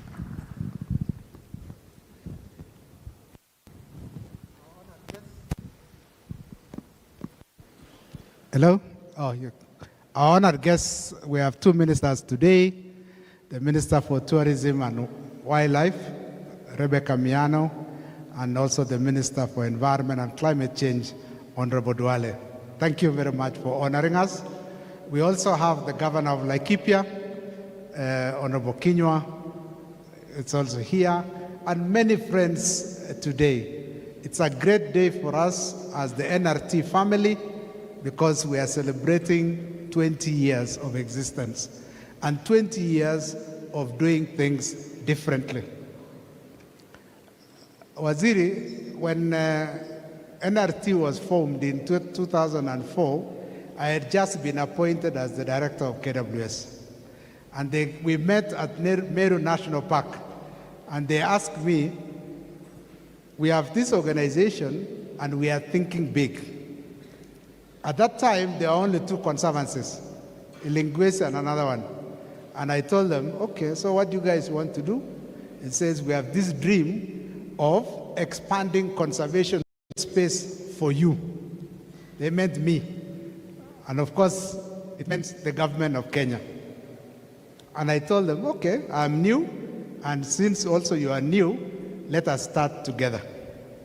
And that is how NRT then has grown for 20 years. I didn't know one day I would then chair the board of NRT. Now I'm here, Waziri, chairing this amazing organization of communities taking control of their lives, communities taking control of their development efforts and not waiting for handouts. And you have seen today that we are going to do livestock differently. And you saw it in the video. We are going to do beadwork. Okay? Last year, we qualified for fair trade access into the United States. And so therefore, our beads are now beginning, our exports are increasing, and I'm almost sure very soon everyone on this planet will wear an armband of NRT. You saw it in the Olympics. Okay? Athletes were wearing armbands because the communities are doing this to empower themselves. We also have tourism facilities, and these tourism facilities are truly world-class. So I used to be, in my previous life, in charge of investment promotion for Kenya, and we used to think of Nairobi. Now these communities are able to attract private investment better than people in Nairobi. And so I want to congratulate them for that capacity to see opportunity, seize it, and if you go, who are the employees in those lodges? They are the community people. And recently, we have now moved into a 4th income stream, which is carbon. As the CEO, Tom Lalampa, said, carbon is our next frontier. And I want to announce here that NRT communities are the first communities in the entire planet, call it even the entire universe, to receive carbon money. And we look forward to expanding. Waziri Duale, the regulations, the national regulations for carbon in Kenya can be classified as NRT regulations, because the board and the management are able to think through and now influencing national policy for carbon management and carbon credits in Kenya. So congratulations, everyone, for what you have done. Going forward, as you have heard from our CEO, there are a few asks, and all the big guns of Kenya government are here. Number one, for us to grow to the next level, Waziri, we need a sessional paper on management of rangelands in Kenya. This sessional paper should be able to tie several government initiatives to do with how to manage 80% of the country. NRT and other conservancies, remember the others in Masai Mara area, Amboseli ecosystem, the Tsavos, we need a framework where government can fund institutions like NRT because we have proven to be efficient users of national resources. And you can ask our donors and joint supporters here. So the sessional paper will allow the government of Kenya, through various institutions, either a ministry or a county government, to support NRT directly so that then we can change the lives of our people. So that is our first ask. The second ask goes to the Minister of Tourism, which is we want the North, where we reside, to be given special recognition as a tourism product. I'm aware that the ministry is thinking of 5 to 10 million tourists in the medium term. If we are truly the premier safari destination in the world, Masai Mara, ladies and gentlemen, is already congested. The governor of Narok is already putting a price as a barrier. Don't come, you are too many. Amboseli is too small. The Tsavos are still very young. We can provide the best tourism product to expand the tourism numbers to the numbers you envisage, Waziri. So we want, currently we are calling it the North product. But we can sit together and co-create a product for adventure. So we begin from Laikipia, and then now we have adventures, and people can see the splendor and the beauty of Kenya manifest itself. And so therefore, I hope we'll sit with KTB, KWS, KFS, KenInvest, KPROBA, and the county governments, and together we co-create a tourism product that covers the North. Number 3 is research. There is a lot that is not known in the North. The communities themselves know, but a lot of our documentation is verbal, oral literature. We need to do research and ecological monitoring. Because of climate change, so many things are unknowns. So therefore, we would like to form a consortium of NRT together with Wildlife Research Institute in Naivasha, the universities that teach conservation biology in Kenya, and any other international universities. And we hope that this research consortium will provide the right framework for us to be data-driven going into the future.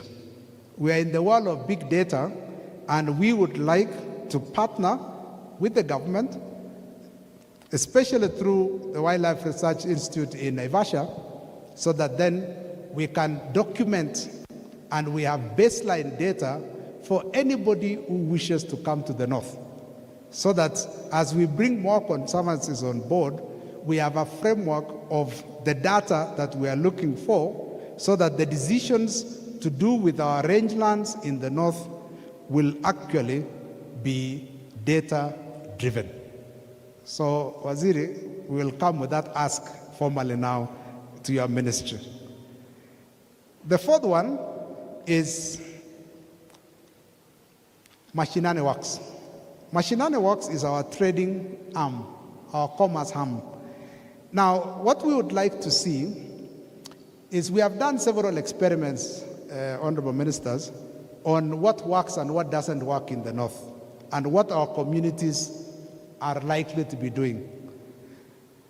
Some of this I've mentioned. For example, we want to change the way we do livestock, the way we do beadwork. We want to scale it. We want also to scale carbon, now that the framework are there, and we are going to scale it and sell, because we are selling soil carbon. And so therefore, we would like to see what we do in Mashinani Works scaled and to cover the entire North. The entire North currently is roughly around 60% of Kenya's landmass. And we would like to see incredible work. For example, Mheshimiwa Duale, when you were in the Ministry of Defense, the approach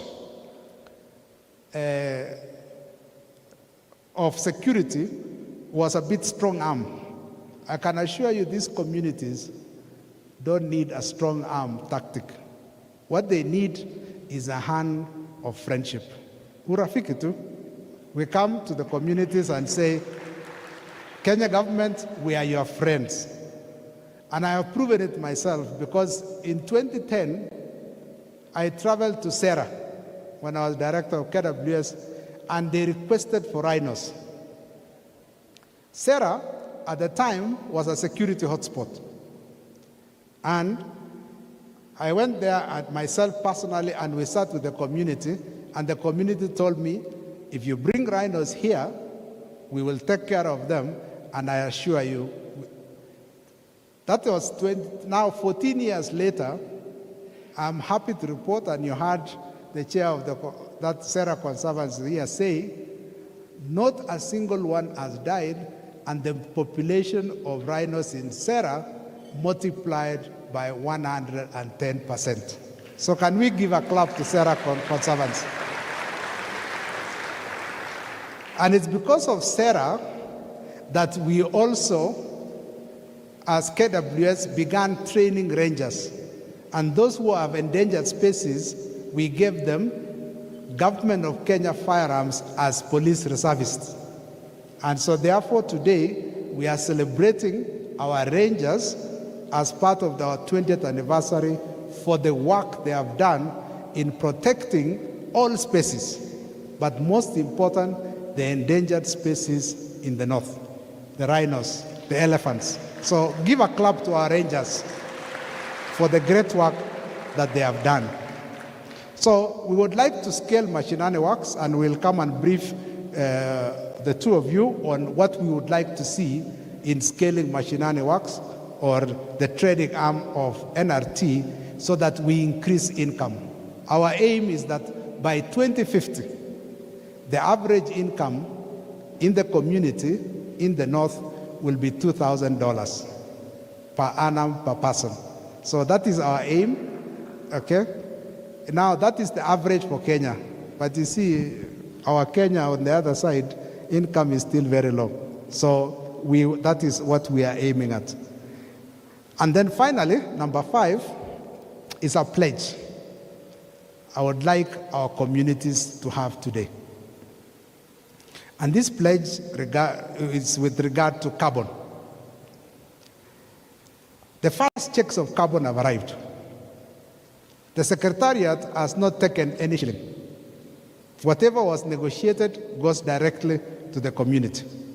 The first tranche has come. My biggest worry as your chair is, will this money be used well? 14 conservancies have received the money, and we are now going to sell the carbon for the rest. I want the communities to make a pledge in front of our leaders here. There are 2 things I would like us to make a commitment for the next 25 years as we go into 2050. That carbon money, we restrict it to 2 things. And if we do those 2, we will make incredible progress. Number 1 is education. I wouldn't be standing here today as your chair if I didn't go to school. I would like every child in the north to go to school and one day stand here on this stage as your chair.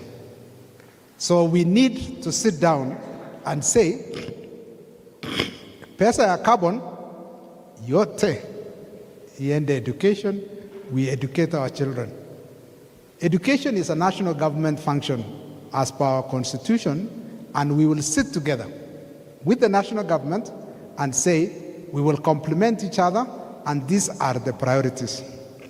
In our strategy for 2050, Waziri, we said we want to develop 4 centers of excellence, 4 mega schools in the north to absorb our brightest, so that one day the children from those 4 schools will sit here to replace Tom, to replace me, to replace Beatrice, to become a Waziri, just like you. So, education. So we will have a framework. We hope in the next 25 years, we'll have built 4 mega schools in the north. We were thinking the size of Starehe, Kabarak, Alliance, 4 mega schools that absorbs our brightest, both boys and girls, so that then we start turning around the wheel of education. Meanwhile, we then want to make sure that ujuzi manyatane. What do we do with those who had never had an opportunity? And we have agreed with our donors and partners that we will scale ujuzi manyatane so that then we take care of those who never had the opportunity, but going forward, we have the 4 mega schools that absorbs our bright children going forward. The second part of carbon expenditure is water. The biggest source of stress in the north, and it's going to get worse because of climate change, is access to water. And Minister Duale, I know I'll be at your door. And this one, I want us to sit together. We are all pastoralists here, and we make sure that every conservancy is water secure, okay, in the medium term. Let's agree. In 2050, because we have a vision of 2050, by 2050, we want every conservancy to be water secure, so that water will never be a source of conflict in our region. So we will work together with the Minister of Water, Minister of Environment, and Minister of Tourism and Wildlife. Together, we say, where are these? So we begin with the priorities, and the investments will go on. By 2050, we are water secure. So that's our 5 asks. They are not too much, okay? You can see we are driving ourselves in the future. Just a little push from the government, from our joint supporters, and we fly. So with those few remarks, mine is just say thank you on behalf of all our friends and partners for supporting these communities. Thus far they have come, we say Asante Mungu. Sindia waze? Asante Mungu. Okay? Thank you, the ministries, for the support so far. We continue to strengthen. I just want to report that in our board, the Minister of Interior, KFS and KWS are members of our board. Yesterday, we approved KTB to join our board. So June will be part of us going forward. And so we want to work together. We support the communities. And then I will also want to thank the previous chairs. There are 2 people who were previously chairs before me. The first chair was Francis Ole Kaparo, the former Speaker of the National Assembly, and I want to say thank you very much, Ole Kaparo, for starting us off. Okay. The second chairman is Elmi. Honorable Elmi is here with us. Okay. And I'm the 3rd chair. And I look forward, in our rotation next time, somebody else will stand here on our behalf. So thank you very much, Ole Kaparo and Elmi. And finally, I would like to thank Ian Craig for founding this idea. In 1995, he had a neighbor, Ilingwesi, the neighbor to Lewa, when they owned, the family of the Craig owned Lewa. And so that small idea to grow your neighbor has now translated to growing 45 neighbors. And we want to say thank you very much to Ian Craig for building the idea and bringing us to where we are today. So thank you very much. So with those remarks, therefore, on behalf of everyone here, we want to say congratulations, everyone, the communities. This is your day. Be happy. We are all excited about what you do, and we look forward to a very successful 20 years to come. So with this, therefore, I would like now to, Waziri Duale wants to leave, So we are breaking protocol a little, and I would like Honorable Duale to come and speak to us because he had requested to go. Karibu Waziri.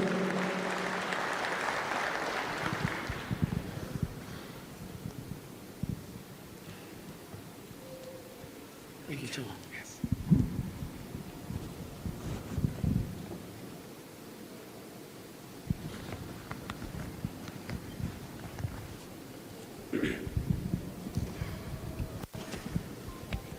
Chairman Chairman of NRT, Dr. Kipngetich, my dear sister and friend and colleague, Minister for CS for Tourism and Wildlife, very, very distinguished, respectable friends of mine from the diplomatic community led by the EU head of delegation, captain of industries. I'm seeing the CEO of APSA and many others. My old and important colleagues in parliament, senators, the senator for Isiolo, our many women reps from the north and members of parliament, non-state actors who play a very big role in the north and also in the conservancy, friends from USID, the CEO of NRT and the board and the former chairs, the great people who come from our 10 counties. Good evening.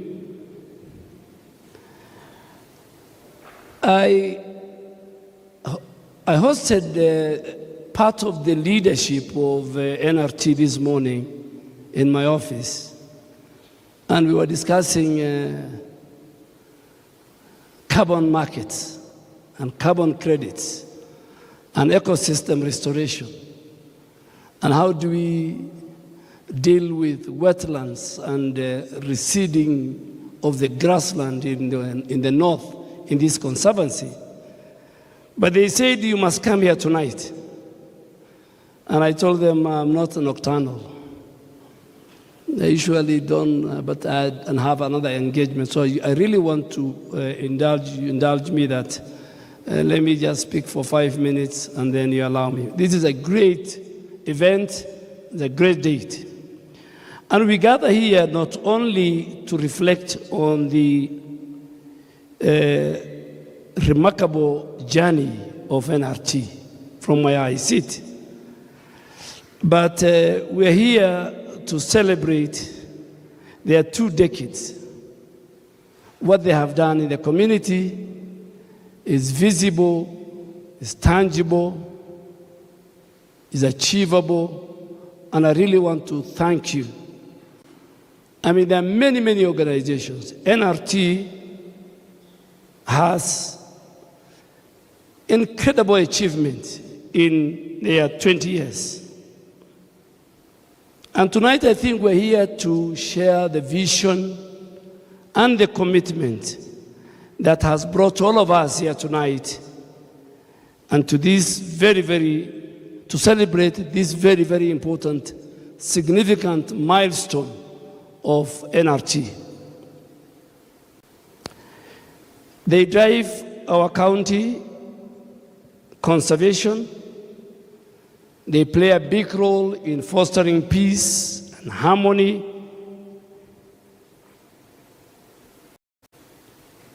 and reconciliation among our communities who live in conflict-prone regions of our country. They transform the livelihoods of many, and you have heard that from some of the players. So they have got serious empowerment program for the young people, for the women. So they're transforming livelihoods in the northern part of Kenya and coastal region. They work seamlessly with governments, both the county and the national government. They work seamlessly with our development partners, non-state actors, civil society, and NGOs. And in their 20 years,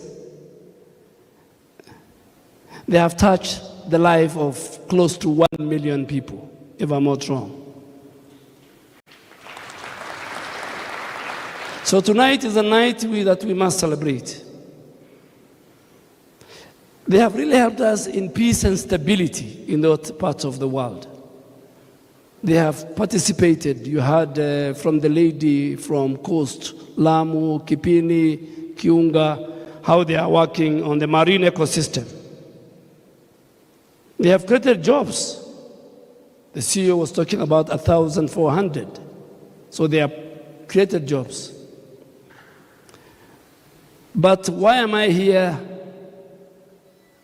And I'm here as a Minister for Environment, Climate Change, and Forestry.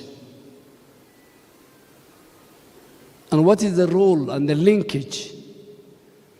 All of you sitting here are aware of the ecosystem restoration of our degraded lands, our forests, our wetlands, strategy of 2023-2032, where we must grow, not plant. There's a difference between planting trees and growing trees, where we must grow 15 billion trees in 10 years. And I want to thank the civil society and the private sector. The private sector has done, till yesterday, 151 million trees they have grown. And government, and Honorable Rebecca Miano is in charge of the tree growing areas in Nyandarua and I think Kitui. I'm in charge of Isiolo. Government has done 331 million trees. That's about 481 million.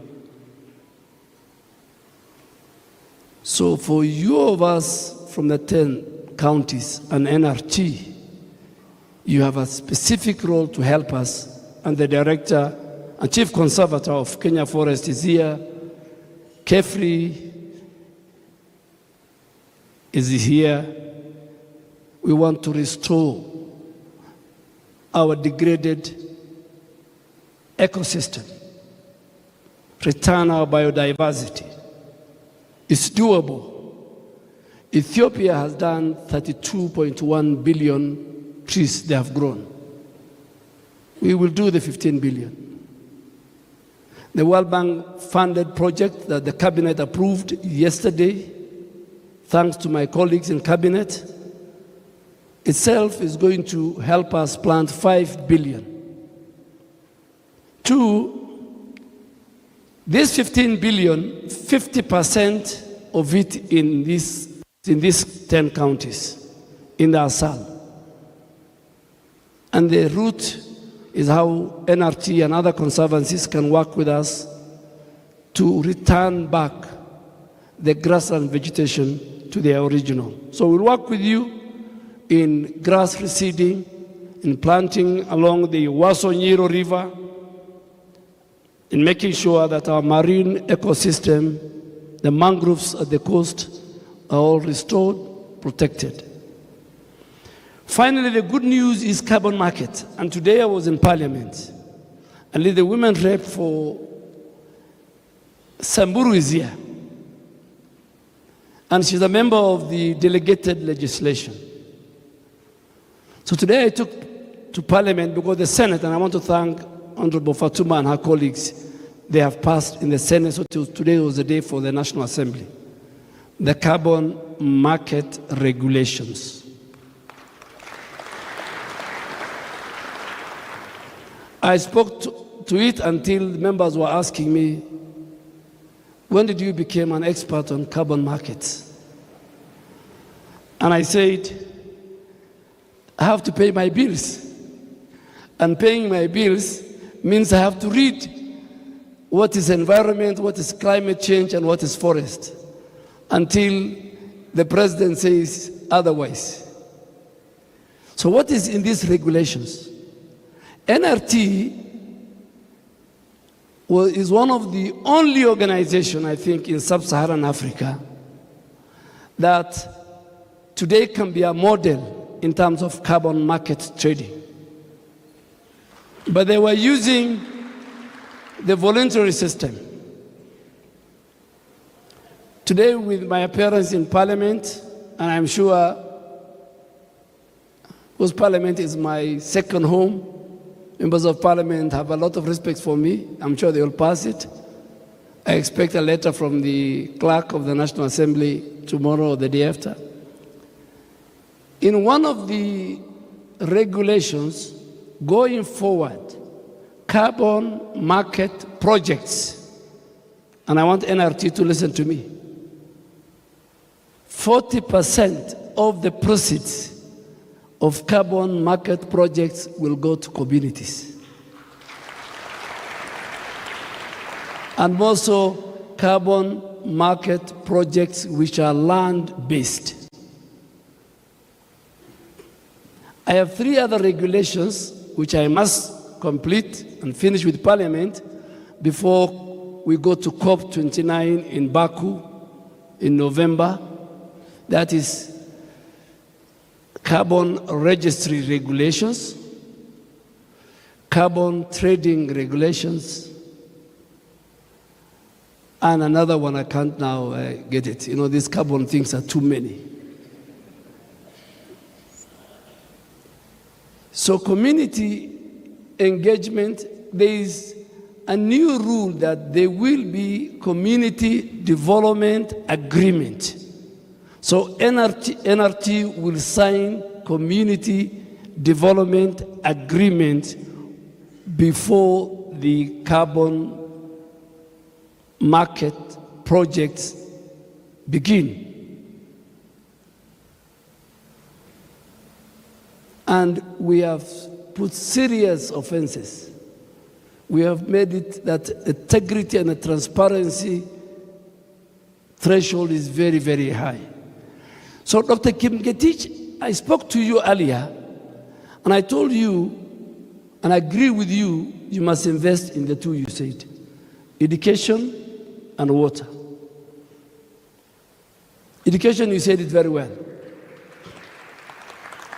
But water, let me speak now as a pastoralist, because I keep goats, I keep cows, and I keep camels. And the NRT can find my goats and camels between Isiolo and Garissa counties. So I'm a serious livestock.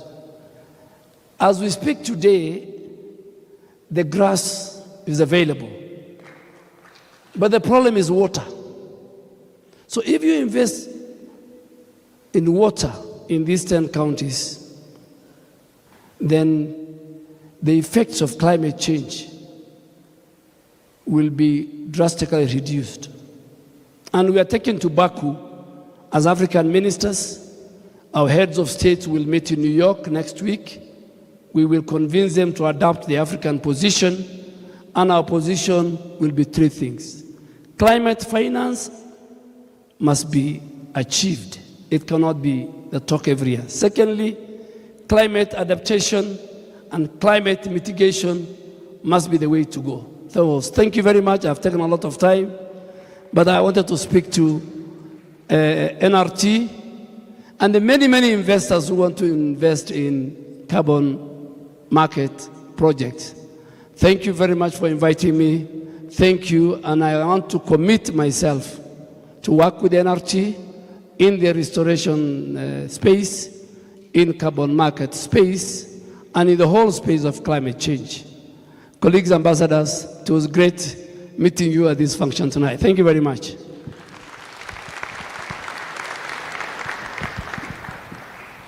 Okay, thank you very much, Honorable Duale, and thank you for your pledge. I think communities, you have heard the minister said, elimu na maji. So over to you, Andrew, and your Council of Elders. We will work together to set the framework so that then we can spend. Ladies and gentlemen, as we will since one minister has talked, we have agreed that not all the ministers talk, and it's now a great pleasure for me to welcome Rebecca Miano, the Minister for Cabinet Secretary for Tourism and Wildlife. Karibu Waziri.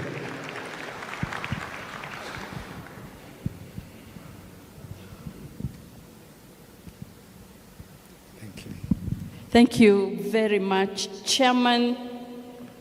Before I say anything, allow me to invite my peers to just say hi.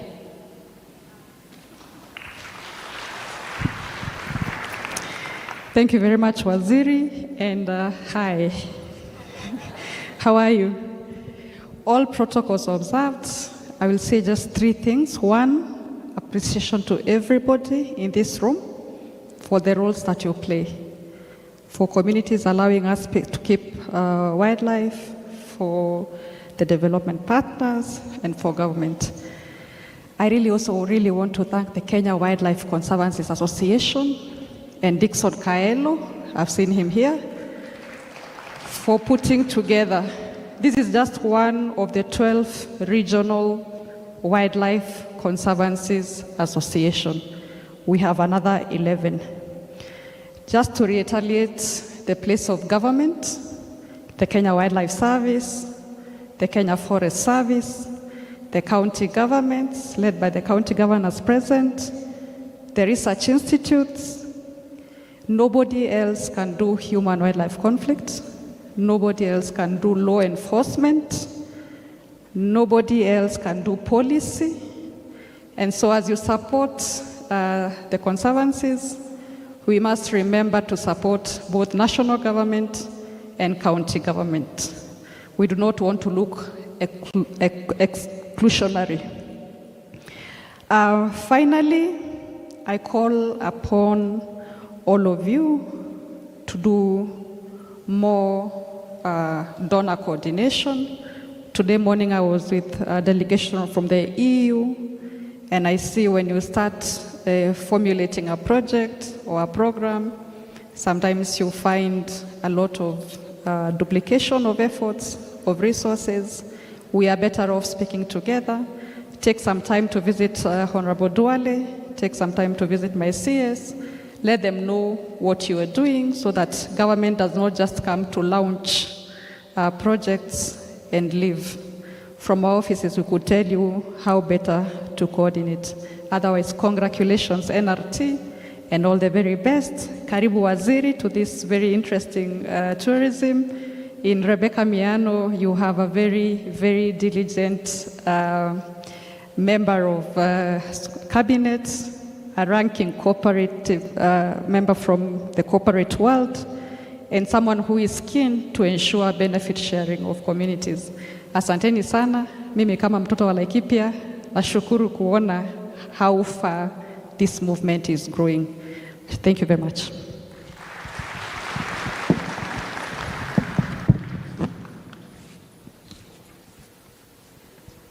My cabinet colleague and friend, Honorable CS Aden Duale, Excellency Governors present today, the PS, Senators, Members of Parliament, and all political leaders present, Excellencies, Ambassadors, and High Commissioners present, NRT Chairman, the CEO and your team, Conservancies managers, conservationists in the room, development partners present, the entire conservation fraternity, distinguished guests, ladies and gentlemen, good evening. Good evening again. It is exciting to be here this evening and to celebrate not just the 20th anniversary of NRT, but also, and more so, the notable milestones registered inside those 2 decades. Conservation endeavors, whichever they may be, are indeed the good gesture humanity owes nature, and the best way to exhibit gratitude to the spectacle and magnificence of creation in its many sides and in its splendor. Every passing day, I am persuaded that the wonder of creation and biodiversity thereof has hardly been fully acknowledged, let alone appropriately celebrated by mankind. That alone makes this anniversary particularly special and significant. Allow me then, at the very onset, to thank and congratulate you for hosting this remarkable event. Also, allow me to recognize the fruit of NRT's labor over the last 2 decades that they have achieved. To your credit, I note with gratitude that you have impacted a whopping 1 million Kenyans through your work with 45 community conservancies across the country. It is noteworthy that 1,400 permanent jobs have been secured by local communities in the tourism and wildlife sectors. The 14 conservancies within the NRT jurisdiction have been receiving about Kenya shillings 36 million each year, and this is ample reason to celebrate. NRT has also employed 1,300 youth and women under the Ujuzi Manyatani program, over and above initiating a beadwork enterprise for 1,200 women.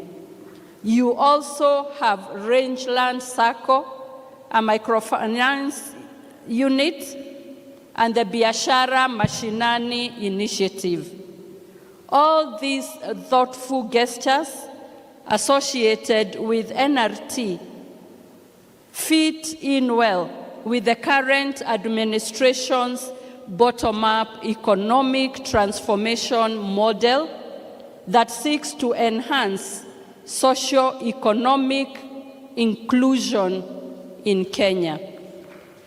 The overall mandate of my ministry, the Ministry of Tourism and Wildlife, is to exercise governance, oversight, and coordination of the implementation of wildlife policy, wildlife conservation and management, and all the other wildlife strategies for sustainable management and conservation of wildlife in Kenya.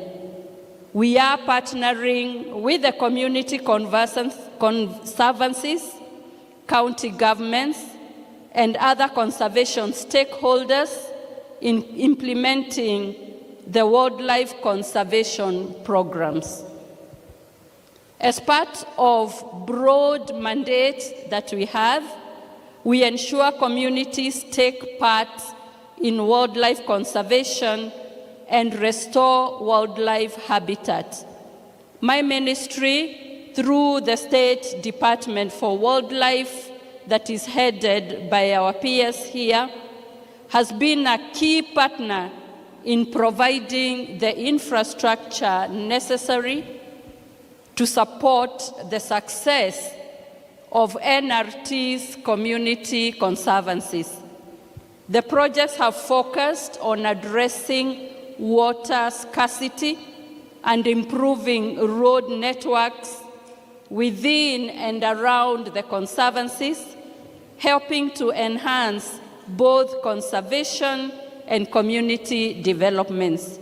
My ministry remains committed to support all conservancies in their efforts to protect Kenya's natural heritage while advancing sustainable development and mitigating challenges. By providing critical infrastructure, we aim to ensure that conservancies have the resources necessary to effectively manage conservation areas and support local livelihoods. My ministry will diligently continue to invest in projects that address water scarcity, improve road access, and support wildlife protection across conservancies. We'll continue contributing to the long-term resilience of communities and ecosystems in northern Kenya.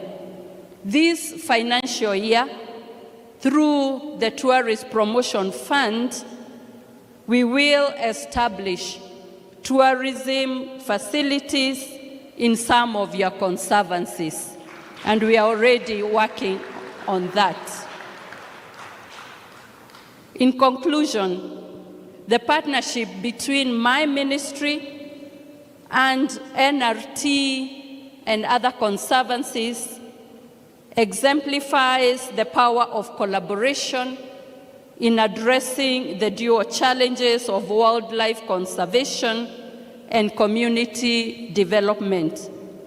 Through infrastructure projects that provide vital water resources and improve connectivity, moving forward, the ministry will continue to support these initiatives, ensuring that conservation efforts benefit both wildlife and people and contribute to the sustainable development of Kenya and all the natural landscapes.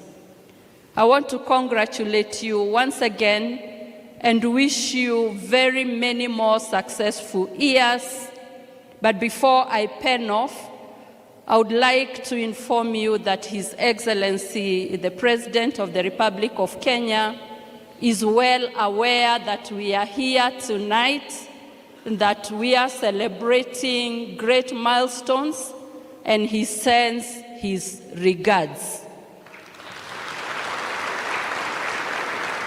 Finally, next week, from 23rd of September to the 27th of September, we will be celebrating the World UN Tourism Week, and it will culminate in celebrations on 27th, on Friday.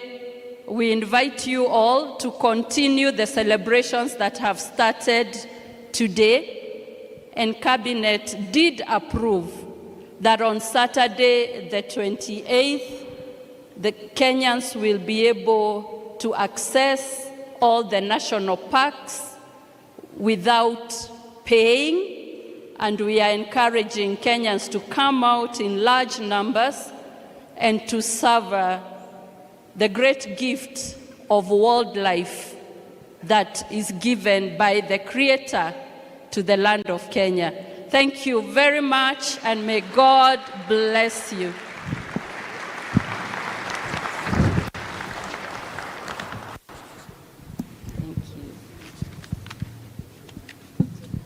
So thank you very much, Waziri Miano, for those wonderful remarks. And we'll definitely, as the NRT family, we'll work together to achieve the objectives of the communities here, because we all serve them together. I would like just to before we continue the program, to acknowledge our leaders who are also here. We have two governors. The governor of Garissa is there. Okay, that's the governor of Garissa. We also have the governor of Laikipia. Okay. And we also have the senator for Isiolo, Dulo. Okay, Senator Dulo is here. Of course, the woman rep Samburu, Pauline, is here. And then we also have Honorable Samal. Honorable Samal, where is he? Oh, yeah, there he is. The MP for Isiolo North. And then we also have two MPs from my region. We have Locha Kaping. Yes. And then, of course, Honorable Kamket. Yes. We were talking about Tiati, Honorable Kamket. And dawa ya Tiati ni NRT tu. Hakuna ingine. Tutaongea. Tutnitike. Okay? So we will discuss, because the epicenter of the conflict in North Rift is Tiati, Sigor, Marakwet East. Shida iko hapo. Na sisi kama NRT tutakuja na dawa. So Andrew, the chairman of the Council of Elders, we will come and we will discuss Honorable Kamket and Loja Kaping. I think with those few remarks, I now want to hand over the mic to the MCs. Welcome. Thank you. Thank you so much, Chairman, CSS, Madam PS. Thank you for remarks. We have a request from the Ambassador for EU, who is also in a hurry. I'd welcome our CEO to welcome her.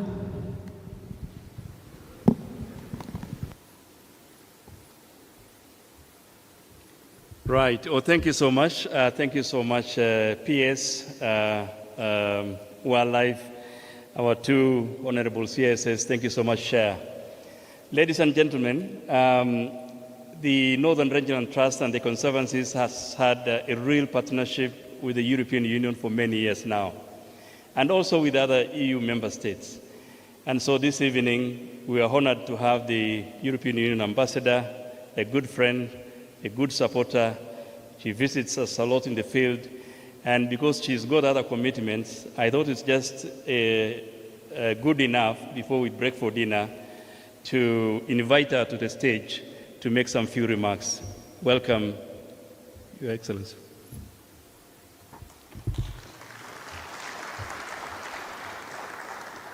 Honorable Cabinet Secretaries, Duale Miano, PS, Governors, Chairman NRT, Excellencies, ladies and gentlemen. I have a very difficult task because you're all waiting for your dinner and I'm between you and the dinner, so I will be very brief. I just want to say happy anniversary on behalf of the European Union. All of those who are here today have contributed in one way or another to the success of what we are celebrating today. So, congratulations to actually all of you. This is your collective achievement. This is a victory of community empowerment. And it's also a victory of women empowerment, as we have heard this evening. And the European Union is very proud to have been part of this success story. We have invested 2.9 billion Kenyan shillings over the last years in NRT.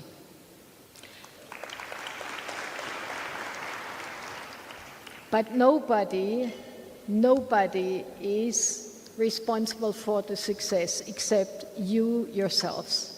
You're the driving force, you're the machine of this, and you are the ones who chart the course for the future.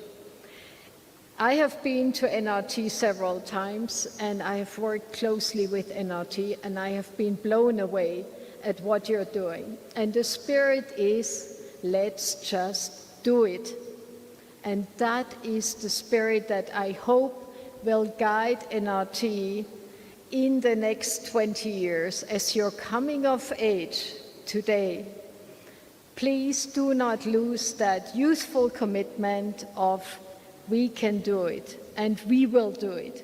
And NRT has been a trailblazer on human-wildlife conflict resolution, finding a new model for the peaceful coexistence between wildlife and environmental protection and pastoralist existence, livelihoods. The dream of unity, which is the theme of today's celebration, is what made NRT great, and it's groundbreaking work that you're doing. This is a model that can be replicated across the world, and it's a model that gives hope to the arid and semi-arid areas of Kenya. So the impossible can be done. You're proof, and you're continuing to be the proof for it. And you show the way, the uncharted way, for the sustainable future of arid and semi-arid lands here in Kenya. So congratulations to you, and may you and your success and your continued success and your courage to try new things be an inspiration for many communities around the globe. So continue to do what you're doing, make Kenya stand proud, and let us celebrate and be merry tonight. Asanteni sana.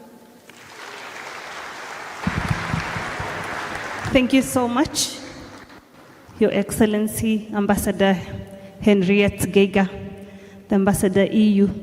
I see women rep from Marsabit County, and just to mention that the governor from Marsabit was also earlier here, and he had to leave. It's dinner time, and I know we've taken a lot of your time off dinner. And so, ladies and gentlemen, it's dinner time. I know we've all been waiting, and we apologize for the delay. But once again, how we will do it is we have 3 sets of 4, actually, at the back there, front, on the right side, and also back and front. But we will start with table 1 and 10. You go serve your meal and come sit down, and then the rest of the tables will follow. Tunaomba tu kwa sababu ya namba ya wageni wetu, tutachukua nafasi meza ya kwanza hadi ya 10 waanze, alafu wakirudi kwa viti vyao wengine wataweza. So table 1 wakiongozwa na CEO, karibuni sana. And also just to mention that you were issued with vouchers. At the back there you have 3 options for drinks, alcoholic and non-alcoholic.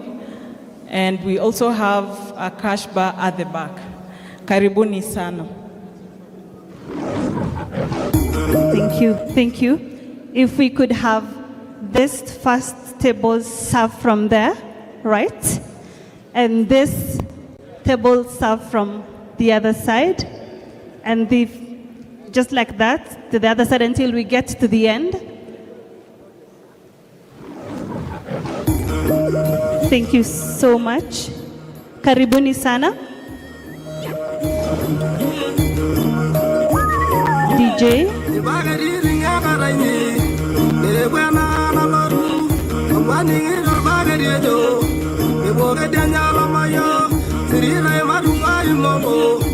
Emi jo na meri, emu sana ki yo kemi jan.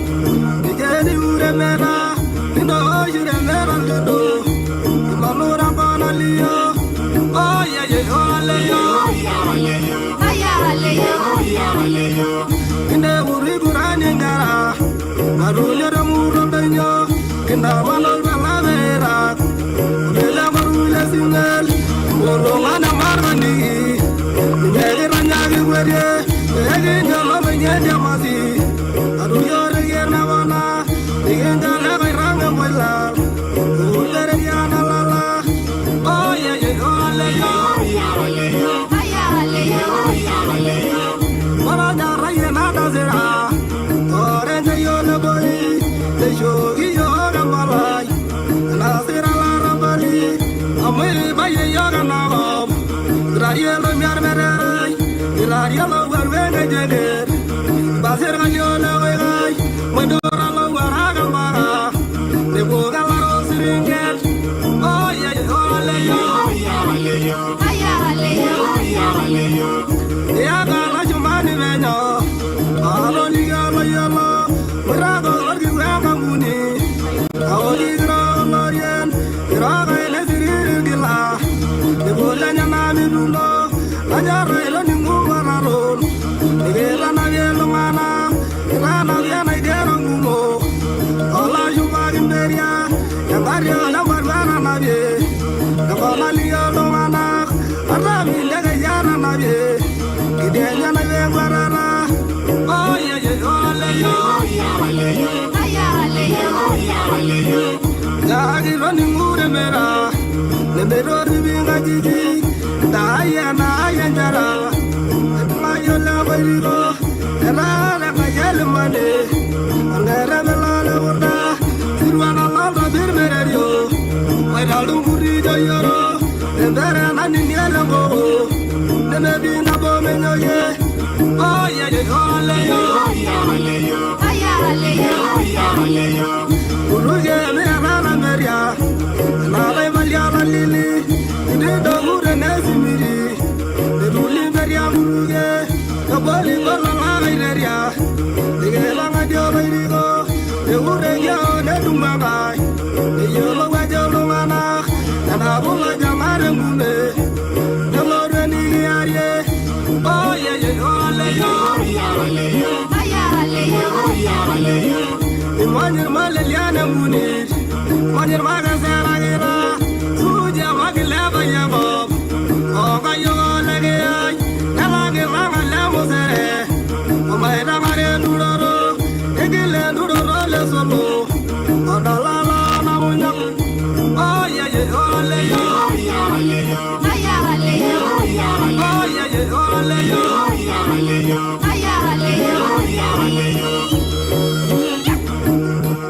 Anya na moran, oh rondi le mewo, le meri mangareri, le mela majidik, le meri dir media mazi, le oye meria, le unye duroro gejo, ala mayo le maruya, oh yeah yeah, oh aleyo.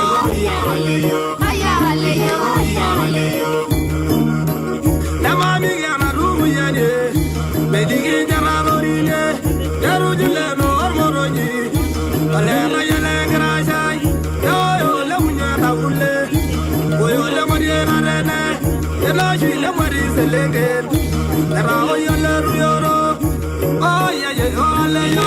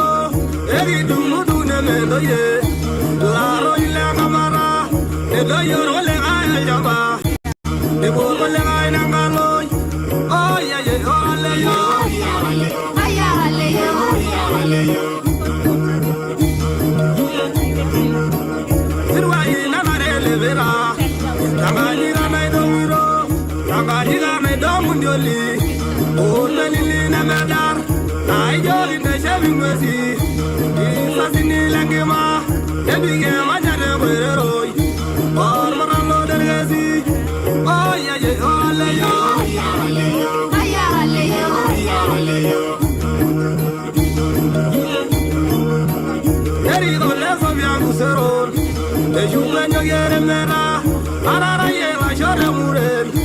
Ebalare yargele ay, ewere uderi alogulo. Are yengi juru randa, arara yelo azende ya. Embole mure wairo, embole galero nilai. Uzima ngaloli diyo, oh yeah yeah, oh aleyo, aleyo.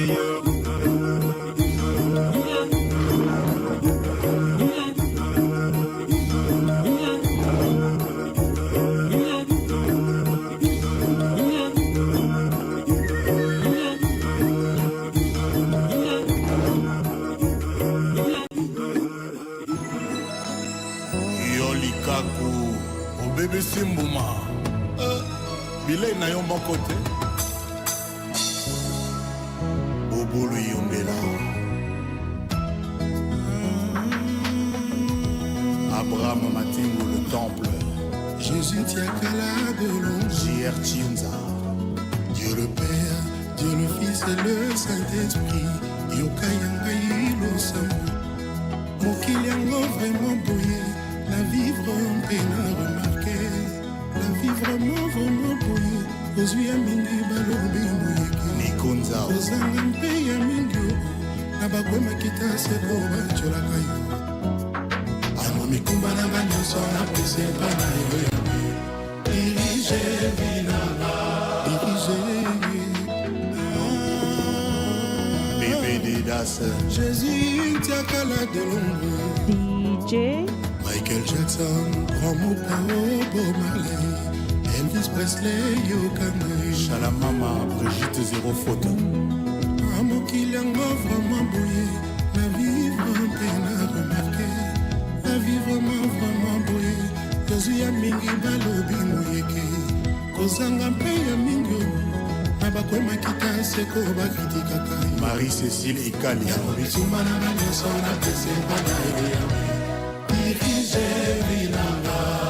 Alléluia, Yahweh.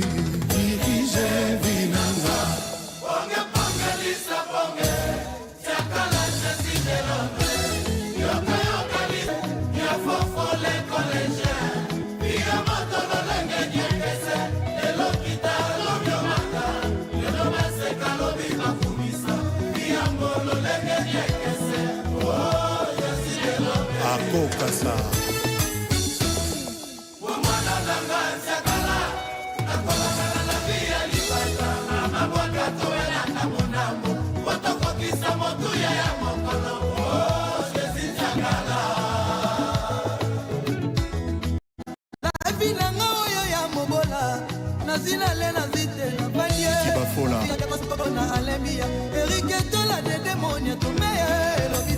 Chanel. Chance mwana mosala na lino bozela shina mbenza mokolo akozwa mpe ayebi ya kozwa inshallah bino moko boyebi Georges Crawford bino moko boyebi boni listo ayebi o Henri Kapende maboza andi de champigny koma pase moye na biblia del pekayena mokoko kise kolia na momoto kina Apo Firenze. Olobili susu, il frappera la porte dans un bon sens profond. Yawe moko motokela mokili na yo ya kujami temala. Eba ya Sylvie Chaco Willy China tire mongo. Jules Nox président domaine à l'île. Ligas Leli.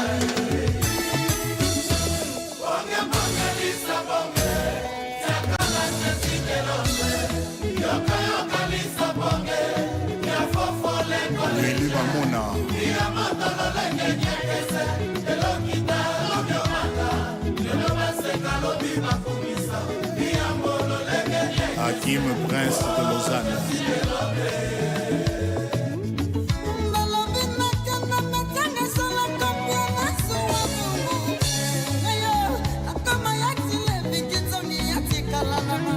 Patrick Tabou.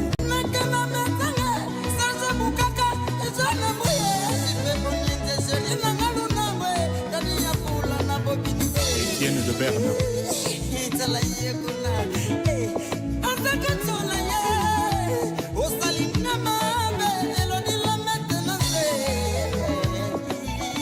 Ressé Olomide. Richman Ansi. Willy Marcelinho.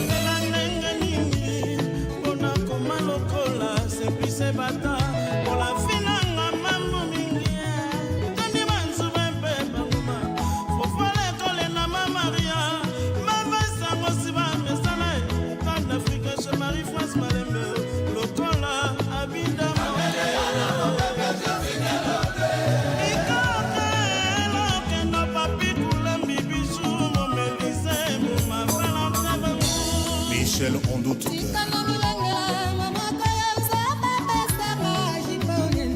Vali Valentina na Lausanne.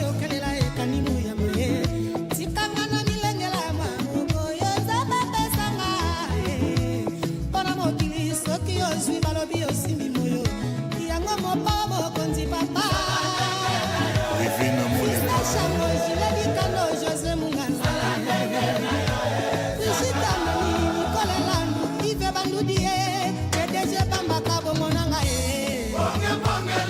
Rodolphe Tumba.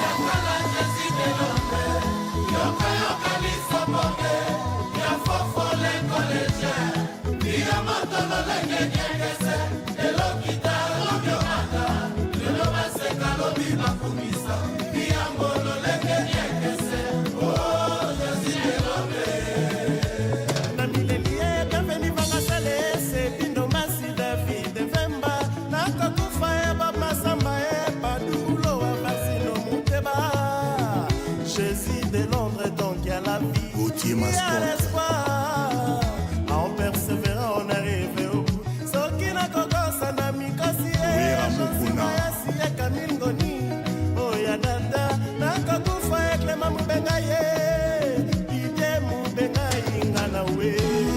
Notre Père qui es aux cieux, que ton nom soit sanctifié, que ton règne vienne, que ta volonté soit faite sur la terre comme au ciel. Blandine Malila.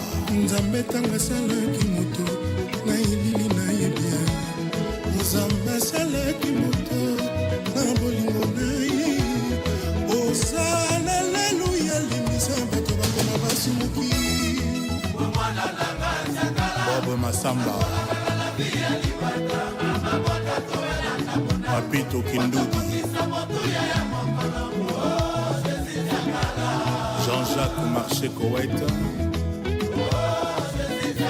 Antosha Lukebakio. Legas Kusungana. Émilie Boko. Izebola.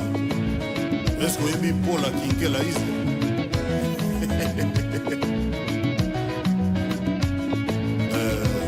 Qui dit je sais n'a pas tort. Et qui dit je ne sais pas n'a pas tort non plus. A tort celui qui dit qu'il sait alors qu'il ne sait rien.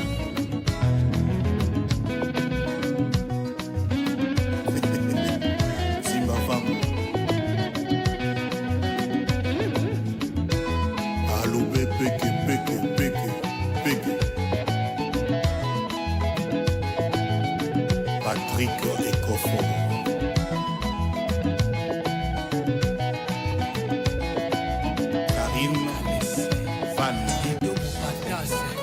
Motema ya mama Tete, moninga ya Richard Okisi, vieille ya papi Soul.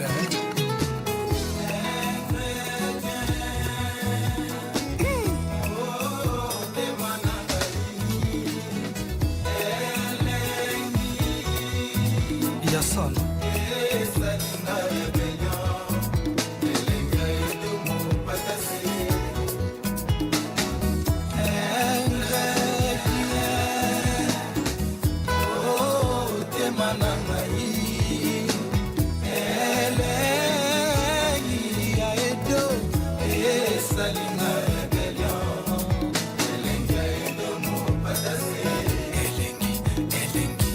Je suis en train de subir dilatation ya plaisir, kilo ya ba souvenir, ya sentiment ekomi concentré na motema, miso nanga erevete traverser ya relief ya bolingo, nzoto flexible lokole kweya mugani edo mupatase mavose ngoma tala ndenge yo crie feu rouge ya bolingo edo sika motema ekomi olashe pression eleki motema ekale feu de l'amour ekomi kosenga extincteur ya bolingo l'inspecteur Didi Kelokelo o baskile vinanga na lolemo courantera bolingo epiloteli ya edo elekeli ngai baref d'amour nanga neti na filme ekokisami sourire d'amour na yo refrain ya ba nuance sensuelle maloba na yo plein de souffle tekasikoyo bandeko boya bomata cheval a bolingo elengi koleka cheval a zoologie ezosalanga lokola vol d'oiseau asevapore na se ya elengi feu de l'amour ekomi kosenga extincteur a bolingo Ramses Chikaya Gaïta Kodia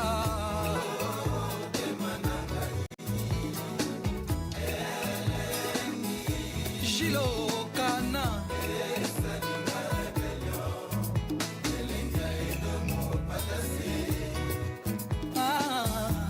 Bukutanga ye Mokua suanga mino Lole monanga bonbon sucré à sucer Salanga ba détente na ba lèvre chérie Bakitelanga na no fejou Ya plaisir Bukutanga ye Mokua suanga mino Henriette Kanjinga na magali sisi lolo milolo Bukutanga ye Hélène Kalema Marie Kakone na Charlie Malembe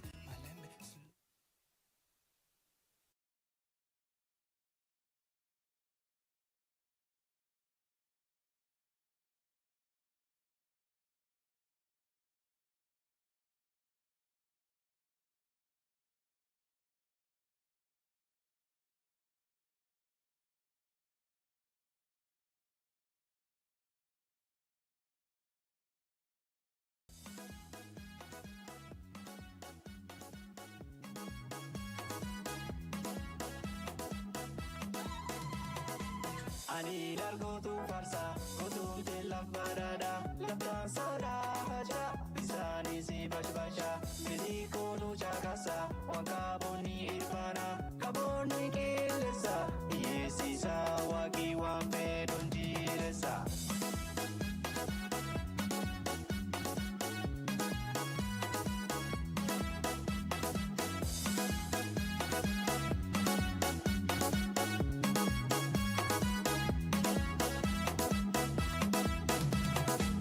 Nakukurat gotun bekaya yubadate adila labate mandele yo jalkabde egi kabonanse nuana gam jalkamne iskulan jarane fesif madara salle ani largotu farsa gotu te labadada labdan sada haja bisani si basha mediko no chakasa wakaboni irvana kaboni kilesa yesisa waki wampe don jiresa.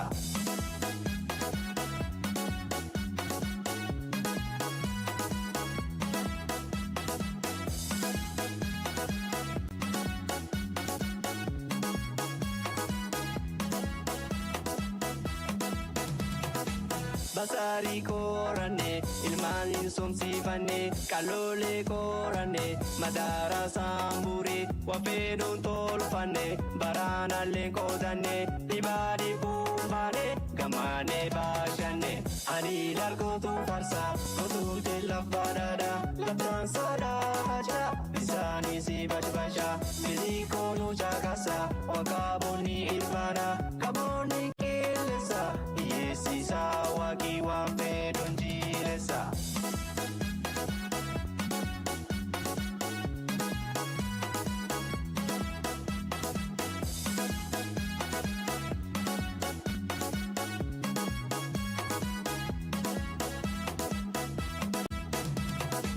Muka buyo gultema kaboni yo sanimben meriro arbarada jabe sama mula dikabuta gena nuchofi wala gena moloke sa sobra karale rawadoa ani largo tu farsa kotu te labadada labdan sada haja bisani si bajbasha mediko no jakasa wakaboni irvana kaboni kilesa yesi sawa kiwa pedon jiresa.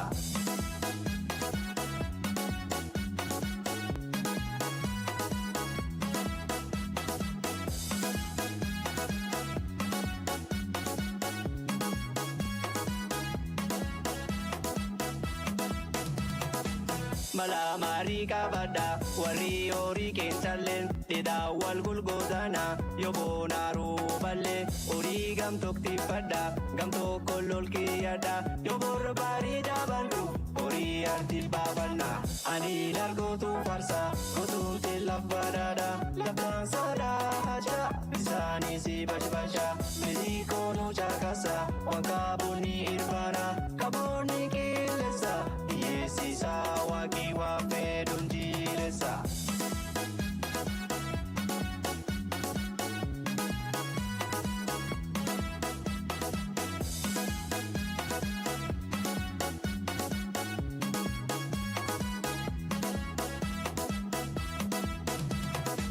Faida tu chukti matunda conservancy borana aftur kanti bekaduri walati enartinga dufte conservancy midasi nagadi dunu kiti galat gonda bakti ani largo tu farsa kotu te labadada labdan sada haja bisani si bajbasha mediko no jakasa wakabuni